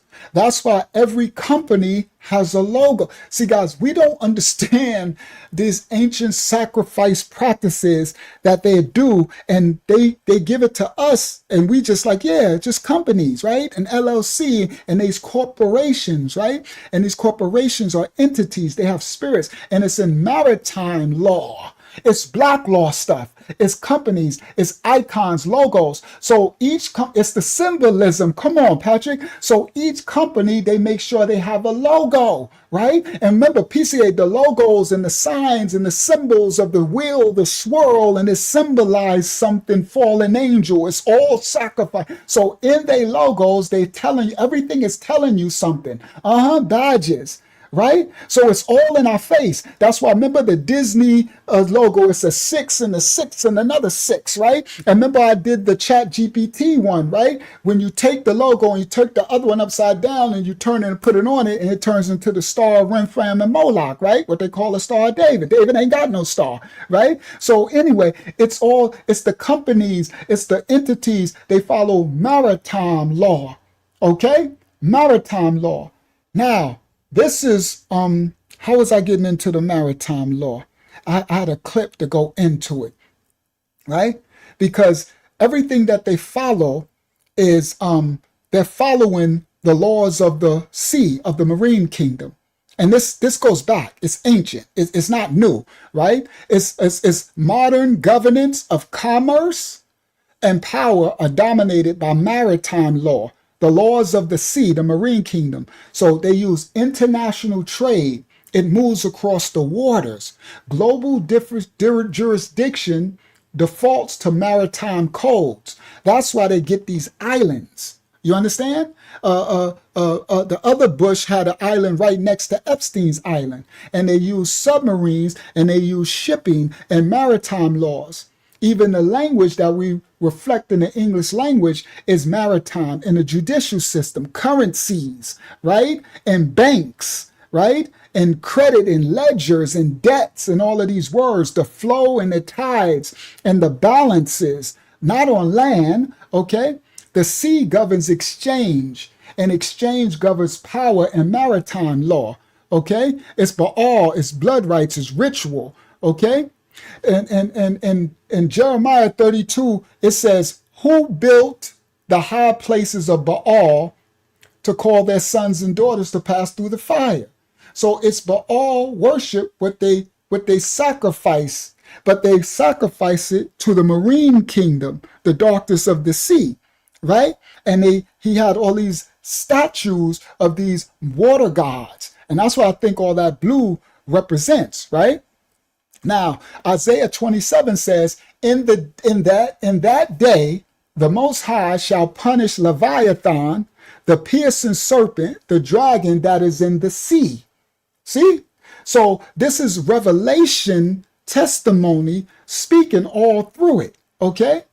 Revelation 13 says, I saw a beast rise up out of the sea. These people, not out of the land, out of the deep. Daniel loves Epstein. Well, keep serving your father, the devil, right? Thank you for letting us know who you are and who you serve. And may the Most High be well over yourself in the darkness, right? May we see you at the judgment when you get judged for all your dark, wicked deeds. But go on, serve your devil, because I'm going to serve the Most High. Serve your father, all right? This is why the scriptures warns us against venturing into depths of the sea, right? And waters in the darkness. It's not a sign to man. We are not to go in certain places. In the book of Jonah, it says, the waters compass me about even to the soul. I went down to the bottoms of the mountains. That's Jonah 2 and 5. It's the terror of the deep, okay? It's a spiritual death. It's doors and portals. They have unfathomable systems and hidden darkness networks in the deepness depths of the sea. And these people, Epstein, them, they worship the marine kingdom. These lands are all maritime, above the land laws, okay? And that's what they follow. They call it black laws, right? And that's why we have licenses and registrations and stuff like that, right? Because of the laws of the maritime law. Okay, and it's fact. Whether we realize it or not, it doesn't matter because they live by it. In 1833, they started monetizing us, right? And they started pledging us as collateral for debt, right? So this is according to black laws and maritime law. Y'all look this up. In 1833, they started monetizing us as people and pledging us as collateral for debt. Right? So they have registrations. They started registering us, right? Certificates of birth, right? So the word register means to abandon. This is black law. Don't AI it, because AI gonna say, no, it doesn't. Google black laws and read it. And this is what all the governmental systems, the judicial systems, they all run off maritime, the Black Laws Library, Black Laws book. Black law, listen clearly. It's judicial language. The word register means to abandon. So when we register our car or our house, we are given ownership over to the government, the abandonment. So we give legal title to the government. And once we register the car, we gain what they call equitable title. That's what we retain, which means we have the right to use the property, but we actually abandon the property. Now they put certain laws where they make it where we have to register it, right? To drive, or they'll take it. So that's a will within a will. It's loopholes. But I'm just trying to teach you. Look it up. Black laws. Y'all could study and show yourself approved. Don't believe nothing I'm saying. Shout out to Paul Wall. Just look it up yourself. Study and show yourself approved, right? Now, once we register the car, then we regain something called equitable title to it. Meaning we have the right to use the property, but they can take it. So the clear evidence of it is when they impound the car, they can come and impound you. If they can come and impound your car and take it. And you know why? Because it's not yours no more once you register it. You abandoned it. They can take it. So the government allows us to think we own these things, but the evidence is in our paperwork, right? Like when you get a house and you get a mortgage, on the mortgage, you're referred to as a tenant, not the owner, the tenant, right? And so we don't really ever own a house because in America, they have, what's that? Not easement laws. What's that law? It's called the law of something where they can take right of eminent domain. They could come and take your house. You paying your property taxes. You got it could be paid for. What I mean, not a mortgage. You paid for it. You think you own it. They come take it for eminent domain. That's because according to the maritime law and the black law, they have the right over it. Okay? Same with the car. The reason why they impound the car is because we register it to them. And under maritime admiralty salvage laws, they come and they adopt the car. I'm trying to teach y'all the language because everything they speak is in the black laws. It's maritime law, right? Because I'm going to do a lesson on the English language one day, right? I'm going to tie it into one of these and I'm going to show y'all and break it down with the maritime law of the language. They adopt your car. Listen clearly. Because you registered it, they adopt it when they come to impound and you abandon the right. According to maritime law and black law, you have that right. It's the same thing with our birth registry. Once we sign the birth certificate, we register our children and we abandon them. So the government owns our children once we sign a birth certificate and register the birth. So they adopt the abandoned child. That's why they can come in, take your child. They can do all this stuff. Now, you can't really get around it. Now, you could come out of the system and don't sign a birth certificate and don't register your child, but then they won't allow you to have any rights. You can't do stuff, right? You have to, right? You got to be outside of, outside of the system. There's someone being an adversary in the chat. Oh, he's being the devil? Yeah. If you don't, so he needs to be gone. I'm sorry that you found this channel. We apologize for teaching the truth because we know that you've served your father, the devil, and you don't like the truth.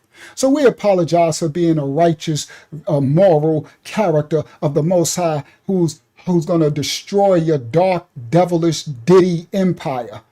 We sorry, not sorry. We apologize, not apology.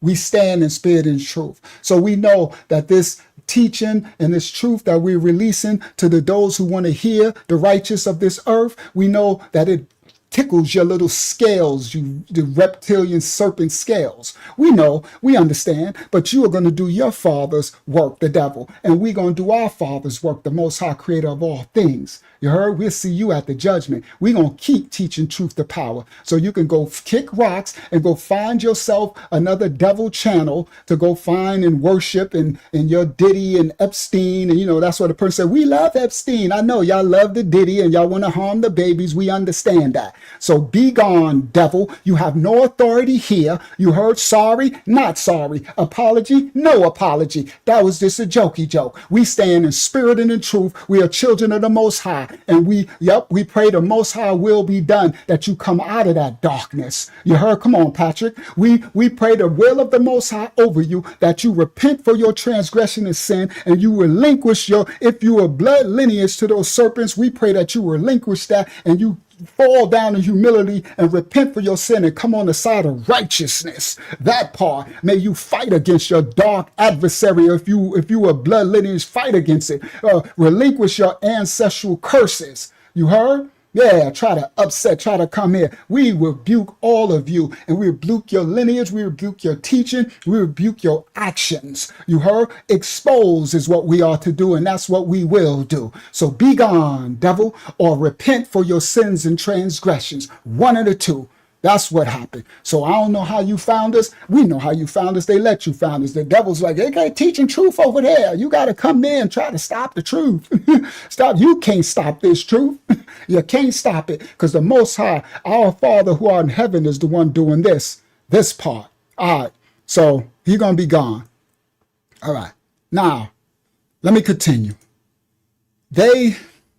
With your car, and we have to, because they wrote it into the laws. That's why, guys, this world is given to the God of this world, the devil. So we got to be in it, but not of it. Now, what that means when it says we have to be in it, we still have to abide to exist in it, right? We got to go to work. We got to register our car.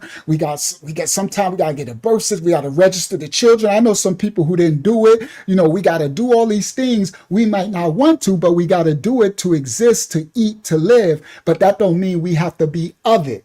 See, in the midst of this tribulation of these things we don't want to do, we still have the free will choice to still be righteous. You see? I remember when, let me give a clear example.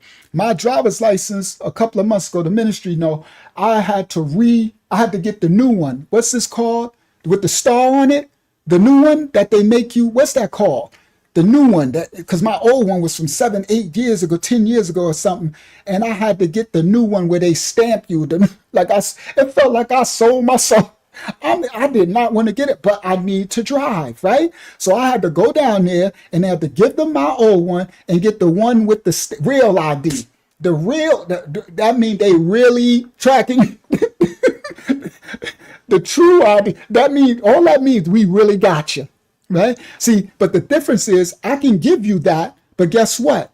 I'm still my father's seed. So whatever it is, I know, but I need to travel. I have to do it. And I don't have a way where I live to get around. There's no even buses and stuff. I don't live in the city like New York City no more, right? So I had no choice, right? And so, but I know that my anointing and my righteousness, I still have to be in the world, but not of the world, right? Now, I wish I was at a financial place that I didn't have to be around none of it. I'd be off grid, speaking the truth, living the righteous, right? But I'm in, right? So I have to be in it, but that don't mean I'm going to do the darkness of the world, right? So you have to, shout out Brother Patrick. All right, and we live again Friday. Friday going to be crazy, Patrick. If you can't stop in, you're going to enjoy Friday. A lot going to be exposed. About 9 p.m., we go to 1, 2 in the morning or whatever. So if you could stop in, you're going to enjoy Friday. So I didn't want to do it, right? But I had no choice. So I went in and I did it. Now I got this real ID. And you know what I think? I think it's it's AI in the license. They probably hear me right now. It's right here in my wallet. Look, my wallet right here.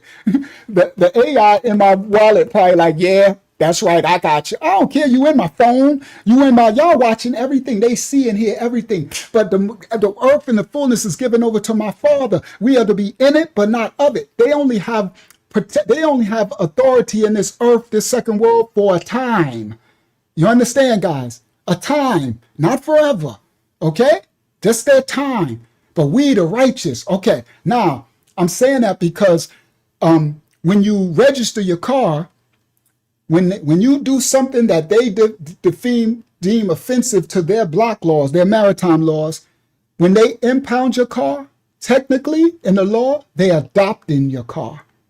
Let me explain. Because when you registered it, you abandon the property. The same thing happens when you register your child with the birth certificate. The same thing happens when you get a marriage certificate. I'm sorry, I don't want to offend y'all, but listen clearly. When you get married, because the Most High created marriage, and he did not tell you to go to no beast and sign no thing into the state. You're marrying the beast. I'm sorry, not sorry. I got a lesson on the channel, but let me make it quick. When you sign that certificate, that's why in order to get divorced, you got to go to who? The system. Let me explain some. The reason why you just can't get divorced from your husband or wife, you got to go to what? The system, because you ain't married them. You married the system, guys. Once you sign that, you married the beast, she married the beast, and now the beast is the one over your marriage. So in order to get divorced, you got to go get permission from the beast. Listen clearly, all right? The Most High ain't tell you to do that. I need y'all to understand that, all right? The Most High, look, he cursing everything. That devil mad. That devil is pissed. Come on, we anger the devil. Tell the truth, anger the devil. Get that devil out of here. He cussing and everything. That devil said pancakes, right? So, yeah, they make money off the certificate and everything. And in order to get a divorce, they are in your business, right? You got to go to the courts, and the courts, the Admiralty Court law in order, the Marine, right? And and then they give you the stipulations of the divorce. And if you got children, they determine who, am I talking facts or what, bro? Right? So these devils talking about philosophy, bull crap, right? Then they determine what happens to the children, who gets what, and because if you didn't marry them, they could have nothing to say over you. Do you understand? But that's the law, and we raised in it because we don't know no better, right? We don't know no better, and they're in it because you married the state. All right. So once you do that, that's why the CPS could come in and take your children, all that stuff. Because once you sign the birth certificate, all of us, and they sell it on the stock exchange, we become property. So they monetized us in 1833. Y'all can look it up. And they pledged us as collateral. We are debt. That's why they call it debt note. We just became an instrument like money. Right? And our certificate, our birth certificate, and our social security is our numbers, our registration numbers. It's crazy work, but this is black law work, guys. It's just what it's because America is a corporation. Everybody, it's a business. It's an entity, bro. They made it an entity, okay? And that's all black law. It's debt, okay? So they come and they'll adopt the abandoned child. And that's the law that they use, even for our vehicles, even for your house. If you fail on your mortgage payments, right? They come in, they call it a repossession for the car. And but in the Admiralty law, it's called Maritime Admiralty Salvage Laws. They adopt because that's what it's all about. All right. So, Dad, I ain't gonna get to that. I'm going to do a couple of more dark pictures, and then we're going to close out because I got to prepare for Friday. We're going to have to come back to this because I ain't do I had all of my Epstein, the C stuff. I got so much. We'll be here 5 hours, but I'll be having so much information. It's like I don't have the time to get it all out. So I'm going to show y'all some more pictures because I'm going to do him. Maybe I'll start with Friday for him because I got another one on Jeff Staley. The Chase Manhattan Barclays Bank dude. Oh, I got another tie-in with Jay-Z. Jay-Z with Jeff Staley. Oh, the Most High be giving me this stuff, bro. All this stuff is connected, bro. It's so insane. All right, so what I'm going to do, instead of doing that, and then I was going to do the jail. I'm going to have to do that another time too. And then I was going to do the Marine Kingdom. So I already broke down the Marine Kingdom, but I was going to show you. Right? I could show that. Let's show a little bit of that. Let me see. Let's show a little bit of that. And then I'm going to close out with some more Epstein files. We're going to close it out. We're going to read what I'm going to close out with that. So let me stop share screen, right? So I can get a close out so I don't get too tired. It's already 1:30. I got to prepare for Friday, right? All right. So bang. I'm going to be working from now all the way to Friday, getting Friday's lesson together. These lessons I put together was a lot of work. Praise the Most High, and it's given to you for free. It ain't freely done because I labor and I pay for all the editing and stuff, but it's given to you for free. And that's a gift from the Most High unto all his children worldwide. And so hopefully y'all thankful for the gift and y'all appreciate those who humble themselves and do this work. You heard? Praise the Most High. That's what we're called to do. Each one teach one, each one help one. And these devils get mad. Y'all see them come here. To my philosophy, bullish. Like philosophy, the devil's a lie. You're going to teach this word. Copyright disclaimers are in effect for educational purposes only. We don't own rights to the video. We're reacting to the video. Watch this. About one thing. Epstein wasn't their friend. He was a spy in his own house. Every room was equipped with cameras. Every massage was recorded. Every conversation about corruption schemes, about secret deals, about perversions. And so you see this? This is why this is on the sea. What do y'all see? The marine kingdom, maritime law. This is why they get, and he put a temple on a high place on the mountain. This is all biblical. I'm telling you, the Bible is a book of instructions. It speaks about all of it. Prophesy and tell you. It's not a religious book. They try to turn it into a religion. Okay, these fallen angels. They took it over and they turned it into a wicked religion stuff. And then some of the followers of it turned and worship other gods and mixed it all in. All right, rightly decide. So that's why you see all the water as far as the eyes can see on the marine kingdom, maritime law, the gods they serve. On Friday, I'm going to show you in this temple, they got worship gods, and it's marine kingdom gods. All right, let's continue. All of it went onto servers. This was the largest compromise. All of the about corruption with cameras. Every conversation about corruption schemes, about secret deals, about perversions, all of it went onto servers. This was the... So what he said, Epstein was recording, because he's a spy, espionage. He was recording everything. And it all went onto servers. I'm going to show y'all that. I might show you tonight, right? Before we close out. I am going to show you. I can pull it up. All on servers, right? Now listen. Largest compromising material collection operation in history. He held them by the balls, and they smiled to his face because they were afraid. But where did all this happen? Where did these people drop their masks? Where did presidents become rapists and intellectuals turn into animals?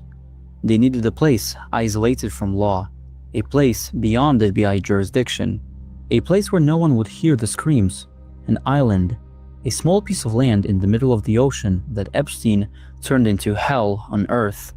The marine kingdom. Next stop, Little St. James, Pedophile Island. What we found in the basements beneath that blue temple will make you question whether these people have anything human left in them. Dreams became nightmares there, and we're going inside. On the Caribbean map, it looks like paradise, Little St. James. That's the Nickelodeon logo. Private property, 72 acres of isolation. For years, locals called it Pedophile Island, but the world elite knew it by another name, Sin Island. And this wasn't a metaphor. Now, so the locals in the Virgin Island called it Pedophile Island, but the elites called it Sin Island, the island of sin and transgression. See, that's why I'm trying to tell y'all. They know the Bible, and that's why people come out, the Bible ain't real, and this ain't this. But these devils, they know it's real. And they serve, and they know who they fighting against. Thank you so much for Majestic Minister. I humbly appreciate your donation. Thank you so much. I humbly receive. Right? Now watch this. So the locals called it PDF Island, but those who went there, they called it the Island of Sin. Sin Island. And this wasn't a metaphor. Oh, now, another thing. That right there was owls. Here we go. Look at this symbolism. The world elite knew it by another name, Sin Island, and this... You see that? Those are ancient owl statues. Like the Bohemian Grove, the owl. This is Baal Moloch. This is a temple. You see? All right, let's continue. Wasn't a metaphor. Now that we have full access to the investigation archives, we understand. This wasn't a resort. This was a perfectly designed restricted facility. Epstein didn't just buy the island, he rebuilt it. He created an autonomous state where the laws of the United States stopped at the shoreline. On the Marine Kingdom, on an island, controlled by maritime law. It's another governance. Now, this is another wash station, right? Where they can wash themselves off, okay? And it would be innocent if it was just like in a pool house, right? If you just had a wash station in a pool house, those are owls, on golden owls on the top. If you just had a wash station in a pool house, right? And it's just, just for the pool, but this was the island of sin. So there are wash stations. And remember I showed y'all earlier the dark wash station in that underground, full body, right? So they have these wash stations where they can wash the stuff off. All right, let's continue. Didn't just buy the island, he rebuilt it. He created an autonomous state where the laws of the United States stopped at the shoreline. Why an island? Because on an island, there are no witnesses. On an island, there's no police. On an island, no one will hear screams if you turn off the generators. The architecture of this place screams one purpose: control. Total, paranoid control over everyone who set foot on this shore. Look at this building. They call it the Temple. A strange cube with blue stripes, a golden dome, and owl statues around the perimeter. For years, the internet built conspiracy theories around it. They talked about religious cults, but the reality... Again, now it's something to this, because as I kept going through the files, and this is on the island and all its houses, the bathroom toilets are on the floor. They are so low. And I'm like, everything they do is intentional, right? So, and he had owls all over the temple. And I'm going to show you on Friday other statues he had around the temple. All right, let me go back a little. Perimeter. For years, the internet built conspiracy theories around it. They talked about religious cults, but the reality, confirmed by construction plans from the archive, is scarier than mysticism. This was a trap. The entrance doors were reinforced with steel, industrial-grade locks that could only be closed from the outside. This isn't a temple for prayer. This is a place for breaking will. Now, you see what the brother brought out? The doors of this temple were super reinforced steel.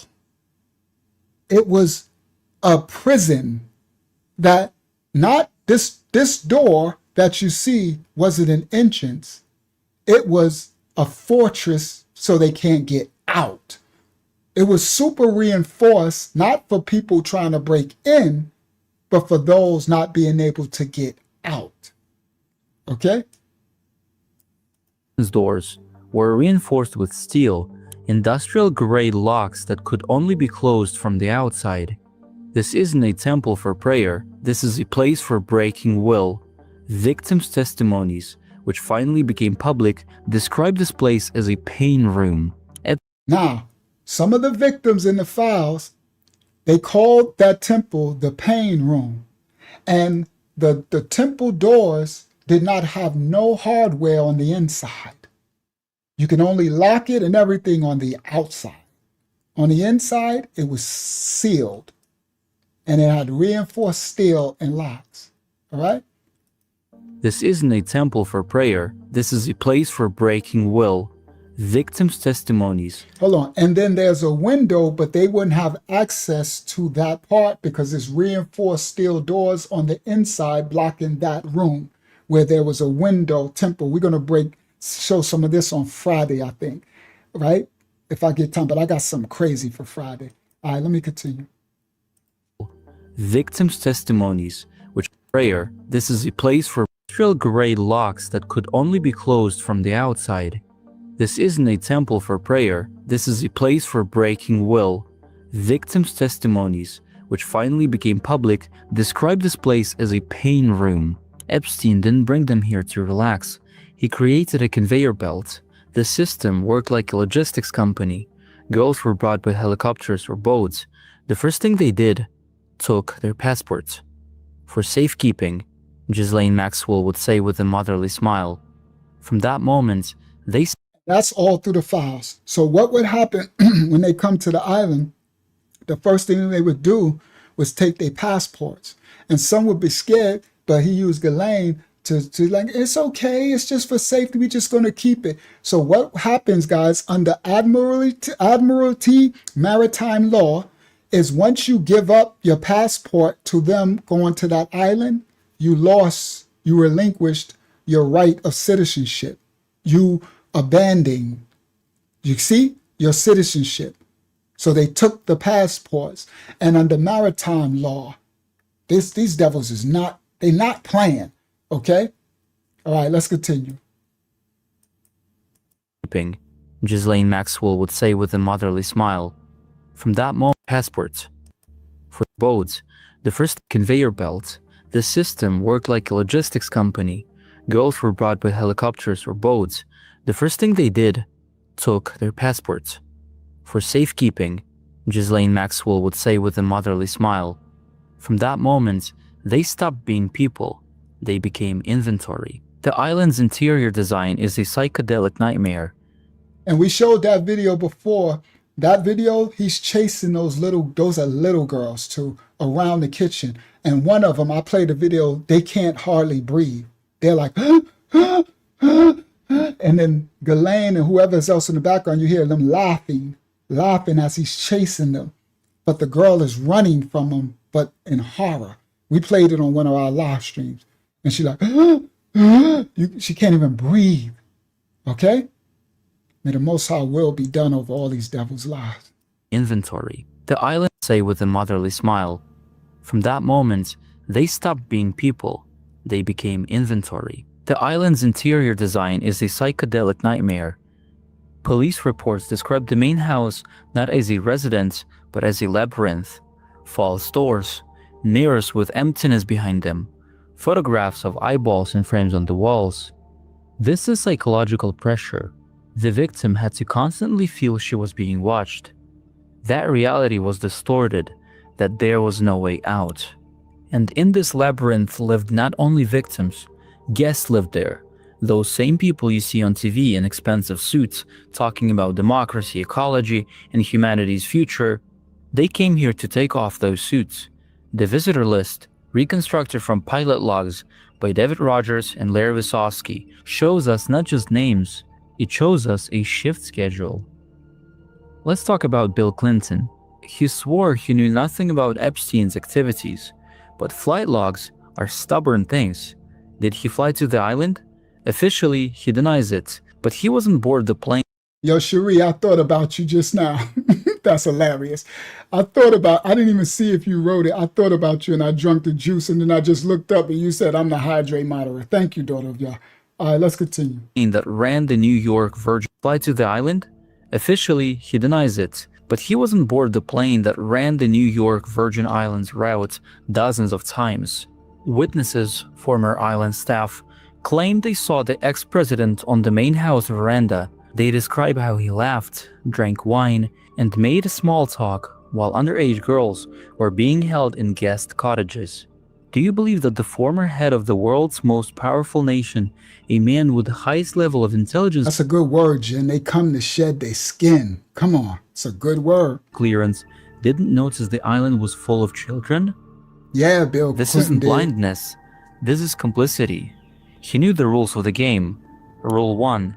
On the island, there are no names, only girls. Rule 2. Nobody saw anything. Prince Andrew, member of the royal family, literally lived in Epstein's house. The famous photo where he's hugging 17-year-old Virginia by the waist was taken in one of this network's houses. Ghislaine Maxwell is smiling in the background. This photo is a verdict. It proves that violence was part of the hospitality. This was a service. Epstein provided the elite with what they couldn't get legally, the feeling of absolute power over another human being, and they paid for it with their souls. But here's the main question: why did Epstein need this? He wasn't just a pimp, he was a spy. Little St. James Island was packed with electronics more densely than the Pentagon. During FBI raids, they found kilometers of cables, hidden microphones, and cameras in every bedroom, every bathroom. He recorded everything, every moan, every conversation, every criminal conspiracy. All of it went onto servers. Guests thought they were safe, that they were among their own. But for Epstein, there were no their own. Every guest became an asset. As soon as a prime minister's or CEO's foot touched this island sand, he entered the filing system. Facts. Epstein was collecting insurance on them. This explains why the world's smartest people, financial geniuses, and political strategists danced to his tune for years. They knew if... Yeah, it's, you know what country, don't even say it, but y'all know who and what country. And I'm saying that because they issued a statement because of the war that they got going on. And Ahana Yah sent me a link from our ministry. Thank you for that link. And I knew it anyway, so the Most High had me to start slowing down, calling them out by name. And I don't know if I might play the video one day, but they issued a statement because of the war that's going, they like, and I'm like, I knew it. The Most High be having me ahead of this stuff, right? Of these serpents and their moves. He'll have me like fall back on a certain area. Because remember, vengeance is his. So it's not that I'm scared. I ain't scared, but I'm not stupid. A wise person doesn't always pick every battle. You have to make sure that you have strategic warfare. And sometimes it's better to retreat and go another way in warfare. Only a fool charges into every war head first, willy-nilly. You see? And that's spiritual warfare, what we're doing. So I'm a spiritual tactician, and the Most High guides my steps.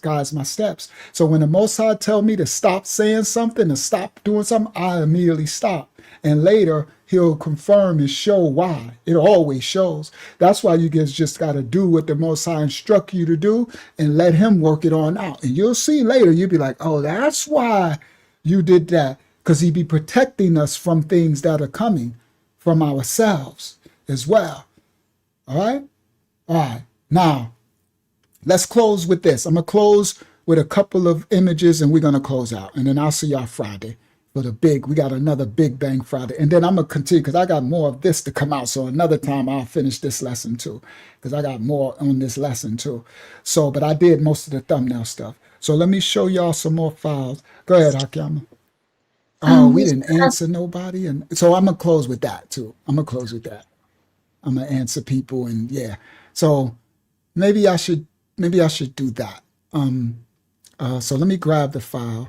All right, let me give you since I said it, I'm going to give you all a couple of files and then Hakiyama, we're going to answer everybody and I'm going to close out with that. We're answering them and we're going to praise the Most High. It's 150. All right, I got it. All right, so let me come back. Let me stop sharing that. Stop share. I think the Most High as well, please. That's what I do, everybody. Everybody, what I do unto our Father. And I can feel when, my work, my ayah die, I can feel he's like, job well done, my son, type of thing. I can feel that spirit. And I can feel he's well pleased with my work. And that's what I work for. And I work to serve his children, which are y'all, but I do it for my Father's approval.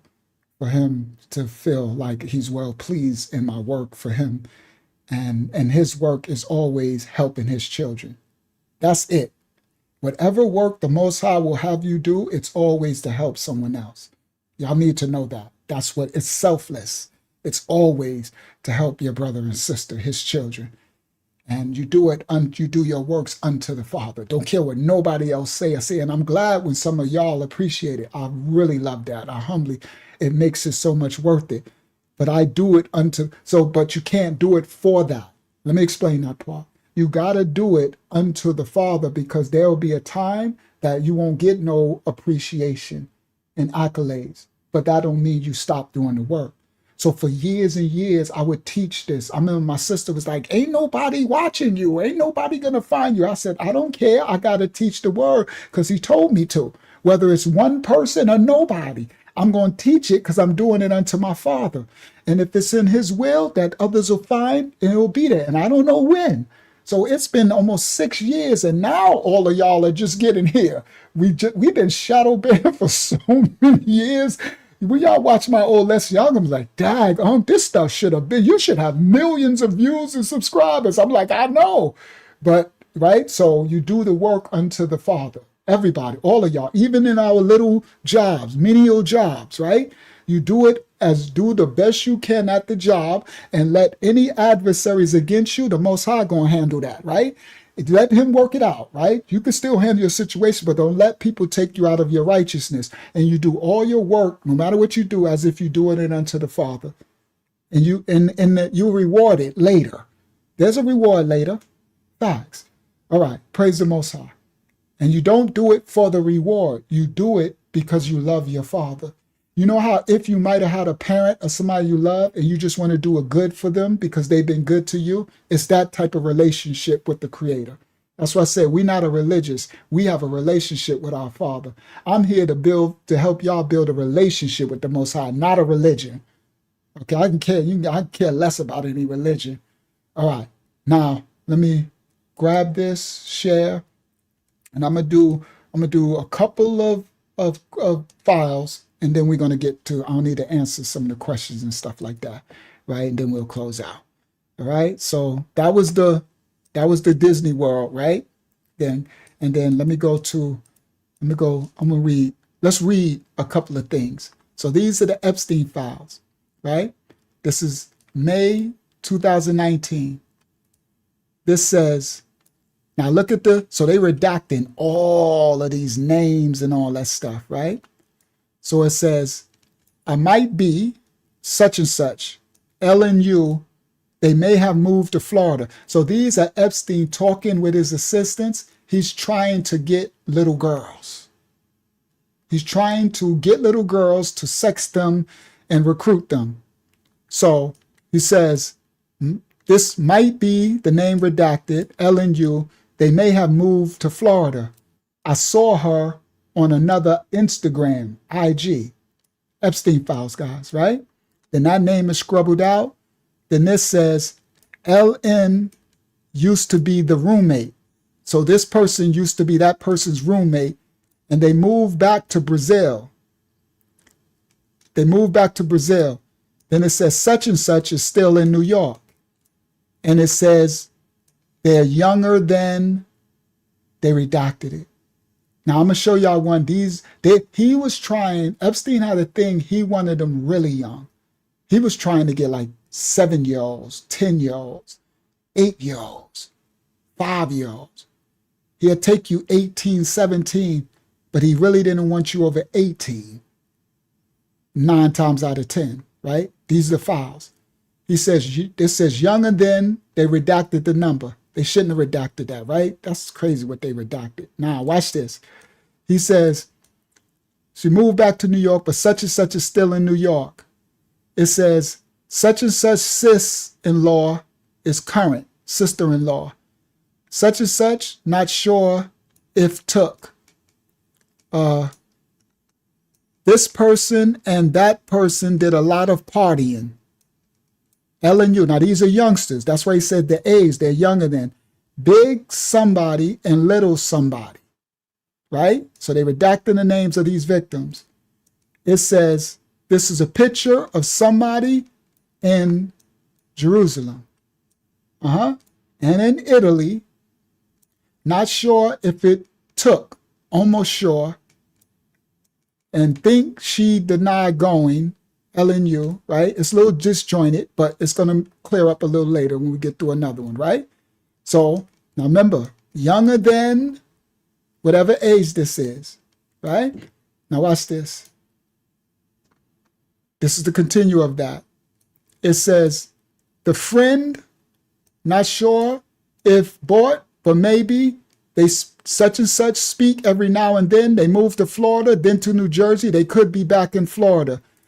Facebook, IG photo of such and such and such and such on Facebook. They watching. All below 18 went to Jeffrey Epstein. All of them under the age of 18 went to JE, except for this girl and possibly this girl. So this is his workers writing each other about grabbing the girls and and recruiting. All of them that were under 18 went to Epstein because they're recruiting for Epstein and others who he's going to traffic them to, right? Now watch this. It's another one. It says, friends of such and such friends is a big Brazilian group. They went, a Dominican dark-skinned girl. She looks Amazonian. We bought her towards the end. It was a desperate time. Maybe 1 to 2 years older, not sure. A desperate time. They're stressed. We're running out of girls to bring to Epstein. Friends with such and such, boyfriend's friends or best friend's friends. Jeffrey Epstein didn't want Spanish or dark girl. Go in, wait in the room, doesn't know if he took her upstairs or not. Epstein didn't want Spanish or dark-skinned girl. They had a Dominican dark-skinned girl that looked Amazonian. It says, Epstein doesn't know who brought her up when they came down because he was not happy with her. So they must have bought him this Dominican, I guess they call him dark skin. That's us with melanin, right? A girl, and he didn't want it. So when he came down, they don't know who brought her upstairs. And Jeffrey Epstein doesn't know who brought that girl up when they came down because he was not happy with her. Such and such, the girl says, I don't know what happened. Jeffrey Epstein, the girl says, I gotta go back one more. Oh, forward. There you go. The girl says, such and such says, I don't know what happened. This one says they was only upstairs 5 to 10 minutes. Such and such asks what's happened. And then such and such says, pay them $10,000. I got you, Saudi. You asked the question. I got you. Now, these are the notes of his workers getting the girls. So they said they found them because they was desperate. They were running out of girls wherever they at. So they found him a Dominican girl, right? And he didn't want that. And they sent her up. And they came back. They was only up there for 5 to 10 minutes. This is up there so he can molest them, grape them. Okay? So they came back down. And the girl said what happened. And somebody said they still give her $10K. He was not happy. He brought him up when they came down. He was not happy with her. Such as says, I don't know. The person, I don't know what happened. What's doing? Why bringing me dark-skinned girl? So Epstein said, what are y'all doing? Why are y'all bringing me dark girl? He said, bring me young girl. Yeah, but not dark. They said, yeah, you want bringing you young girls, right? He said, yeah, but not dark skin. Something told her he just wasn't into her. So he must have told her he just wasn't into her. Something doesn't remember if he paid such and such because he wasn't happy. So they didn't remember if he paid. And then the other person said J.E. did pay her. Another one said in the bathroom. Someone said one torso, pink. So guys, y'all gotta understand, these were tortures, unalivings. In these files, it's crazy stuff, right? Like I said, hopefully by next Monday, I'll have that other Patreon up where I can show the video clips and stuff. For those who want to see that dark stuff, I'll have a Patreon up where y'all can see. I can't put it on YouTube. It's stuff that'll make you throw up, bro. It's crazy. So I don't know what this means, but it could mean they chopped up somebody and there's just a torso left and stuff, because there was some crazy stuff happening, bro. All right? Now, it says bathroom. It says vaginas and boobs near the bathtub. One torso. So I don't know if they chopped up somebody and left a torso over here and vaginas and boobs near the bathtub. he got in the shower and told her can't just bring girls he doesn't like. So he must have been still mad at them. And he said, do not bring no dark girls he don't like. He got in the shower and he told her, keep looking for girls. All right. At one point, such and such witnessed him asking for 10 girls. For 10 to girl. They in the elite, they writing, they not really they're like illiterate in their writing a lot of times. All through the files. It's crazy when we read it. Right? Now, at one point, witness, no, I'm not gonna put it on the ministry Patreon. We're putting it on a separate Patreon just for that type of darkness. We keeping our ministry Patreon clean and righteous. And I'm going to start posting the ministry Patreon for those who want to learn the word and really know what I can't do on YouTube, uncensored, the real word. I'm going to start sharing our ministry Patreon for y'all. All right. Now, at one point, such and such witnessed him asking for 10 to girl, for 10, I guess it's 10 girls. He wanted to make sure they were under 18 because he wasn't believing them that they were under 18. So he wanted them to make sure that the girls he's bringing them are all under 18 because he wasn't believing them, the girls. Such and such messed up by bringing more older girls to Epstein. Such and such bought out purple, such and such, and this one talk. Wonder if she still talks to Jeffrey Epstein. And this such and says all about making money. So this is trafficking. All right. Now let me go. Let me see. Do I want to do this one? Yeah, let's just do this, the last one, and then we'll continue. It says, yeah, good. With mom at 13, moved out at 14. So they're doing their research on the girls that they're recruiting. They rented out rooms. They just came from Brazil. Such and such was a model, older than such and such. This one has someone that I know, and he's not going to go further than what this one told. Say that she has to be topless. He's going to twitch the nipples, such and such. They went upstairs. He went upstairs with this one. Jeffrey Epstein's really in love with her. Can't remember if had underwear on the first time. Think maybe said, do sketch painting of her. See, that's how he painted all of them. That's how you get these images and stuff. Somebody took everything off. They were naked. Such and such is naked. Jeffrey approached her and hand to the chest. I don't know if he grabbed lotion. He grabbed lotion or if he spit in his hand to make lube, guys. Crazy. I'm sorry.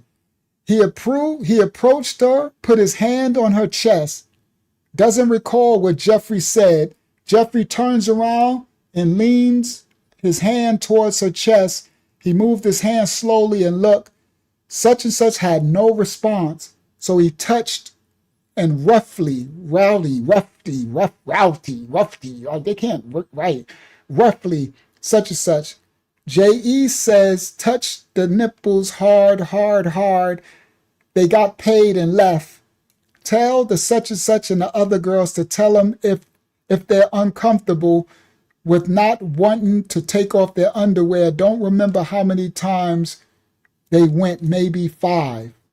So these are little girls. All right, so I'm not going to go far. I got more, right? Because then look, Disney. There you go. I'm going to stop there because that ties into tonight's lesson. Photos.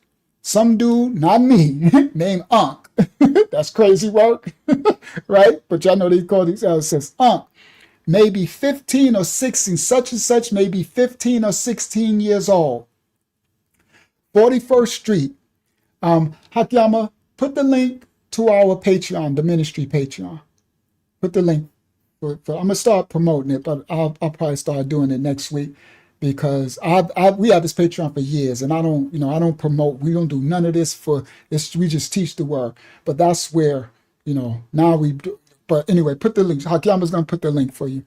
All right, so maybe 15 to 16, unless you're talking about the dark Epstein videos. If you're talking about that, on next Monday's live stream, I'll have that link up. I can't do it tonight because I gotta prepare for tomorrow's live stream. So I'll have that Patreon because I also want to put videos on that for the dark Epstein files release. If you're talking about that, that's another Patreon. But if you're talking about the ministry, that's the one she just posted. All right. I ain't putting that dark stuff on our ministry stuff. All right. All right. Now, so this says this person may be 15 or 16. We put them in the such and such in the 41st Street in the former apartment. The lamp may have been given to Jeffrey Epstein. Think maybe mixed up lamps. Jeffrey had naked woman lamps in his home. At the 41st Street kitchen, something is 15 and 16-year-olds. Such and such went to their first Yankee game. So he would groom these little kids. Remember, not sure when taken in Disney. Such and such he took to Disney World for New Year's. Look, 17-year-old. Such and such is 17-year-old. Such and such is 14 and 15-year-old. Come on, let's close with this part with this. Sirocco working at the club, then went to sell flowers. This victim, big this one. I'm in Rochester, invited by a group of people. They worked at the club. They did something back on Brazil. They went to the Brazilian parade. To the left, the same person, the middle photo, Brighton Beach. Think she was such and such friend. Remember bringing such and such 1 to 2 times. Think went up with a girl. Not sure of the age, not sure of this one's age, not sure of the age of this one in pics. So look, 14, 15-year-olds, 17-year-olds, 15, 16-year-olds. Jeffrey said they have make sure they're under 18. All right. Hakiyama, what's the question? And do it in any order you want. All right. Okay, I'll give these praises first, these thank yous. The first one is from LOI. She says, thank you for all the messages that you're giving. Praise the Most High. You're welcome. The next one is from... I'm just going to say Epi. I can't. Okay, it's okay. They say, was just scrolling, but stayed here because it felt right. Ah, praise the Most High. You felt the presence of the Most High. And that's a beautiful thing that the Most High allow us to reach y'all in scrolling. A lot of people said that I just scroll and happened to see it and felt the spirit of the Most High. Praise it. Because I was shadow banned. I wasn't allowed to reach y'all before. And Yah, the Most High did this, right? You can call him God, Yah. I call him Yah because it's Book of Psalms. But the Most High did this. All right, go ahead. Yeah, everybody involved in this live stream, I guess so, because my stuff is 18 and over. My videos, I do the disclaimer, is my content is for 18 or over. So yeah, and I'm not sure why you asked the question about the 18 and over, but yeah, I guess if someone can find this that's under 18, I guess their family don't got restrictions, but all my content is for 18 and over. All right. And but we teach babies. People in our ministry is under 18. I got people in our ministry 14, 15. I have people that came to us at 17 and now they're in their 20s in our ministry. We got women. That's why we're so respectful. We got youth listening. We got Ashaya and Mashaya. Their family is listening. They little as 5, 6, 7. So we don't cuss. We teach the word. So this is a family friendly channel, but we're doing dark topics now. But some people want their children to know what's going on because they need to be discernment. But we don't cuss. We don't show right. We're lawful in order. But yeah, it's shout out to Majestic Minister. All right. So praise the Most High. This is a family friendly channel, and that's why we keep it righteous in order. Right. We don't allow cussing. I don't cuss and all that type of stuff. And we cover the house, even the dark stuff we show. We cover it in spiritual warfare. It's a house of growth, development, love, understanding, and we are to grow together in protection and covering. All right, go ahead, Akiyama. Thank you for all who appreciated the lessons. The next one is from Epiphany again. They say, Unc, you are very engaging and knowledgeable. Thank you. This one is from, their name is Toy Boy. They Shout out to say, Toy Boy. That's a funny are name. you going to protest against the government, or are you just going to create content about it? No, I'm going to expose darkness. That's what I'm called to do. Protest what? What am I going to do? So you want me to go out there with a sign and say, "We shall over"? We didn't did all that. I'm a man of spiritual warfare. We didn't fought you. These principalities don't give a crap when you go out there. First of all, I don't got millions to really fight financially. You understand? So I don't got the funds. I got the spiritual power to fight. And the best I got is my wisdom, my righteousness, my light to share to awareness, right? So if you think I'm going to go out there and go stand in front of the Pentagon and tell these devils, why are you doing devilish men? That's called foolishness, brother or sister. Okay? That's foolishness. Not saying that those who are protesting are foolish, because you got different people, but at some point, I know the level that I'm against. I'm fighting against principalities. So me going and standing there ain't changing nothing about no government in none of these countries. And these serpents been doing this since antiquity. So you really have to understand what you're fighting against, right? So the minute that you think you could go out there, you think your vote even means, now I ain't talking about the local elections where you might can vote somebody in to build a stop sign in your, right? But when you think you changing policies of these dark devil governments, that just means you really don't know how deep this is. The real way you can fight it is your righteousness and awareness and speaking out and teaching others how to come in the image of the Father and be righteous. So you're fighting the darkness with your righteous works. You understand? Because you're not going to be able to do nothing with these print. They're not listening to you. They don't care about money and stuff. This is their dominion and their rules, and you ain't changing that by now. I'm glad we got people protesting and stuff, right? But they just take over the protest. It's so fun. You'll start the protest. Next thing you know, half your protesters be insurgents, meaning they be paid actors.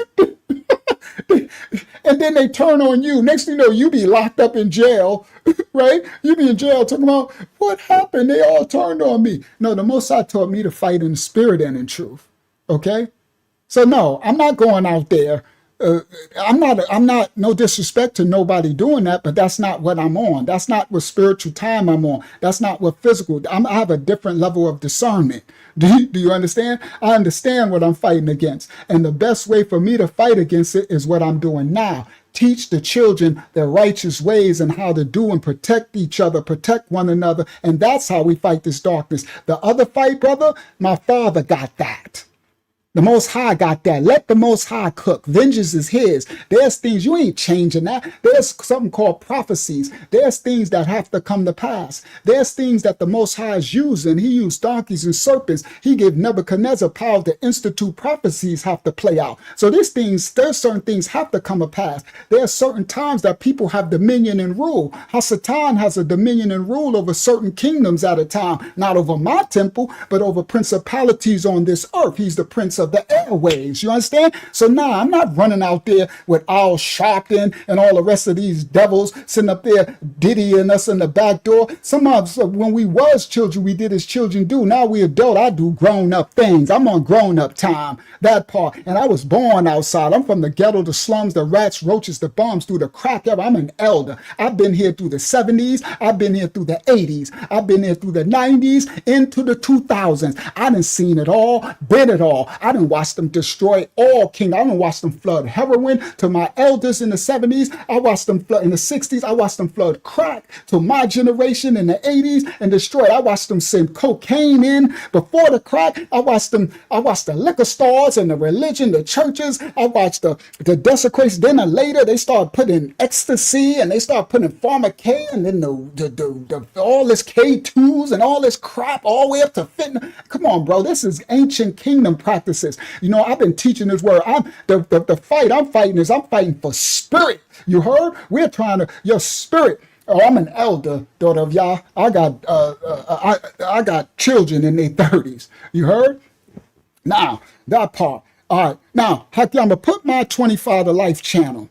Kept saying I'm going to start showing it, and I never show it, right? I got to start promoting other stuff because y'all don't know where I'm at, and that's where my whole testimony in my life is on my other channel. So anyway, I'm on a little different time. You understand? I done been in the prison. I done had 25 to Life in prison. I done had 50. I done took a court. I took them to court they was giving me 33 to life. And they was trying to give me 15 years to cop out, but 33 to life if I blow, and I took it to the Supreme Court. Now, I beat it at the time, but I ended up going, they got me right back again. And that's how this journey started, right? So the Most High was trying to get me to serve him, and I had all this money. I had this money. I was a drug dealer and all that stuff. I was successful at mine, though, you heard? I owned barbershops and I owned construction, real estate development. I was a millionaire young, right? Driving all the Bentleys. I got the fruit. It's on my channel. That's why I said I got to start showing the doggone channel, bro. Because y'all, testimony is there. But anyway, so I'm on a little different time. I really understand these principalities. And now my growth and development in the Most High, right? Hold on, I'm gonna show y'all, right? I'm not out there. I know how to battle these principalities and spirits in high places. And that's what we doing, this work here. So nah. And some try to reduce your works, guys, and say, well, all you gonna do is talk about it? Do you not know the wisdom of the enlightenment? My people are destroyed for a lack of knowledge.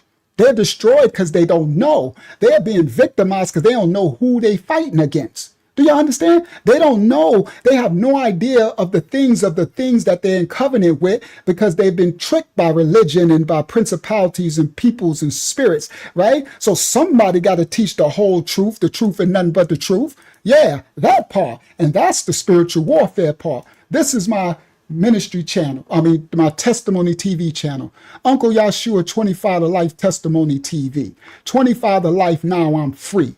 Prison story, this is my testimony. So if you go, right, and you go, right, so look, I can go past live streams, go to the live stream tab. You got video tabs too, right? And you just scroll on down, and all these are my life stories, right? This is the 70s, the 80s, right? Re-up from the Colombians, Rashallah Mel from the 70s, the dark crack era, right? The crooked cop, Crazy Dave. They killed my grandma, New York 90s crack era, 25 to Life TV, right? You just gotta go through it and you'll understand the journey. It got one, where's the one where Verdi's 27 years in prison? Where's the one where I went to court? That's when I'm in jail. Big Tuck from the Crips when I was in jail. In jail, this pimp did this. Big Meech, when Meech was out. I know the celebrity. I'm from the era, right? So it's a little bit of everything, but my stories, right? War with the NC Bloods, 5 dead in my club. This was my nightclub in North Carolina. Shout out to Henderson, North Carolina, Raleigh, and Durham. Okay, this is 2006. Okay, during the Katrina stuff, right? When I owned my businesses, my clubs. This is when me and Method Man, when they tried to kill Method Man and me back in the days when we was little, I grew up with them and Prodigy and Mobb Deep. This is my story with stacked bundles and stuff, and they accused me of the crime. This is when Rikers Island jail, he tried to kill, this when the old man tried to kill me in front of my son. 5 dead, people got killed inside of my club. War with Bloods in North Carolina, right? Now, and these are the live streams. Then when you go before the live, this when I was in Hawaii. I lived in Hawaii, had a bad Hawaiian chick. I'm in international, bro, getting that money, right? And my sin and transgression, right? This when they thought we killed Tupac back in the days, and some of the Wu-Tang story, when we in A+, it was a horrible story. Back when Tupac got killed, and then when you go to the videos, that's when they go further. That's when I start doing live. That's when we go really further back. That's when we start our first one. Stick Up Kids caught me at the phone booth right there. This is from 1996, this picture. Y'all see that thumbnail? And this person sitting there next to me, L, he just came home from doing 26 years. And that's him. He came home and we did this video. L, Supreme Team, Prince Miller called me a terror. This L, he came home. I ain't seen him since 1996 when I did this live stream. Dad, 3 years ago, the Most High had me do this. Time goes so fast, right? And so This is where, if you watch these, you'll understand the journey. It tells the journey of how I became. The Most High called me to righteousness. I wasn't this. I was a multimillionaire in the streets selling drugs in Baltimore, New York City, everything. I was doing genocide to my people, right? I grew up in the projects. I didn't have a mom and a dad. They both abandoned me, needing to love me. I had a grandmother for a time, but she died. That was that video. They killed my grandmother. So I was alone, a child, homeless. And I took lemonade. I took lemons and I made lemonade. Whatever I would do, I'd be the best at it. You heard? So now I'm serving the Father, and I'm going to be the best at it. The Most High built something in me. I'm not a gray area type of dude. Whatever I do, I go all in. So I became a multimillionaire. In this picture, if you see, I got my big Benzes, my 500 SE. I'm talking about in the 80s, the 70s, my BMW 750s, all the way up to my Bentleys. I got pictures and images and I got all the receipts I could show y'all. I'll do all that another time. Show y'all my pictures from the 80s with Louis Vuitton suit, my big chains and all my money and dying. This before social, just talking about the 90s and stuff. All right. So my journey, right? I was in sin and transgression, right? And this is when legendary Princess Black with Jam Master Jay, when he died, when the 50 Cent was before he had his record deal, the rap, right? It's so much. Y'all will enjoy it, okay? Y'all will enjoy it. But this the story. 1992, the drug war, they put a hit on my head. They came with Uzis, and it says 1992, New York City Uzis and crack war. They came to kill me, right? This is my testimony. And they go Prodigy from Maldeep. He was a little boy in my hood. He grew up under me. This is when he was little. I got stories in, when he grew up in this house, Little Shocker and stuff. All right? So it's celebrities in there. That's me. See that? That's me and my Benz. That's matter of fact, let's just not show it. Let me just show this one picture so y'all can see. I actually see because I'm talking a lot. Hold on. Where is I thought I just showed the picture. Why did it just go away? Right there. There we go. Stop spinning the show. There we go. That's me right before, that's after I had the 15 of life. I was out on bail. And that's a Cartier, diamond crust Cartier, Rolex chains on. That's my 500, right? But this was a temporary car. I was getting my Porsche, and I had to keep this because that's when I got the 15 of life. And I came home. I'm out on bail. I don't know that took it to the Supreme Court and I beat it. But then 6 months later, they had me again on 25 of life, and I didn't beat that. So that's back in. This is 2006. This is 2006. That's one of my cars. That's my little 500. I gave that to my girl. This was nothing. It was a temporary till I get my Porsche. That's when the Porsche Cayenne turbos first dropped. So I was waiting for the Porsche, right? Because I didn't like buy them fresh out the lot, because once you drive it out the lot, you lose 10 G's in your equity. So I would wait 1 year, at least 1 year till it's 1 year, 2 years old to get the first bump. I was smart, even with my money in sin. Right? And I would buy my cars cash, right? So this is my testimony, right? Look, it says, when they offered me 25 of life, I was a zombie walking the streets. That tough stuff went out the window. So after, and this, I didn't know I was going to beat the 15 of life, and then they gave me the 25. No, so this is wrong.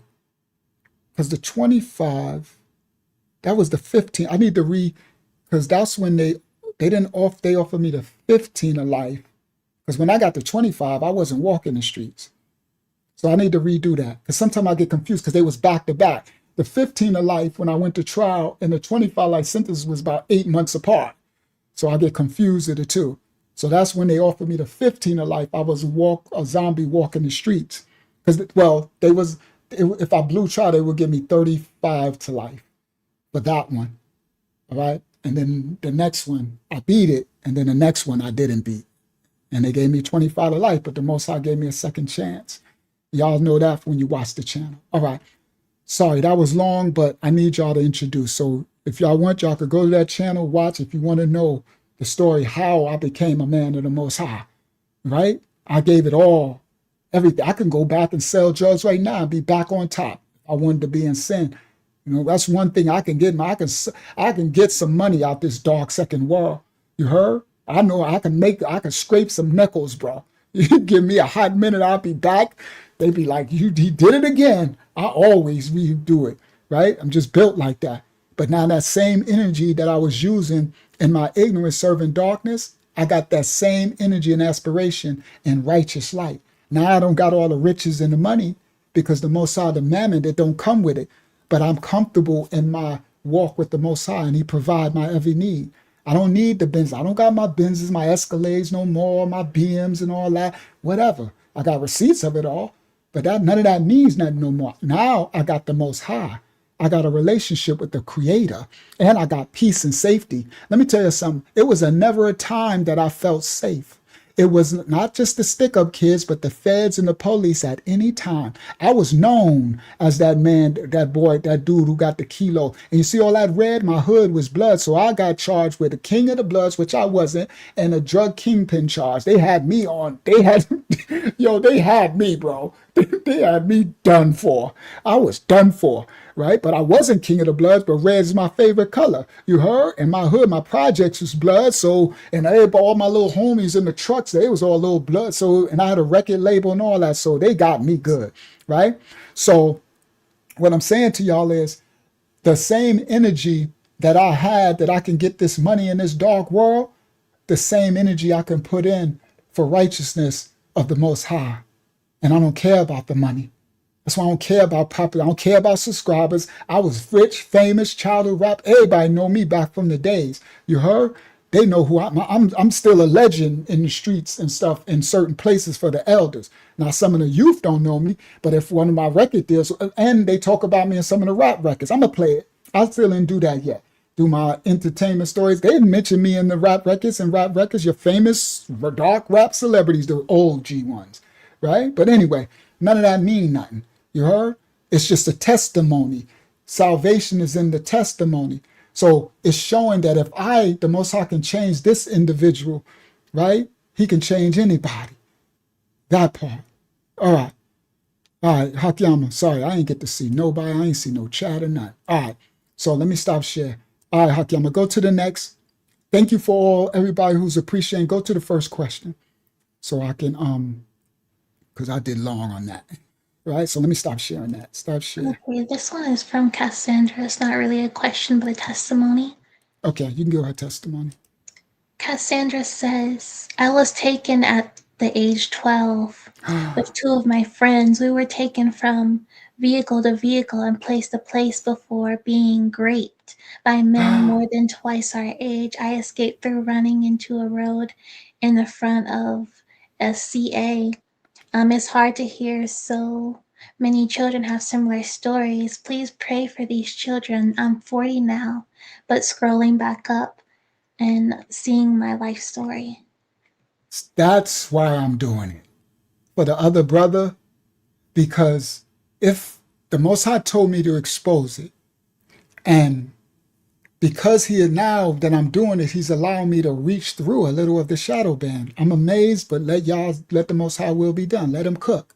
Now some of y'all can find us, like this sister, some who've been harmed.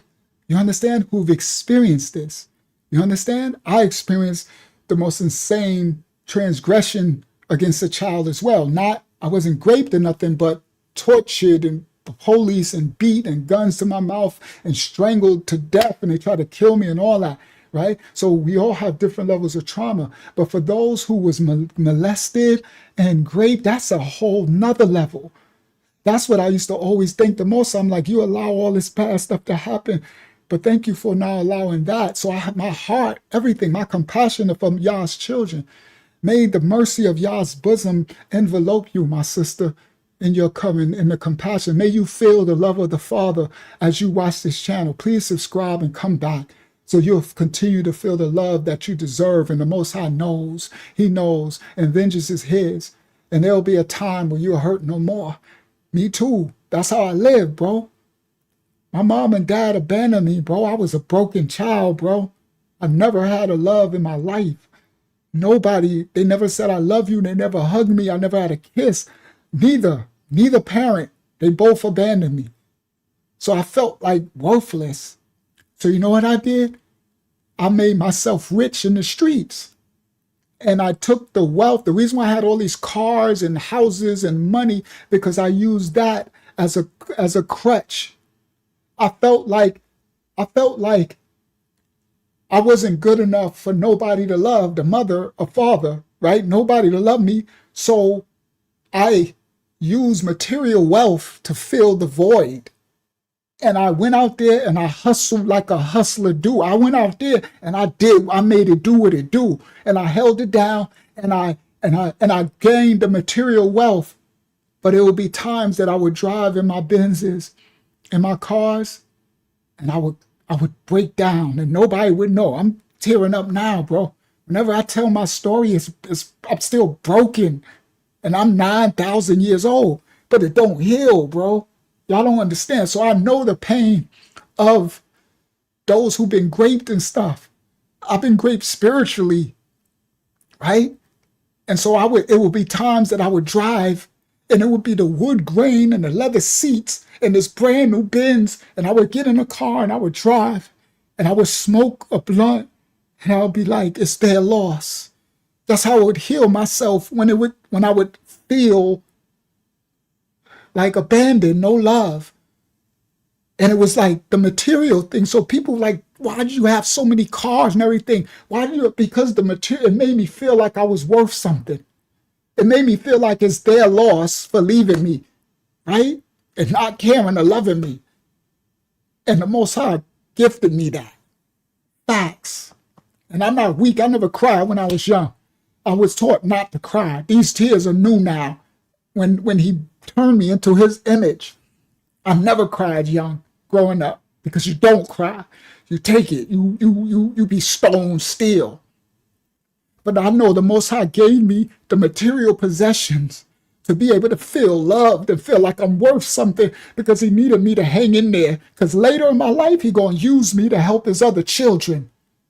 Do y'all get it? All right. I didn't know that was going to happen tonight. But that's my testimony. And I don't cry.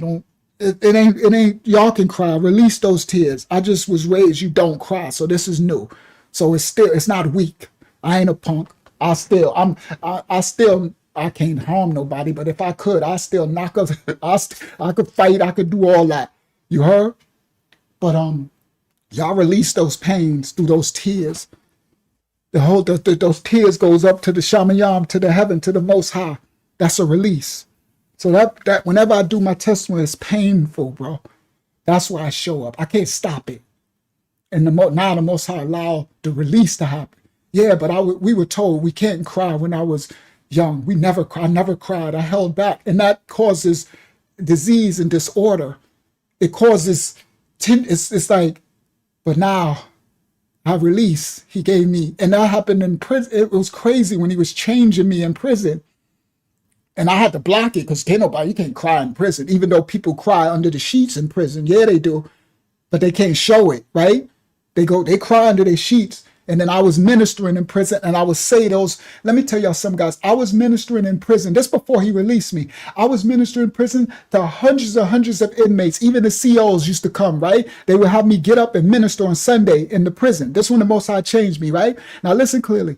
I would minister and the Most High would give me a word and all the prisoners would be crying, bro.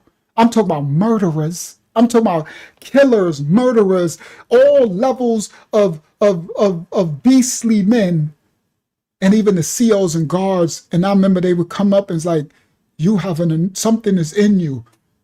If you ever get out of here, I'm going to tell the test. I didn't do those testimonies yet. I'm going to do it. That's what I'll be doing on the 25 to life. Sometime I'm going to figure out a way to do some story time here so y'all can understand. Because I remember this guard, the captain. It was a woman, a white woman captain. They have all the gold badges, and they come with an entourage. So I did the Sunday service. It was an Easter service, and there was going to be a riot because in the church, in the jail, the church didn't show up. So the prisoners wanted to have Sunday service, but they wouldn't let us leave our cells or our tiers or the dorms. So it was going to be a riot. So the inmates in other dorms said they wanted me to speak because I had spoke before. And so the guards came to our dorm and said, they need you in the chapel because the inmates going to be a riot. And they keep saying, for my last name, they keep saying they want you to speak. I'm like, what? That's the word and I would never go to church. I didn't even believe in God, guys. He didn't show me he existed. I wasn't atheist. I was more agnostic. I was like, if you exist, well, you didn't prove it to me. I was like that.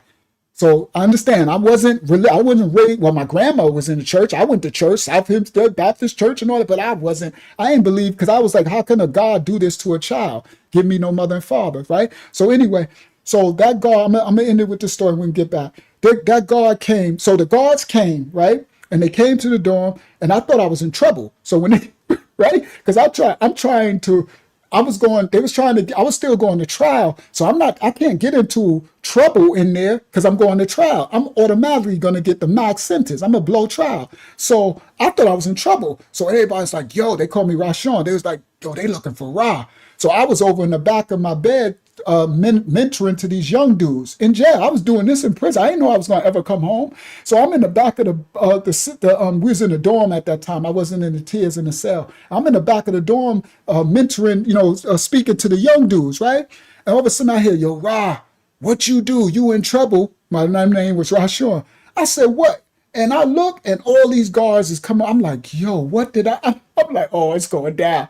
And so then they was like, you such and such. They said my last name. I'm like, yeah. I'm like, yo, I ain't doing that. They said, listen, they are going to be, and they said everything. They said, could you come down to the church and teach? They already said, the guy, he was like, apparently they like what you say when you preach or whatever. And I was like, okay. So they marked me down, and I went in there. And when I got there, it was like it'd be like 10 other dorms. They take 10 people at a time to fill the chapel. And these are prisoners. I mean, these people are going up for murder, killing, drugs, everything you can imagine, because I'm in big boy part of the jail. I'm in the part of the jail where it's high $1 million bail, $500,000 bail and up. So it's big sentences, right? Because I had a big charge. So I go in there and I started, and I'm like, so they went crazy when I came in, right? They like banging everything. So they was like, quiet down. He's here. You told us to go. So I got, and I ain't have nothing prepared. Nothing prepared. So I get up and I stand in front of the podium. It's a church, because the church was supposed to come, but nobody showed up. The outside churches would come and preach, right? But nobody showed up on Easter, and they were tripping the prison. So I was like, well, I'm not prepared. I didn't do anything. And it was like, speak that word, right? And I'm like, okay. And then the Father takes over. I had nothing written, nothing prepared. And then the Most High just starts speaking through you, right? More of you and less of me. And I start speaking, and I don't remember when I start speaking, when the word starts speaking through me, I couldn't remember. It's just, I'm in the spirit and I'm speaking. I do remember I start talking about, like, it was getting warm for Easter in New York. I'm from New York City. So in New York around Easter, it's starting to get warm and the weather's changing, right? And I remember this part, I started bringing out that the stress that y'all getting in your cells, in your dorms, that now your wife and your people are coming up and they might wear little, because the weather's changing, right? So your people are going out in the sunshine that you can see out of the jail, the little windows, right? But know that, like, so I started speaking of the reality and speaking of the Most High in their current position. And when I finished, it's like I snap back into, I can come back, right? And when I came back, they were crying. They were like, it was, and I'm like, so I don't even be knowing if I did good or not. I'm looking around, and then I see people like, yo, wow, yo, say, and I see these dudes crying, like these dudes I know from the street, big dudes, like, say that word. And I'm like, and then after that, I'm in this here.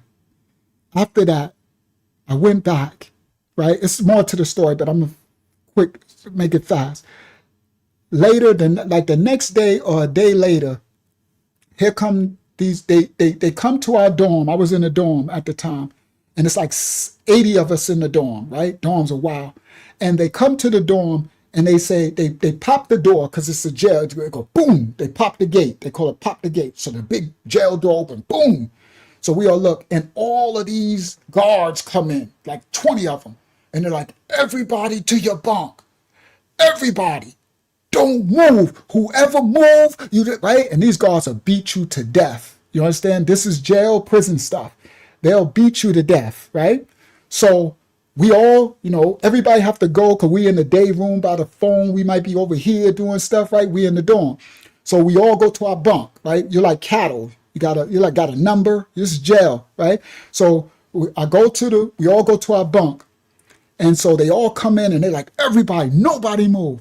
And we don't know what we did. We think we about to get a lock in. They about to ramsack all of our, they about to shake us down. They call it a shakedown. They about to turn looking for drugs or paraphernalia or contraband, right? This is jail prison life, right? You don't want to go there. It's not good at all. So we standing there. Then all of a sudden, this woman walks in and she has gold badge. It's like the military, gold stars, gold badges everywhere. She got the hat on, full uniform, right? And she walks in and she stands and she looks. And I'm like, dang, right? We like, who that? And brother's like, yo, that's the captain, right? The captain of the prison industrial system. We're in Nassau County. That was the captain. We're in Nassau County Jail in Strong Island, New York, right? So it's like, that's the captain. So we like, man, what we do? Who did something? And guess what they said? They said basically, I don't say my last name, but they said basically, if my last name was Rashawn, they said, where's Rashawn? And the whole dorm looked at me. I looked at me like, oh my goodness, what did I do? I'm like, I'm going under the jail. I don't know what I did, but this cannot be good. And that captain, then the guard that's in, because it'd be a guard who takes shifts inside. He said, that's him back there, right there in the bunk. They said, put your hand up. And I was like, oh crap. So I put my hand up, and everybody looking at me like, ooh, you in trouble, right? I'm like, I am screwed. I don't know what I did, right? So I put my hand up, and then they started walking. It's like they guarded her, the captain. So they all start walk toward my bunk, right? So the dudes, the black and white dudes, the COs are nasty. Shout out to the righteous correctional officers, right? You got good and bad cops, right? Cops can be nasty. Shout out to the righteous police, right? We need more of y'all. Now, so the cops be bad, nasty. It was like, get out, just get out, because we are a 2-man hut. So my bed and another person's bed, we have a hut. It's like a stall, like we're animals, and you got numbers. That's how prison and jail is. We're in a dorm. So they say, get out your hut and stand against the wall. Now, the first thing I'm like, man, I hate them talking to me like that, right? I'm like, man, oh my goodness, bro. You wouldn't say that. You wouldn't say that if you ain't had that badge and all that. You know what I mean? So anyway, so I'm like, so I go and I turn and I go stand against the wall. I go face the wall and spread my legs, right? He said, we ain't telling you to spread your legs. Turn around. Ain't nobody telling you to stand against. I'm like, yo, bro. So then by that point, the lady walked in, the captain, and she said, calm down. Calm down. I got this. And then they was like, so I said, okay. And so then they was like, all right. And she said, y'all can go over there. And they was like, excuse me, Captain, but no, we will. She said, I said y'all could go over there. Ooh, right? Go ahead, copycat, right? So they go over there. And they walk and they looking at me like, we watching you, right? And I'm looking at them like, if it wasn't for that badge and stuff, you heard? Because they abuse inmates. I'm telling y'all, real talk. Don't go to jail, right? So I met some good ones, Tom and y'all, because some good ones saved me. Like when they was trying to charge me with attempted murder of a cop, and that cop, the good cop, wrote that I didn't try to shoot the cop. And if it wasn't for that, I would have got attempted murder of a cop, shooting at a cop. So I seen some good cops. So shout out to the good cops. So anyway, so they went back, they went over there, and I'm standing there, and she said, you can relax, right? Because I'm like, she said, you're not in trouble. I said, well, what did I do? She said, what you did, and I'm paraphrasing. She said, you did what you did? you did something, some of the most amazing thing. She said, I'm 65 years old. So she said, I've been in the prison and I've been in a correctional system for over 45 years or something. Something she said. And she said, in all of my 45 years and all of my life, 65 years on earth, I have never heard the word of God spoken. And that spirit that you have, that's in you, that can touch and reach people, she said, you changed my life. I was in the assembly when they went and got you because it was going to be a riot.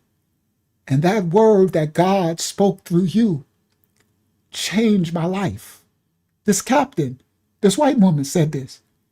And nobody could hear. We at the back of the wall, only me and her. And she kept saying, I'm going to paraphrase to make it, to wrap it up. And she said, basically, she said this verbatim. She said, I want to tell you this. God has gifted you an anointing. He has a calling over your life.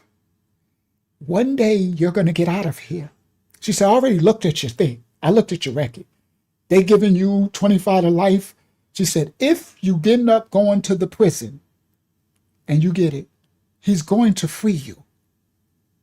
And when he frees you, you go forth and you spread his word like what I had, what I saw, what I witnessed.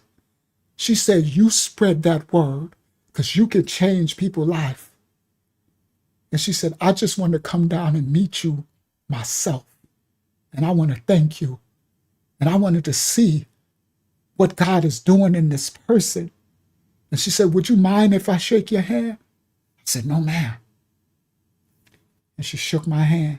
And she said, would you mind if I give you a hug? I said, absolutely, no, ma'am. And she gave me a hug. And she said, may the Most High bless you. And you go forth and you get out of this system and you teach his word. And she finished. She had tears in her eyes. She turned around. And once they see she was ready, they came and surrounded her. And they said, nobody move and all that. And they walked out. And I'm standing there dumbfounded against the back of the dorm on the wall. And when she got to the door, when they popped the gate, she turned around and looked at me. And she said, remember. And she went out. Facts. The Most High will send you confirmations on your journey. There was plenty of those, but I think that's the first time I told that. I'm not sure. I might have told it on the 25 to life, as much as I can remember. But once it finished, the whole dorm wanted to know. Everybody come running, wow, what happened? What, I'm like, they know I'm not no snitch, right? Because they like, what happened? Why is the captain? Right? But I got a reputation in the streets, right? I'm Rashawn. I was the god Rashawn. I was part of the nation Gods and Earth from the 70s. Like Rakim and King Axiag. My name was Prince Rashawn, Justice Born Malik, God Allah, right? Nation of Gods and Earth, a righteous man, servant, right? So I'm official in the streets, right? I don't play that. First of all, I don't even say nothing. So they already know, like, he can't be right on snitch. I'm built like, but what was that? Everybody knows he in jail. So they come running back there. And even the CEO in the bunk thing, he, because I used to be I used to lead the dorm and they would get me when the dorm get rowdy. I can calm the thugs down because the thugs respect me. You know what I mean? Respect is, real dot tech real, right? So I was always a man of intelligence. So anyway, so when they came, I was like, yo, bro, right? I'm tripping. Everybody like, and I'm a great storyteller, so they all want to hear the story. So it's about everybody around. They like, wow, you might as well go into the middle of the dorm and just tell us the story. So I was like, all right, so I went in the story. I was like, yo, bro, she saw, remember they came and got me to the church thing? She saw it and this and that. And it was like, right, I told you, because I'm in the dorm. Because I didn't go to church. The people in the dorm told me to go to church. Because I didn't believe in church. I wasn't a Christian. I wasn't a believer in the Bible or God, guys. I'm trying to tell y'all. So I would not step foot in the church. I got a short on this channel that says, no, I think it's the 25 to Life channel. Oh, it might be this. When I stepped in church, the fire, I felt like hell, all hell would, right? The hell would open up if I stepped in church. And that's what happened when so that was funny. I'm going to end this. When I went into the church the first time, because old school, these people in jail made me go to the church. And when I walked in, everybody was tripping. Because I'm Rashawn, the God. I spoke against, they was like, Rashawn in church? Oh, the church gonna burn down now. Everybody was tripping. The God, they started to trip. And people in my dorm was like, people who didn't really know. It's like, Dad, you know everybody. Because I was a legend in the streets, right? So everybody knew me. So they was like, oh, Rashawn in church. Because they go every Sunday. They like, this is jail, prison. The church gonna burn down now. And I was like, everybody's tripping. And I was there just to watch. So I went a couple of Sundays just to watch. And then one Sunday, something happened, and the church that was visiting, they said, do anybody want to come up and speak? And everybody in my dorm said, Rashawn. And I was like, bro, stop. Like I'm just here, just old school making me go to church. I'm here just to hear the sermon, right? Because I had a relationship with God at this time now, right? But I didn't have, and I wasn't teaching the word. I wasn't none of that. And it was like, rah, rah, rah. And then they kept saying rah, and then it made everybody chant, rah, rah, rah. And then the guard came and said, well, you need to get up and speak because we ain't about to have a riot in here. And I was mad at my boys in the dorm, like, man, y'all. And then I got up there, and that was the first time I spoke. And it was, they was applauding, people were crying, and that's when I knew. Now I knew I had a gift, but it was just, I never, and from then I taught the word to inmates, and I didn't think I was going to be free. I thought I was doing life. I didn't know I was doing it thinking I would be doing that in prisons for the rest of my life, but I was willing to do it. All right. Oh, thank you. And salvation is of the testimony, guys. So I didn't know that was going to happen tonight. Hakiyama, could you give me, I'm going to do a question or two before we close out. And the rest of the questions I'm going to try to answer more on Friday. And I'm going to try to get a space in our live streams to answer your questions. Because we're going to make sure we logging down every question. It's just we run out of time on the, right? But I'm going to try to etch in a space where I can stop, do questions, later in the stream, do them to get back and do some more questions, answer y'all questions. All right? So do another question. Do a question, Hakiyama, please. Sorry, I got to blow my nose. I was about to cry when I was doing my testimony, bro. It never fails. And I wasn't a crybaby or none of that, but praise the Most High. Release your tears, guys. It's cleansing. That's Shemek. That's biblical. So I'm going to mute my mic. I got to blow my nose and get myself together. Go ahead, Hakiyama. You can ask the question.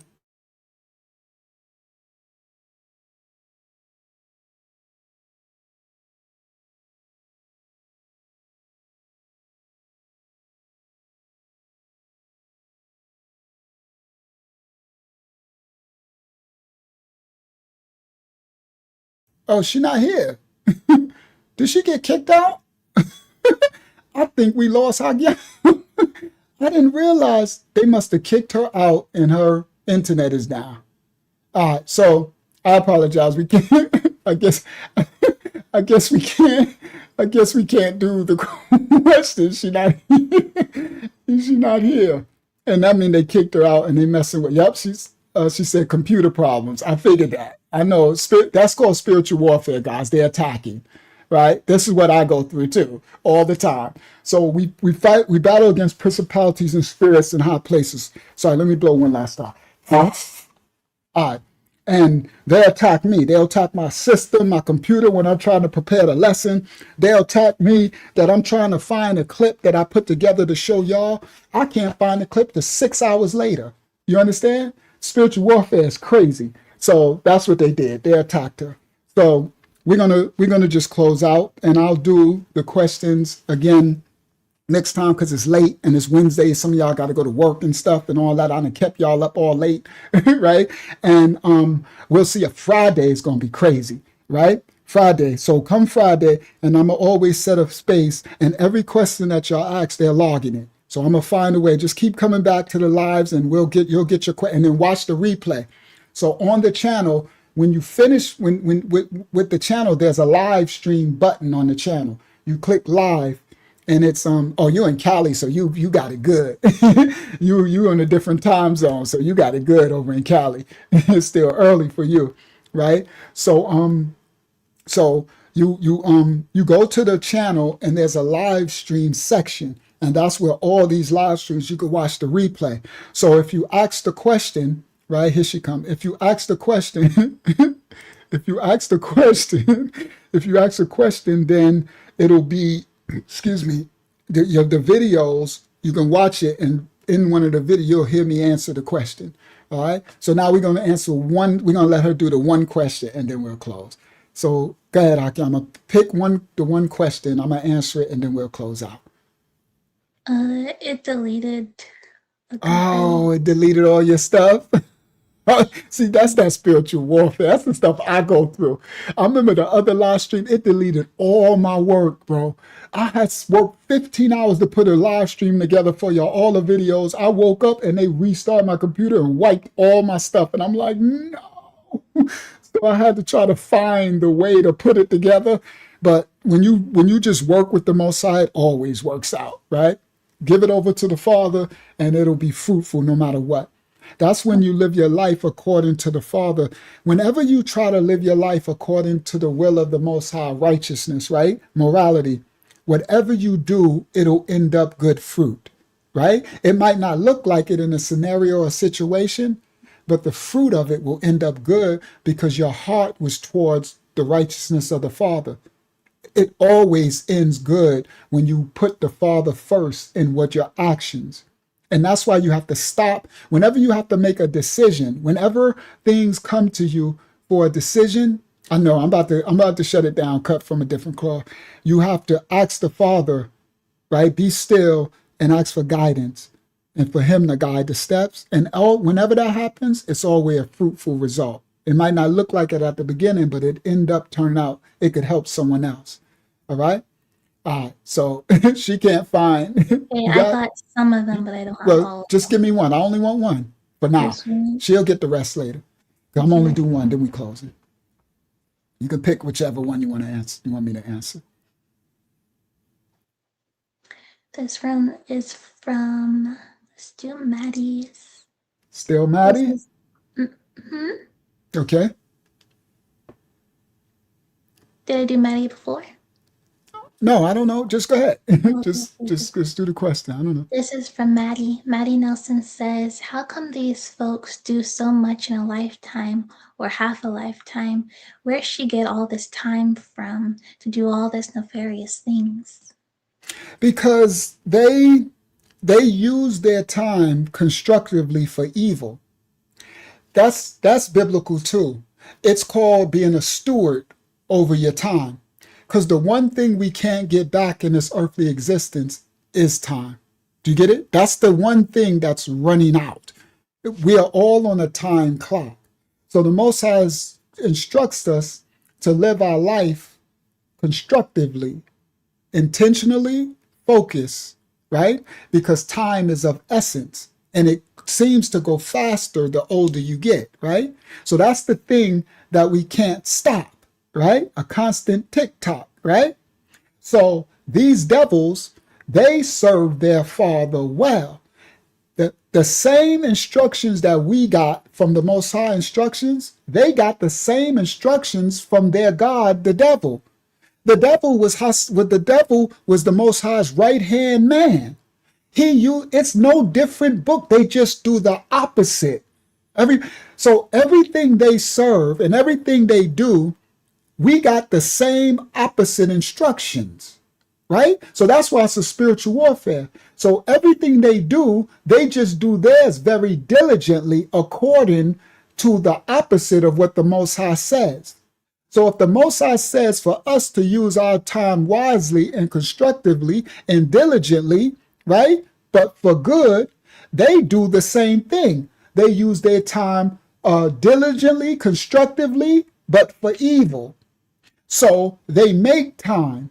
You see? Come on, time waits for no man. Choose wisely. Free will choice, what to do with your time. So I choose to spend my time constructively. And sometimes you spend time just in peace and stillness. So sometimes I'll just try to take a little time in between teaching and say, I'm just going to relax because I need a recharge, right? So you have to think constructively about your temple too, because your body needs to rest, right? It needs relaxation. It needs amount of sleep. It needs water, right? Shout out Cherie.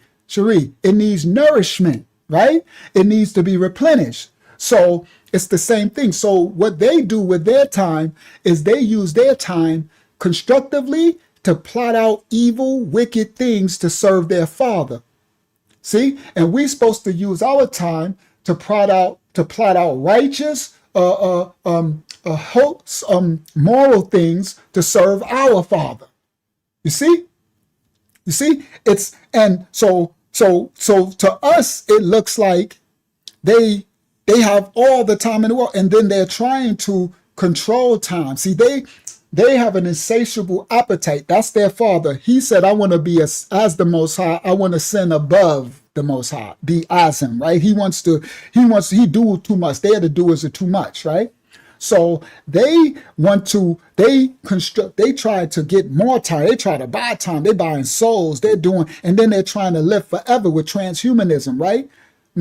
So it looks like all they got, and remember, so they also have resources. So resources can buy you, well, it doesn't buy you physical time, it buys you the illusion of time. Let me explain.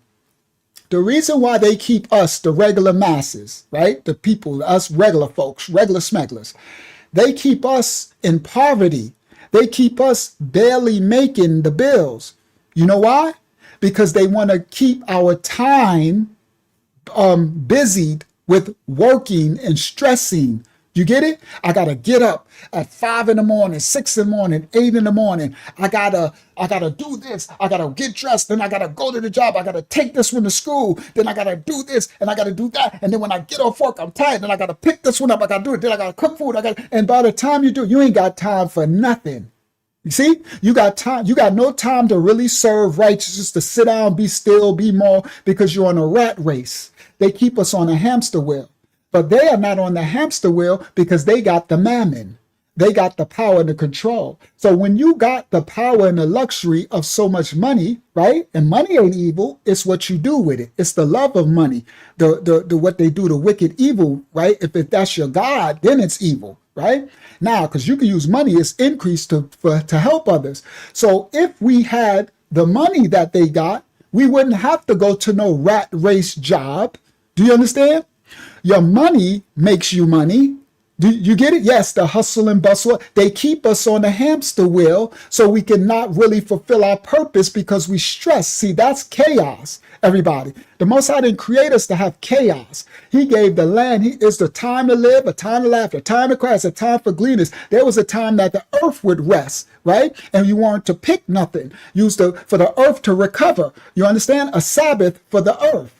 You see? Everybody, this is Sabbath. That's why they don't got us worshiping the seventh day anymore. No disrespect to others, right? That never changed, right? The fourth commandment of the 10, keep that forever. The seventh day, y'all can count to 7. You understand? All right. So all of this is to have us go against the Most High. And religion has us. What's the name did that? Julius Caesar changed it to the first day, and then Constantine reinstituted it and all that type of stuff, right? Sunday worship, sun God, Sol Invictus and stuff. But anyway, so listen.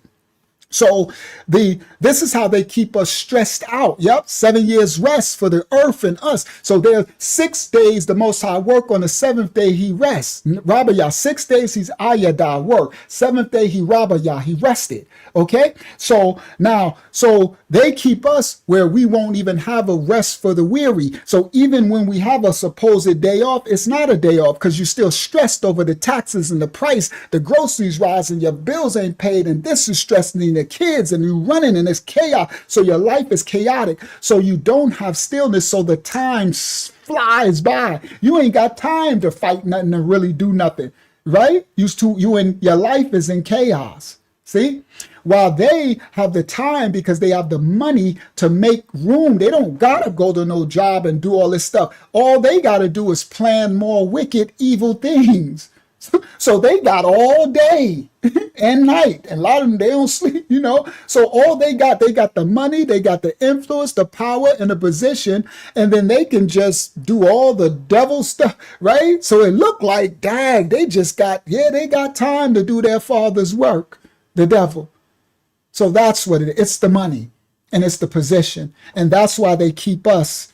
Because, you know, the Most High gave us water for free. Food is free. It grows from the ground. The herbs of the field to be to you for meat, and the healing, and the fruits of the trees will be to you for meat. That's the diet before the transgression, before the sin. Sorry, not sorry. We weren't never supposed to eat and kill our brothers and sisters, the animals. Not sorry. I'm not going to go down that rabbit hole with y'all, but that's why I look so healthy and young, because I ain't ate a manner of flesh and blood in over 30, 40 years.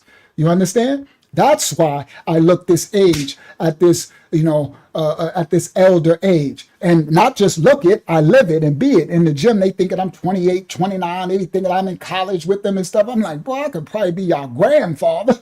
Right? But again, it's, you know them by the fruit. It's the taking care of the temple, because I follow the Genesis day 1 to day 7 law before the transgression, before Genesis 3 and 6, the sin. You understand? With Cain was the first to kill the animals and slaughter. That's why Epstein was cutting open the animals and all. See, they know the law, bro. They know. All right, so anyway, I'm not going to go there because this ain't about no vegan crap or nothing. I'm talking about day 1 to day 7 in the garden, come back to the Father. But let's continue. So they keep us, right, with the foods and everything that the Most High give us. They charge us for it, and they keep us in lack, in want, in need, to cause chaos, right? And they keep us in lack of financial increase to cause stress. And stress is a killer, right? It's disorder and dis-ease. And with that, they can control. So then they put it in our chemicals and the food, right? It's all to destroy us. Okay. Yeah. And then they make the real food organic $1 million when you can't afford it, right? When it actually supposed to just grow from your ground outside, right? And it's free, right? But now they got laws that say you can't even grow fruit trees. See, that's the devil. Okay. These devils, and they got a time. Their time is, that's why they're being exposed. So that's why it looks like they have all the time. It's just the illusion of the money, and they use their time well to do their dark deeds of their father, the devil. They serve their father well. We have to get on board with serving ours as good as they serve theirs. You see? And they know everything we know. Okay? And they do the total opposite of what we're instructed to do. All right? Praise the Most High. His holy name is rightful order. We'll do the rest of the questions on the next, we'll do some more on Friday. Eastern Standard Time, 9 p.m. We live on Friday.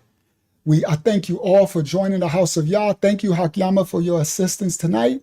Thank you, Elder Tamayah and Yasha, for your presence and assistance. Thank you to the ministry. I'm not sure. Yeah, Yasha was here. Thank you for the ministry, for covering everybody new who came in. Thank you, Father, for allowing us to get through some of the shadow ban, allow your children to see us. Thank you to YouTube for allowing us to have a platform and allowing us to use your house to spread, to be able to see the Most High's children. I thank you as well, because my Father uses, I'm thankful for anything the Father uses to spread his word to his children, because we've been shadow banned for so many years. I mean, one time we've only been 10 people watching and stuff, and praise y'all, now he's allowing some of his children to reach us. May you go forth with the understanding and the love of the Father in your daily walk, guys. You go forth tomorrow, because I'm not going to see y'all till Friday. For those who make it back to the live stream Friday, Eastern Standard Time, about 9 p.m. We go long, and Friday we're going to go long, right? And may you go forth and be a light in this darkness. That's how you fight these devils, right? This was Epstein, Ghislaine's sisters, and Disney. Wow. And it was a wow. I'm quite sure y'all agree. It was a nice little lesson. We brought out Ghislaine's sisters. We brought out the Disney, the system watching, and all that. May the Most High cover and bless you all. Go ahead. Did you still want me to pray us out? Yes. Pray us out. Thank you. Okay.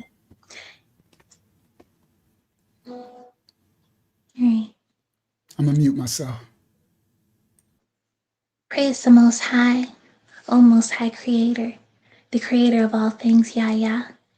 We come before you all together, your children from each walks and paths of life, from different places of the earth, from different cities, from different towns, but in one unison, all in the place of your heart, where you have placed us, each and every one of us. We are in your presence this day. We are in the honor of your light this day.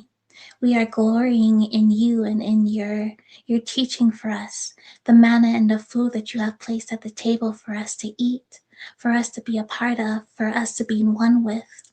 We are honored to be in your oneness and in the joy of just knowing your name, having your word with us, and being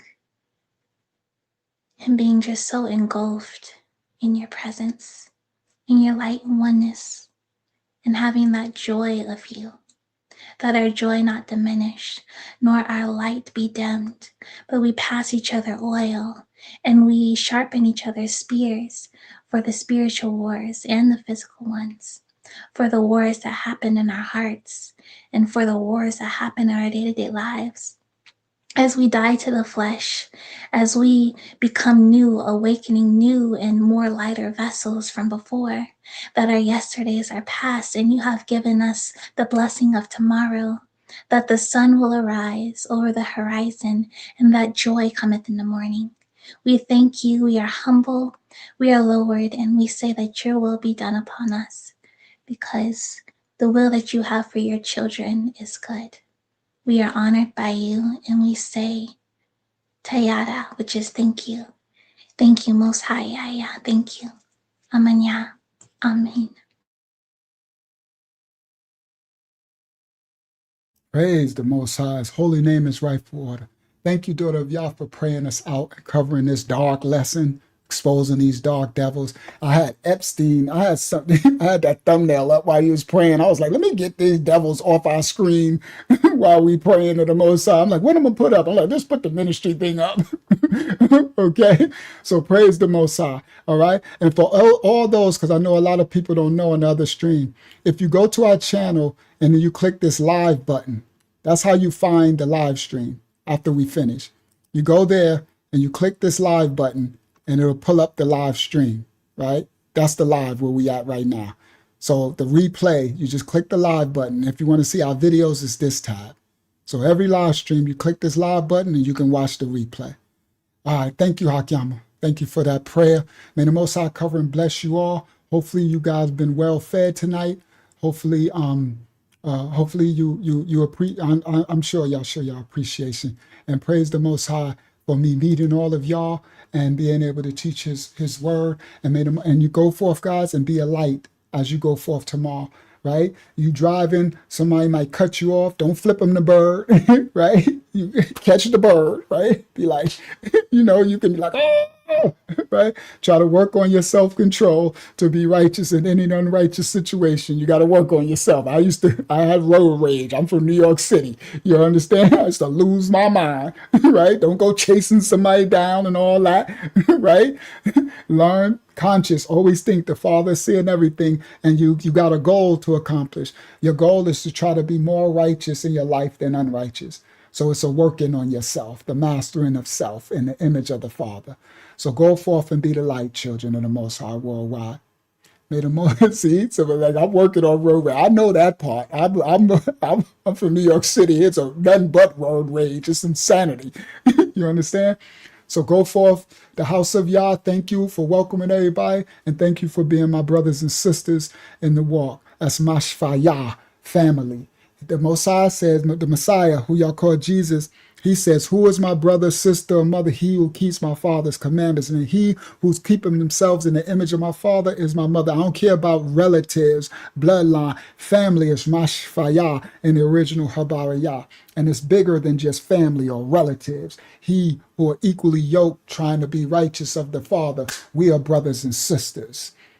All right? And the animals are our brothers and sisters, and the earth we have dominion over. Okay? Praise the Most High. We'll see y'all on Friday about Eastern Standard Time, 9 p.m. May the Most High cover and bless you all in your walk. Kayana's going to sing us out at the end. Peace and blessings. Peace and blessings.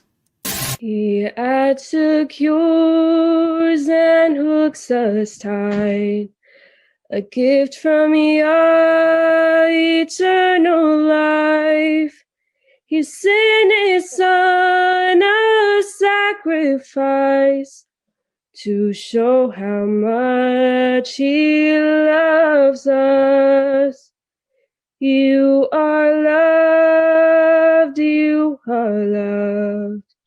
You are loved, you are loved. You are loved, oh, you are loved. You are loved by Yahuwah. Praise Yah. Praise Yah. Praise Yah. Hallelujah. Bible study every Tuesday, 8 p.m. We having a Zoom Bible study. I'm gonna put email me for the link.